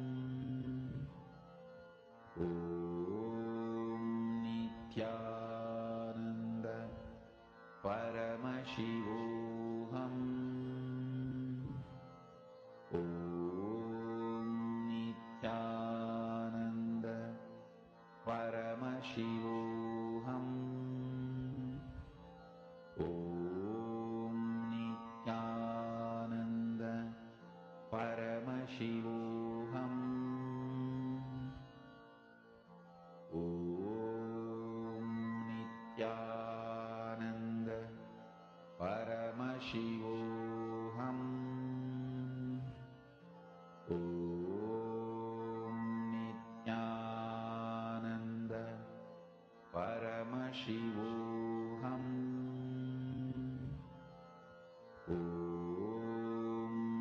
Nithyananda Paramashivoham. Nithyananda Paramashivoham.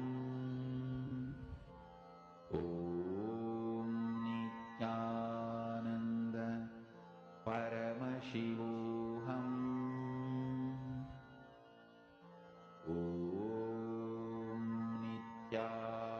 Nithyananda Paramashivoham. Nithyananda Paramashivoham. Nithyananda Paramashivoham. Nithyananda Paramashivoham. Nithyananda Paramashivoham.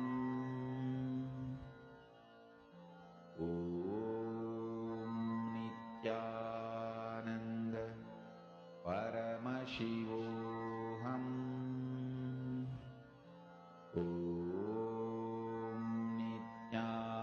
Nithyananda Paramashivoham. Please relax. Nithyananda All of you can slowly relax. Paramashivoham. Now, we're all going to be entering into the next session, a very important one, where you're going to be knowing how to alter your past to rewrite your future. Let us enter into the session.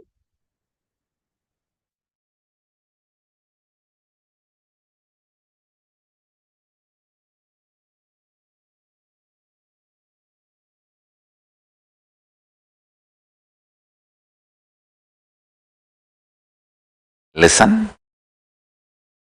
Listen. I want to tell you two things. One,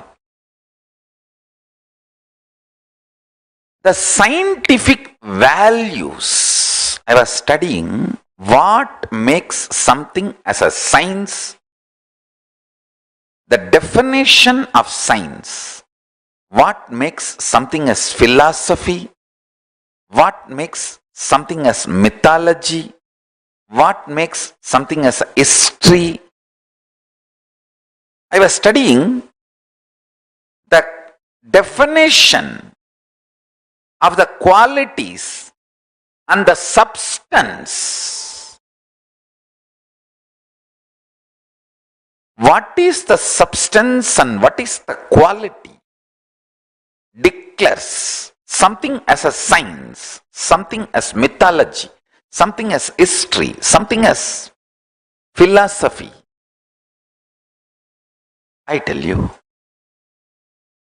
after thoroughly studying, and I was also spending some time with many different autobiographies of people from various walks of life, from different parts of the world and different time and culture. Listen. The conclusion I arrived, Vedas and Agamas have highest qualities and values of science. Understand? The revelations and declarations of Vedas and Agamas, whether in the field of health, in the field of cosmology,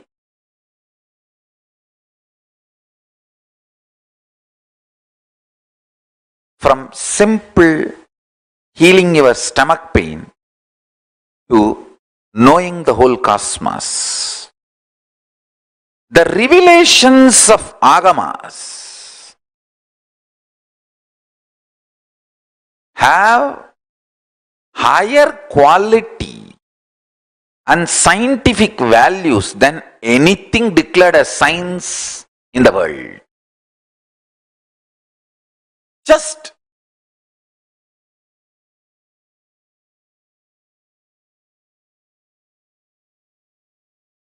I need to wake the whole world to this reality.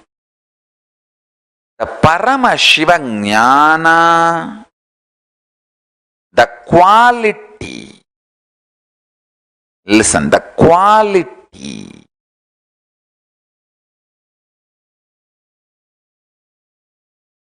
the values declared as the definition for defining something as a science. One example, that objectivity, ability to reproduce, reproducibility. There are multiple qualities of science. If you conduct an experiment, if you conduct a trial, if you observe, it should match all these scales. Only then you can call something as science. Those basic values, substance which makes science a science. If you see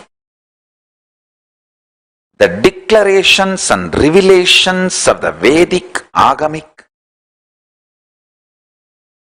truths, what is revealed in Vedagamic truths is more scientific than anything called science on the planet Earth. My life's mission is to make humanity wake up to that reality.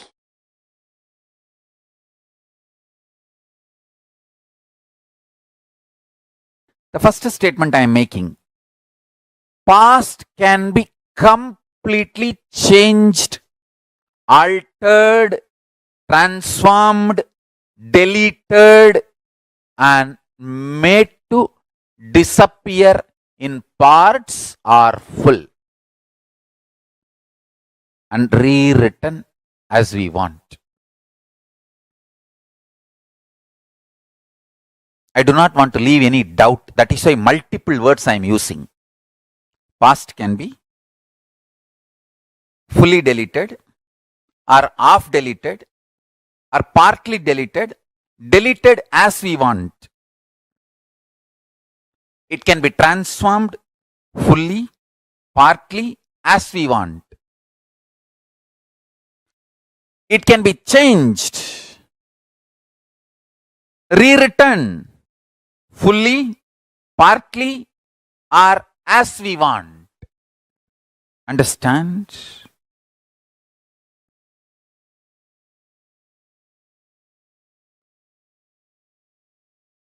I am not talking about future. I am talking about past. Let me repeat. If you think you missed it, I am repeating. The past which you think is over, gone, that can be changed, transformed, rewritten, deleted, fully, partly, or as we want, part by part, the parts which we want. Understand?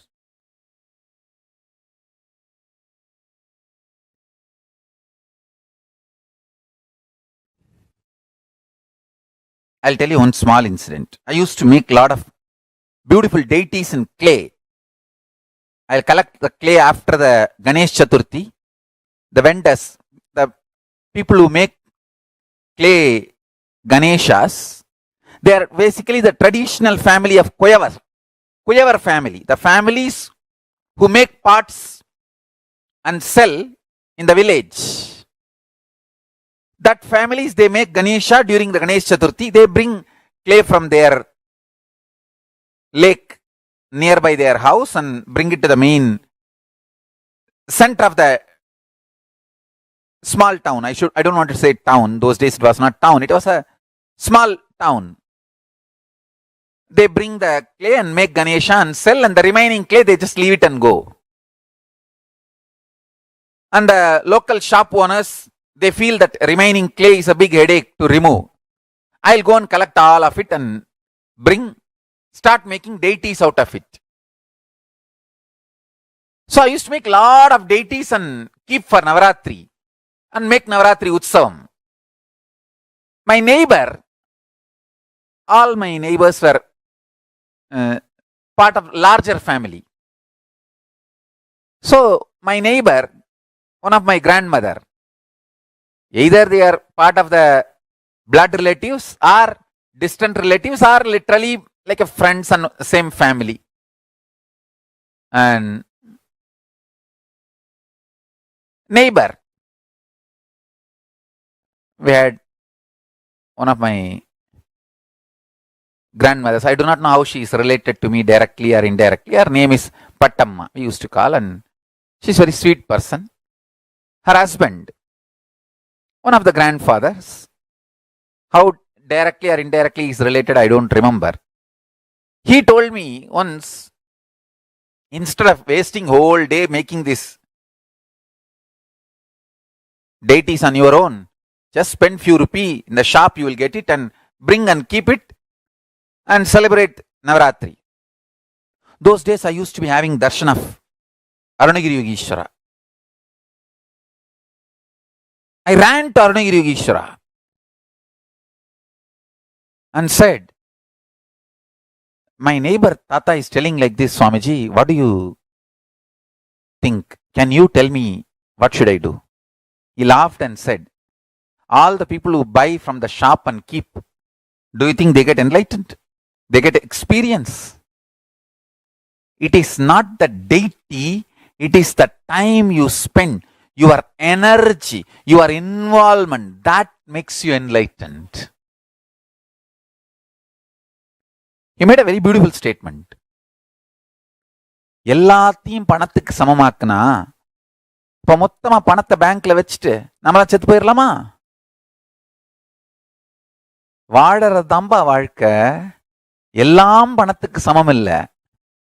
He told beautifully, living is life, not everything is equivalent to money. If everything is equivalent to money, we can put all the money in the bank and then die. Is that life? Understand? The click I had with Arunagiri Yogeshwara, with this teaching, he was telling, our involvement makes life. Our living makes the life.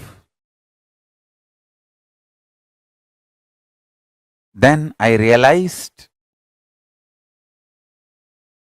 why Parivrajaka. I used to think, those days, Paramacharya, we used to hear regularly, Paramacharya is walking from one place to another place. After 15 days, we will hear that he has moved to a nearby village. I used to think, why 15 days we have to waste by walk, going by walk? We can hire a bicycle. Those days, the bicycles used to be hired. In the villages, they will give the bicycle for hiring. 1 hour, 60 paise. For 1 hour, the hiring charge is 60 paise. If you take 2 hours, 1 rupee.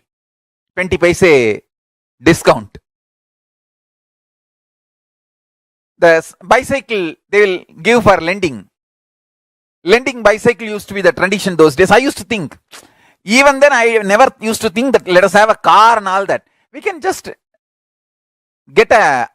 hire a bicycle for Acharya and he can bicycle and go to the next village within 1 day. Why 15 days wasting? I used to think.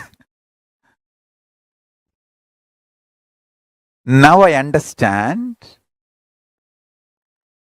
Understand now with 10 vehicles, 2 ambulance, kitchen caravan, restroom caravan, 10 vehicle, I am making people walk.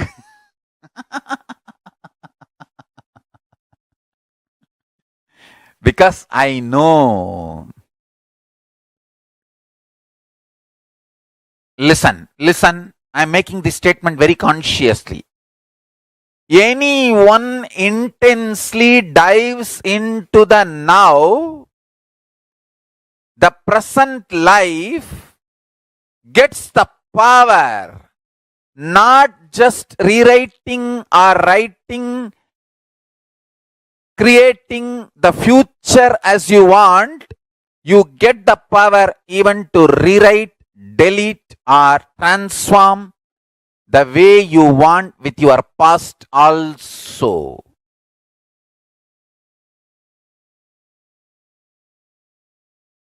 You may think Swamiji will always exaggerate. No.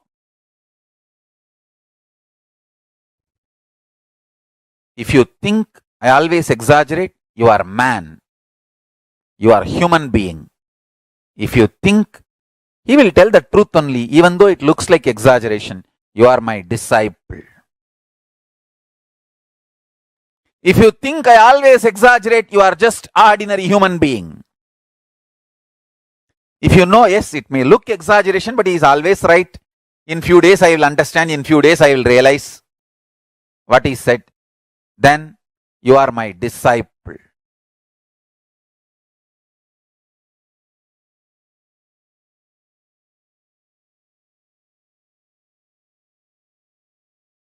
If somebody slaps you,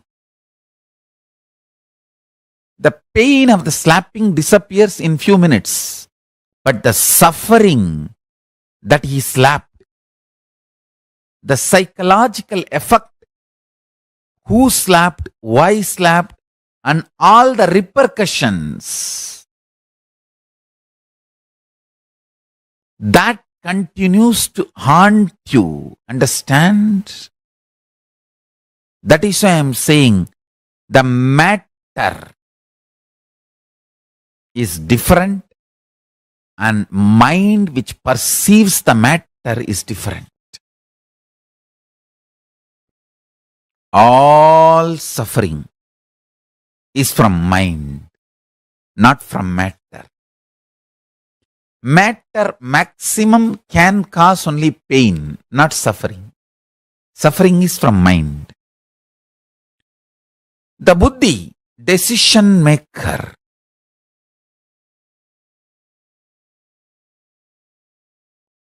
always tries to compromise, knowing the mind is delusion. Understand? That is the biggest problem. See, the buddhi knows the ultimate truth, consciousness,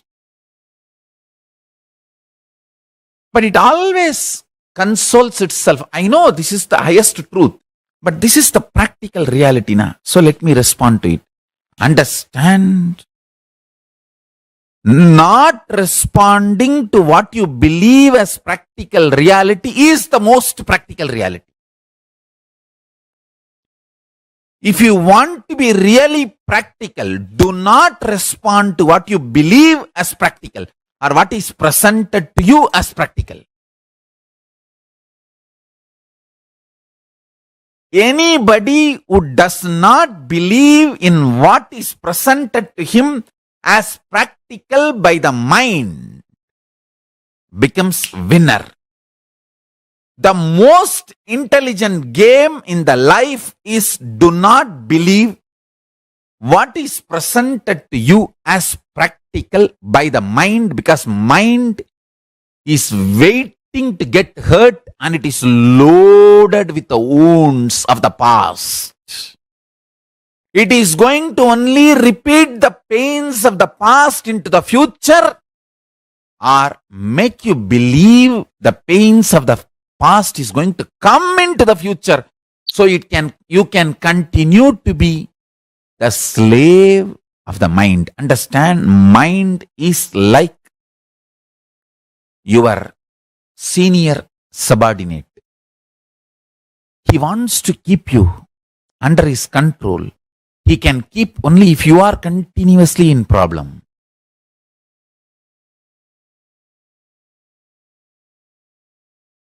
So please listen. Even listening will awaken your Kundalini Shakti and you will become enlightened. Kala is the dimension of the universe. In this dimension of existence, matter becomes energy. Energy becomes matter. Matter and antimatter nullifies each other and again becomes energy. All this happens just by will, without any effort. In this space of Kala, universes, multiverses, big bangs, black holes, planets, suns, moons, stars appear, exist for zillions of years, yugas, and dissolve simultaneously, spontaneously, without time gap chronologically. In now, now, now. Please zoom out and meditate on this. Understand? When you zoom out and meditate on now, when I am talking about now, I am not talking about Buddhist Shunya now, that nothingness now. No. I am not against Buddhism. I am not disrespecting Buddhism. Please understand. But I am not talking the Buddhist nothingness now. No. I am talking Hindu Purnatva now. In Hinduism, now, present moment is the moment, is the time where your consciousness meets Kala, where Kala enters your consciousness. So, in this now, universe's rays exists for zillions of yugas and dissolve without time gap chronologically. It hurts our brain. How can it exist zillions of years? And the next statement Swamiji is saying, no time gap. I wanted to tell you, the idea of zillions of years, trillions of years, billions of years is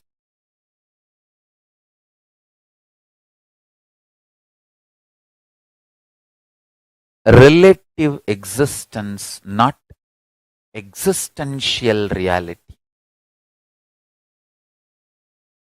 It is relative, not existence. Whoever meditates on the existential reality gets enlightened, gets liberated, downloads powerful strategies for life. Understand?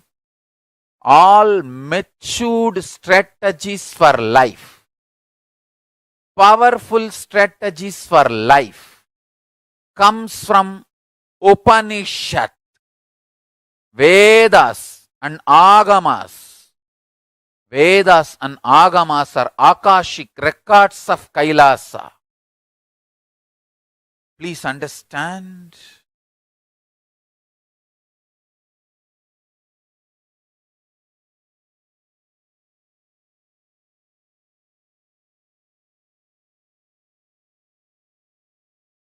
Paramashiva is revealing all these great truths to the world. Please listen and internalize. All these truths are independently powerful and capable to make your consciousness into super consciousness. Your consciousness is the seed, it is a possibility. If you understand these great truths, it can flower into super consciousness. The seed is waiting to flower to achieve its completion and fulfillment. Listen and cognize these truths, you will achieve completion and fulfillment, ultimate enlightenment. Listen. The first truth.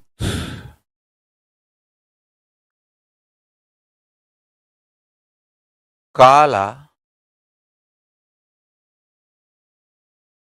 continuously meets your consciousness now. So the mood of your body, your mind, your physiology, your psychology, you keep now, plays a very important role in your whole life. If you keep the now in incompletion or hopes, that will continue forever. If you keep the now in the completion and clarity, that will manifest forever. Kala does not meet your consciousness in the past or in the future. He meets your consciousness now, in the present. So, again and again, during your present moment, be in the space of completion. Learn to bring completion to yourself, restful awareness to yourself now, and do not have guilt or worry if you have the influence of the past and influence of the future on present now. Guilt or fear is a one more incompletion that is not going to help. So, not engaging with guilt, not engaging with fear, unclutching with fear, incompletions, guilt is the right attitude. Understand the official attitude towards incompletions, towards guilt, towards fear is unclutching, and all the further manipulation of fears, if you unclutch, life will become worse. All those fears are manipulation of fears. All those multi-level fears do not have the real existence. They are delusion. Constantly invading your inner space to destroy the possibility of enlightenment. Please understand. Anyone who comes to simple awareness stops behaving agitated, immature, rough, like multiple personality, all this layered fears, fear, guilt, powerlessness, incompletion are layered. Please understand, this is the Deva Rahasya.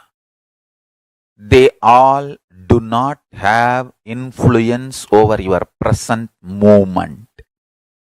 this present moment, you meet the consciousness. Consciousness meets Kala directly.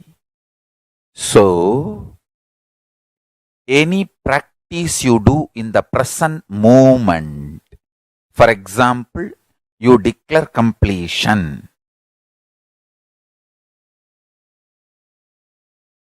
Immediately, even 2000 years of incompletion has no power over you. This is Deva Rahasya. Understand?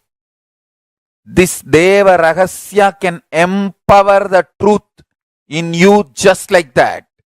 You can manifest Paramashivam now.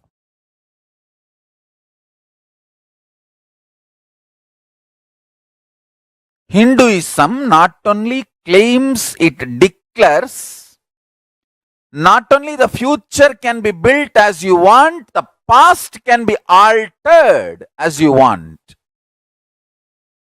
If you start practicing completion from today, every night, not only you will build your future as you want, I give you the power to change your past as you want. Start practicing completion intensely, sincerely every day, you will understand. Building the future as you want is possibility. Changing the past as you want is power. Understand? Building the future as you want is a possibility. Changing your past as you want is power.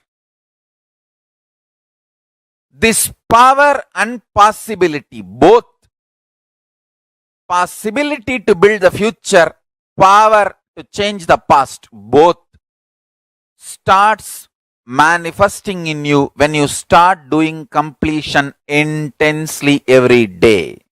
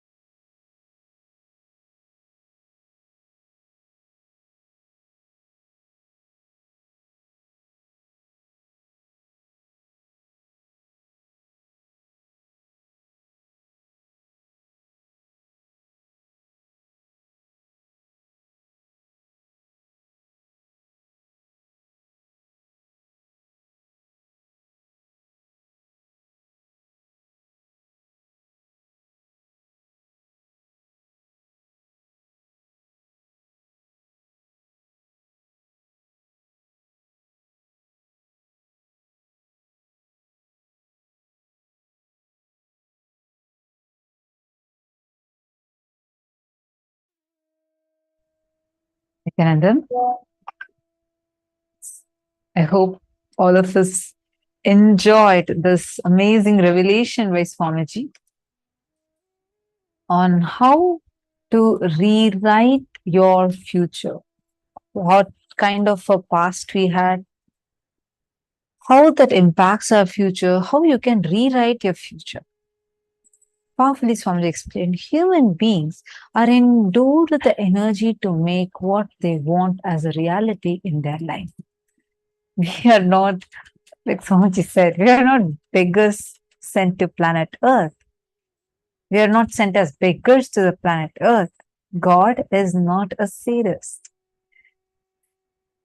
If you will, planets always come to you. In three ways they come to you. If you are praying, they come to you as God. If you are declaring, they will come to you for in a negotiation table. If you are responding from the space of oneness with Paramashiva, they just do what you see.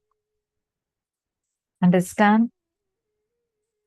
We all have the ability to rewrite your future.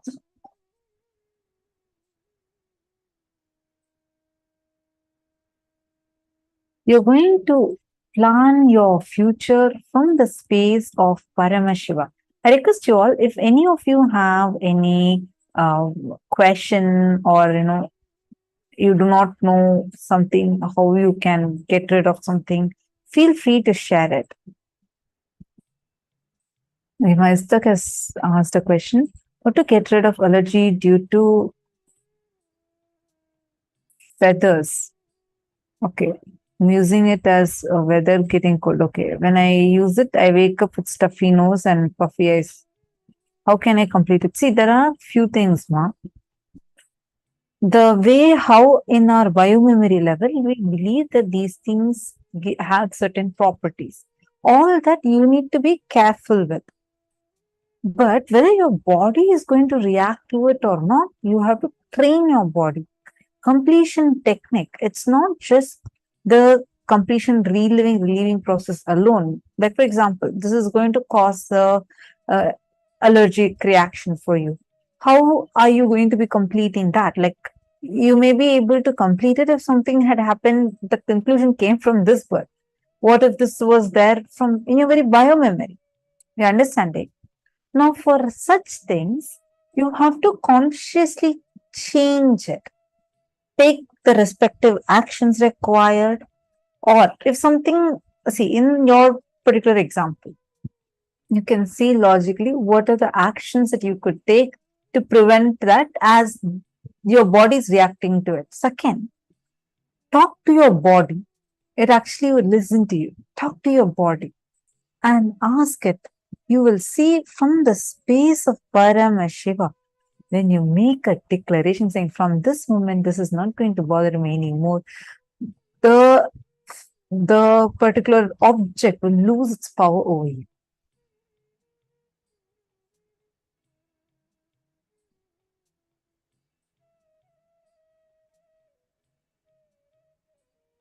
Now, how many of you understood about rewriting your future?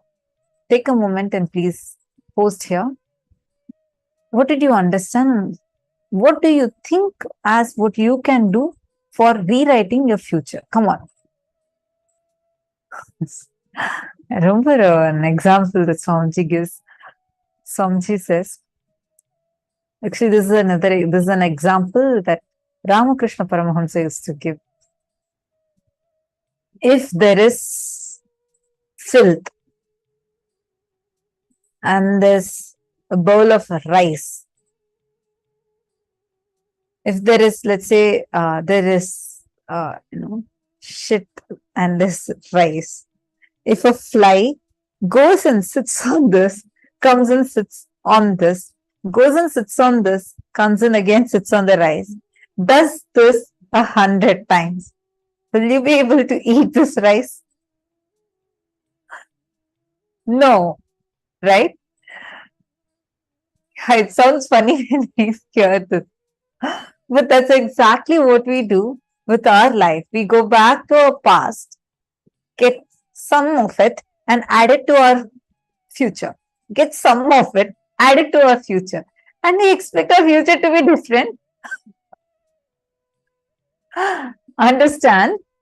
You are constantly creating your future by taking some past and adding it to your future and expecting future to be a completely new dish. Come on, you have added it from your past. You have to see how you are adding constantly a past reference to your future and manifesting your future exactly like your past. That's why we have many incidents that feel very repetitive.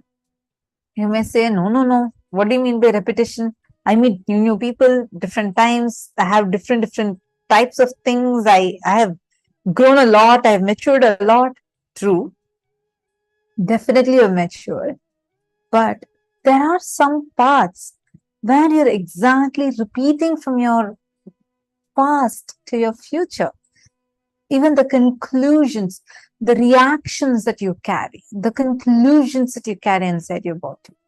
Like this, there are multiple things that you just take from your past, add it to your future. Take from your past and add it to your future. And expect it to be something new. Someday, something will happen and everything will become all right. Then I just need to bear with my mother-in-law. You are projecting your math teacher on your mother-in-law and you expect that, oh, someday she will change. It's not her. Here, you are the person who's projecting it. It's like life is like an empty white board. How you take a projector and project on the whiteboard for seeing the images, or white wall, white screen to see the visuals. Same thing. Life is like a blank canvas. You are projecting what you want and you see what you see because you are the one who's projecting that.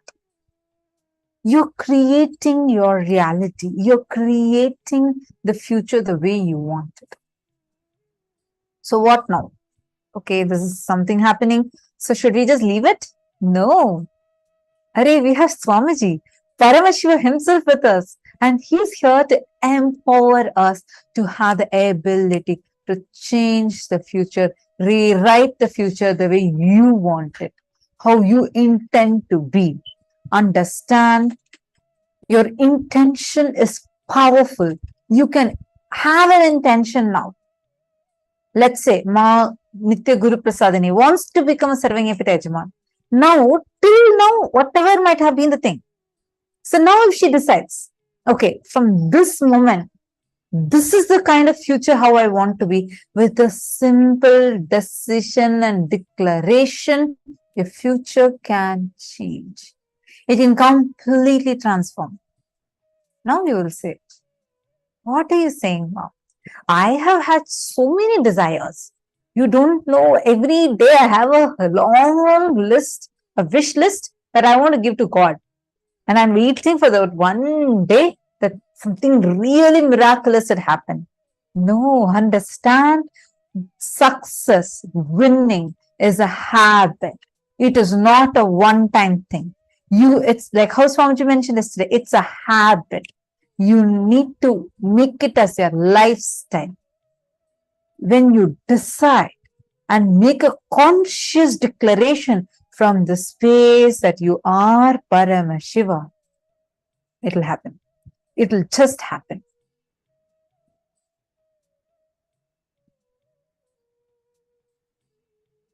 Okay, a beautiful question. Ma Paramashiva Shaktini has asked, Ma, I don't know what kind of situation that we do declarations in, and what kind of situations do the 4 points completion just now. Every night, sit and do completion. Every night. Make it as a lifestyle to do completion. Complete it your entire day. Relive and relieve yourself. In Gurukul, actually, we all used to do this, where we literally do remember our day in reverse order. Usually, we remember our day from starting till end, right? But just before we go to sleep, we go over our entire day in reverse order. actually that will make you so much more conscious, and you'll actually see whatever the thought currents you had, and we'll relive and complete with those. If any powerlessness is there, we'll actually complete with those. It's very powerful process. Try it and see. In every time your past is able to influence you, see, if your past is having an impact over you, your present, in such situations, sit and do the completion. When you start doing completion regularly, you will understand. At one point, you'll feel like my decision is enough. I can just tell myself unclutch or complete. Let me be in completion with this incident. It just becomes complete. So no need at that time to sit and do this whole process again and again and again. Same way, conscious declaration is just a decision in you.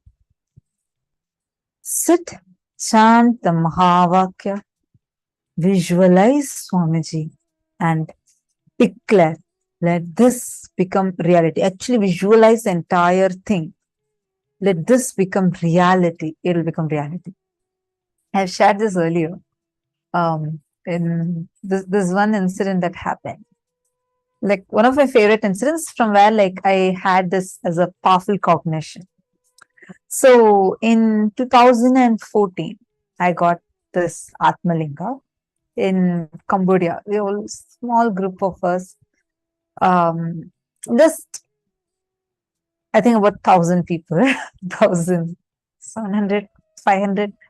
That's what I mean by small group. Like only that group of us who had been with Swamiji in Cambodia, we all received the Atmalinga first.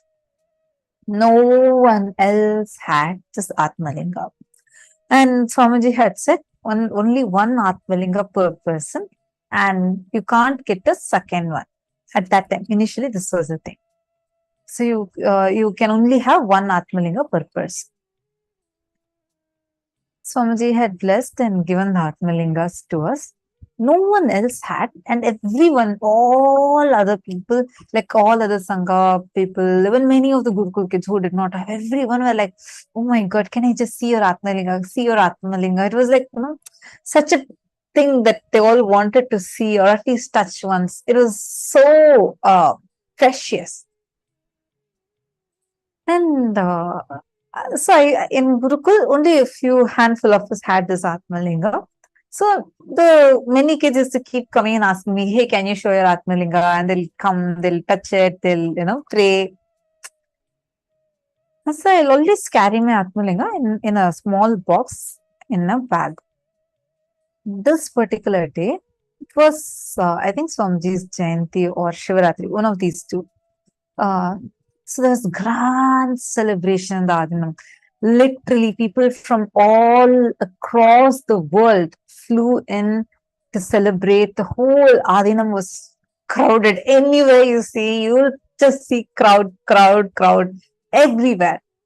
And people all had come, and we were like celebrating grandly. The celebrations are going on. It will start from in Adinam with Swamiji.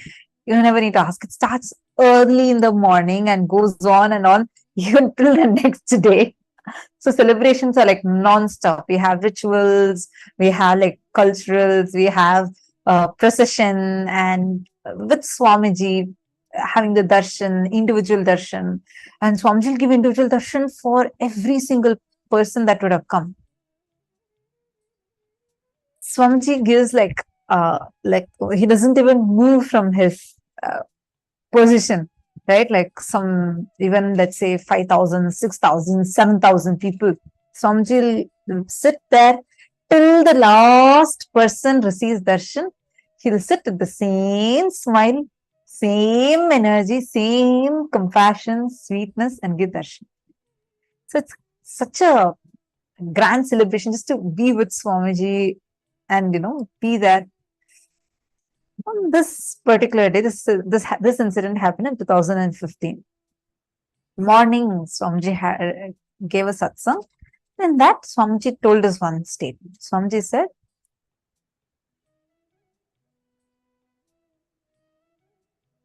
just make a declaration, even mechanically, if you declare that if I am Mahadeva, let this happen. Just to show you the declaration is true and you are Paramashiva, you are Mahadeva, Paramashiva will just rush and make what you want happen. So, Swamiji had told this in the satsang in the morning. For me, it was like wow, such a big click. Because especially you don't need to believe, you don't need to cognize. Many times when something is told as, okay, you need to cognize it. I used to start having like self-doubt, oh, probably because I'm not cognizing it. So this may not work for me. Like this, many of us struggle. Swamiji made even that redundant. He said, even if you mechanically just say it as words, you don't even need to have any belief or anything in it. Just mechanically say, if I am Paramashiva, let this happen. Then it will happen. So it was like a click, and a few of us, Balas and all of us were like discussing and going. That evening, we had Rudrabhisheka. So in Adinam, we have a huge pond, a healing pond with 21 feet tall Shivalinga made of Navapashana, 9 different poisons mixed in the right proportions to make the most powerful medicine. And like it's so powerful that if you pour milk for Abhishekam, for normally milk, especially when it's outside, it will get spoiled within 1 day, 2 days. But this milk will last even for a week or more without getting spoiled. That level, the whole place is so powerful that even milk does not get spoiled. Like understand and see what kind of a healing energy this has. And it is surrounded by 10,008 smaller Shivalingas, where like all of us sit and offer the puja, Abhishekam. So we all were doing the Rudrabhishekam. I had taken out my Atmalinga, kept it on the bigger Shivalinga, and I was also doing the puja, did the Abhishekam, and everything else I had packed. I don't know, somehow, I think I missed my Atmalinga within that itself. I packed everything and put it in my puja kit, like all the Guru Padukas, everything else, and then we left from there for the procession. While we were like moving for the procession, midway, one of my friends came and asked me, hey, can you show me your Atmalinga? I want to see your Atmalinga. So, like as usual, I go put my hand in the bag and open the box. Atmalinga is not there. For a moment, I thought she's playing with me. So I asked her, hey, did you take the Atmalinga? She's like, no, I really did not take. I was trying to know, some of these Balasins are making fun of me or something. They would have only surely taken the Atmalinga, and I'm trying to ask everyone. Nobody had it. I was getting really scared because Swamiji had told at that time only one Atmalinga per person, like you can't get a second one.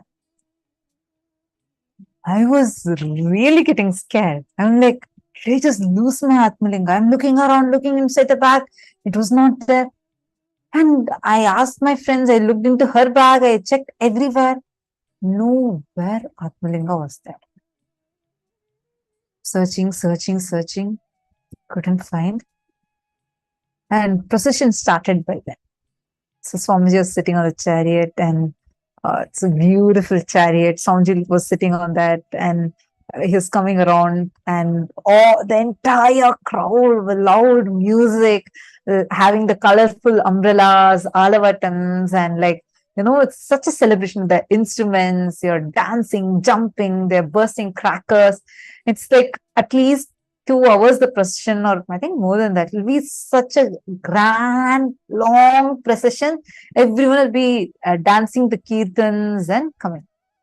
It's really like you will never see such grand celebration anywhere. It will be whole group, like all the thousands of people will be jumping and dancing. And Swamiji will be in the middle, and it'll be such a feast for all of us to just enjoy it. Then my heart was like racing. I didn't know where my Atmalinga was. I need to get it right now. Then one of my friends told, did you pack it along with your puja kit? Did you pack it?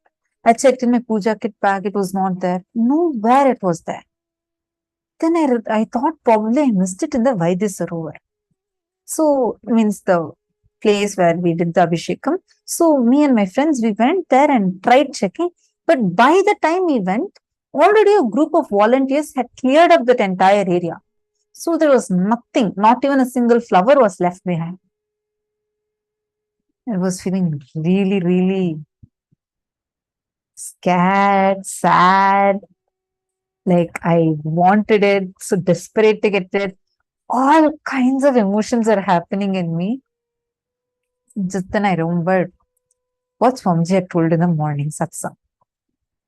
So I said, Swamiji said, when mechanically if I declare that if I am Paramashiva, let this happen, it should happen. So I said, I am declaring. I called a few of my friends also in front. I said, all of you are a witness. I am making a declaration now that if I am Paramashiva and if everyone around me are Paramashiva, by tomorrow morning, 8 a.m. sharp, 8 a.m. Indian Standard Time, sharp, I want my Atmalinga in my Atmalinga box, exactly the way how I'll keep it. And I made the declaration. I was so sure, see, Swamiji has told it will definitely happen. I was more curious as to how it's going to happen. And that whole night, I remember, I think this is Jayanti day, if I'm not wrong. Swamiji's Jayanti day. So, like the whole night, I was like trying to open the box and see once in a while, did it materialize or did someone come and keep it inside? Full night passed. No change at all. I didn't find my Atmalinga yet. Next morning came. I tried going back to check if Vaidya Sarovar anything is there. Nothing is there. Yoga got over. Puja got over. 6 a.m., 7 a.m. Only 1 hour left. I still did not get my Atmalinga. I was trying to see again and again. I tried opening and closing the box a few times, thinking somehow it will just materialize or something will happen. Nothing happened. 7:30. Only half an hour left. According to my declaration, by 8 a.m. it should be here. 7:45. 7:58. Like there's 2 minutes left. Still, I did not get my Atmalinga back in the box. I was really getting, like, I was panicking by now. Swamiji has told, so it has to happen. And there's like only 2 minutes left. And I need Atmalinga, it should be inside. 7:59. There's a minute left. And there used to be a bell that goes on. For a minute it will go on just before 8 a.m. 8 a.m. was a satsang time. So before 8 a.m. there is this, for almost a full minute, one bell will be ringing in the meditation hall. It will be like tin, tin. So that sound started. Really, I was like getting really, really panicky now. My thing was by 8 a.m. my Atmalinga should be there. Suddenly, I felt a tap on my shoulder. I turned and saw a random lady. She was a devotee, and I didn't know her. She came and asked me. She came and asked me, "Ma, is this yours?" And she gave me my Atmalinga. It was 7:59.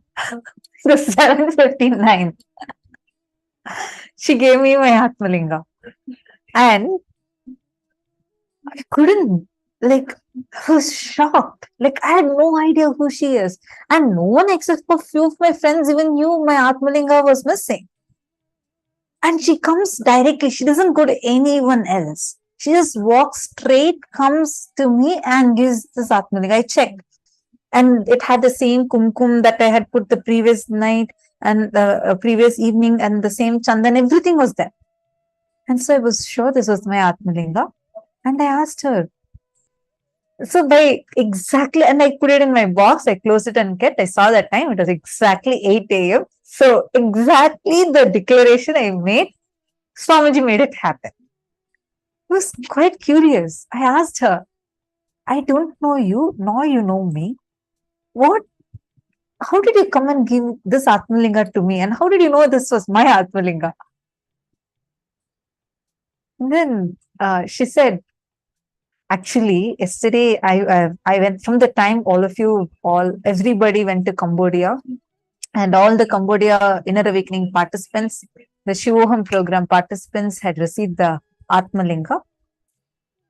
I was praying to Swamiji that I somehow need an Atmalinga. I also want to have an Atmalinga. So when I was cleaning the Vaidya Sarovar yesterday, I saw that this Atmalinga was there on the Shivalinga. So I thought how nice it is. I thought an Atmalinga was materialized for me. So I took that Atmalinga with me and I was keeping it. I was so happy thinking this Atmalinga is going to be mine from now. And she had taken that with her and she had gone to her room. And it's in the morning. She said she was still asleep. And she suddenly got a dream of Swamiji. And where Swamiji shows her my face and tells her to come and give the Atmalinga to me. And that is why she immediately rushed. She just got ready and rushed. And exactly as per the declaration, just before 8 a.m., she came and gave my Atmalinga. And I still have it. And this is that same Atmalinga, and I still have it. See, this one incident for me, it was not anything else. That one declaration, mechanically, no some powerful cognition, no some visualization, nothing I did. One thing, Swamiji told in the morning satsang, even if you mechanically declare, he will make it happen. Just to make us realize that, oh, you are Paramashiva. See the extent to which he goes. He goes even to another person's dream, gives a darshan there and tells him just to make one declaration of yours to become reality. Understand, all of us here, all of us are having Paramashiva here with us. Paramashiva himself is physically here and he is giving you this knowledge. And just the moment you connect with him and the moment you declare, you will see he will rush to make that happen. That is why it's so sweet. It's not like, some visualization you need to do, some technique you need to do, nothing. You just connect to Swamiji.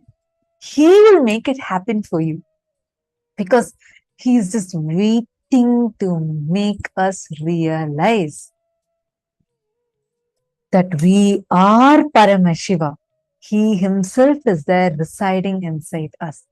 Just the moment, honestly, I can tell all these cognitions now, but for me at that time, when I wanted it, right, like I needed my Atmalinga back, that was the only thing running in my head. And like I knew Swamiji told in the satsang, so definitely, like if I do, it will work. But see, even if Swamiji had made it happen by Swamiji had manifested the Atmalinga by evening or even by night, it would have been a great, amazing experience. But he waited till the last minute because I declared saying 8 a.m. So he waited till 8 a.m. till that last minute. All kinds of fear, that panicking, everything, all drama happened inside. He just waited, played, and at last just showed, hey, I am here. Here I am manifesting it for you. Understand, same thing, even in your life. Many times you will feel like, oh God, like someone was saying the other day, oh, I have asked this boon and I'm waiting for this boon to happen. Be very clear. It is He who is playing with you. And look, because that became so special.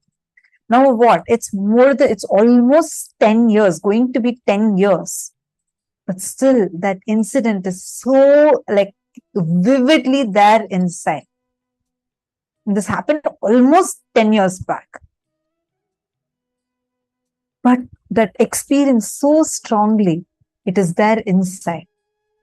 Because that is the compassion of Paramashivam. He just wants to show to us that he is there for us. It is he who is playing this whole thing. Whenever any tough time comes, your incompletion you're facing, you're not able to face something, just remember this. It is Paramashiva doing this whole play in your life. Swamiji is doing the whole thing. He is just doing his Leela. Otherwise, see, every moment, whenever everything is happening nicely, we don't ever even understand or remember Paramashiva is doing all this. Only when problems come, immediately we point our fingers saying, oh, look, why God is giving me all this. That is why like I always feel, oh, this whole play he is just giving just so that when he just manifests for us, we understand how he is manifesting for us and the compassion of Swamiji, the compassion and love that he has for us and how he is manifesting for us. So I hope I answered your question. Just your conscious declaration is connect with Swamiji, and anything you declare consciously, it will just manifest for you.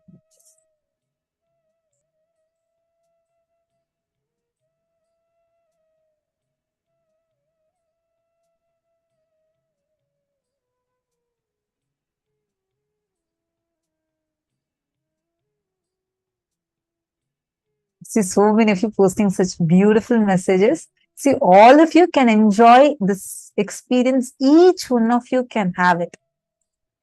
For all of us, Swamiji has opened it up for every single one of us to be able to experience like this and manifest like this.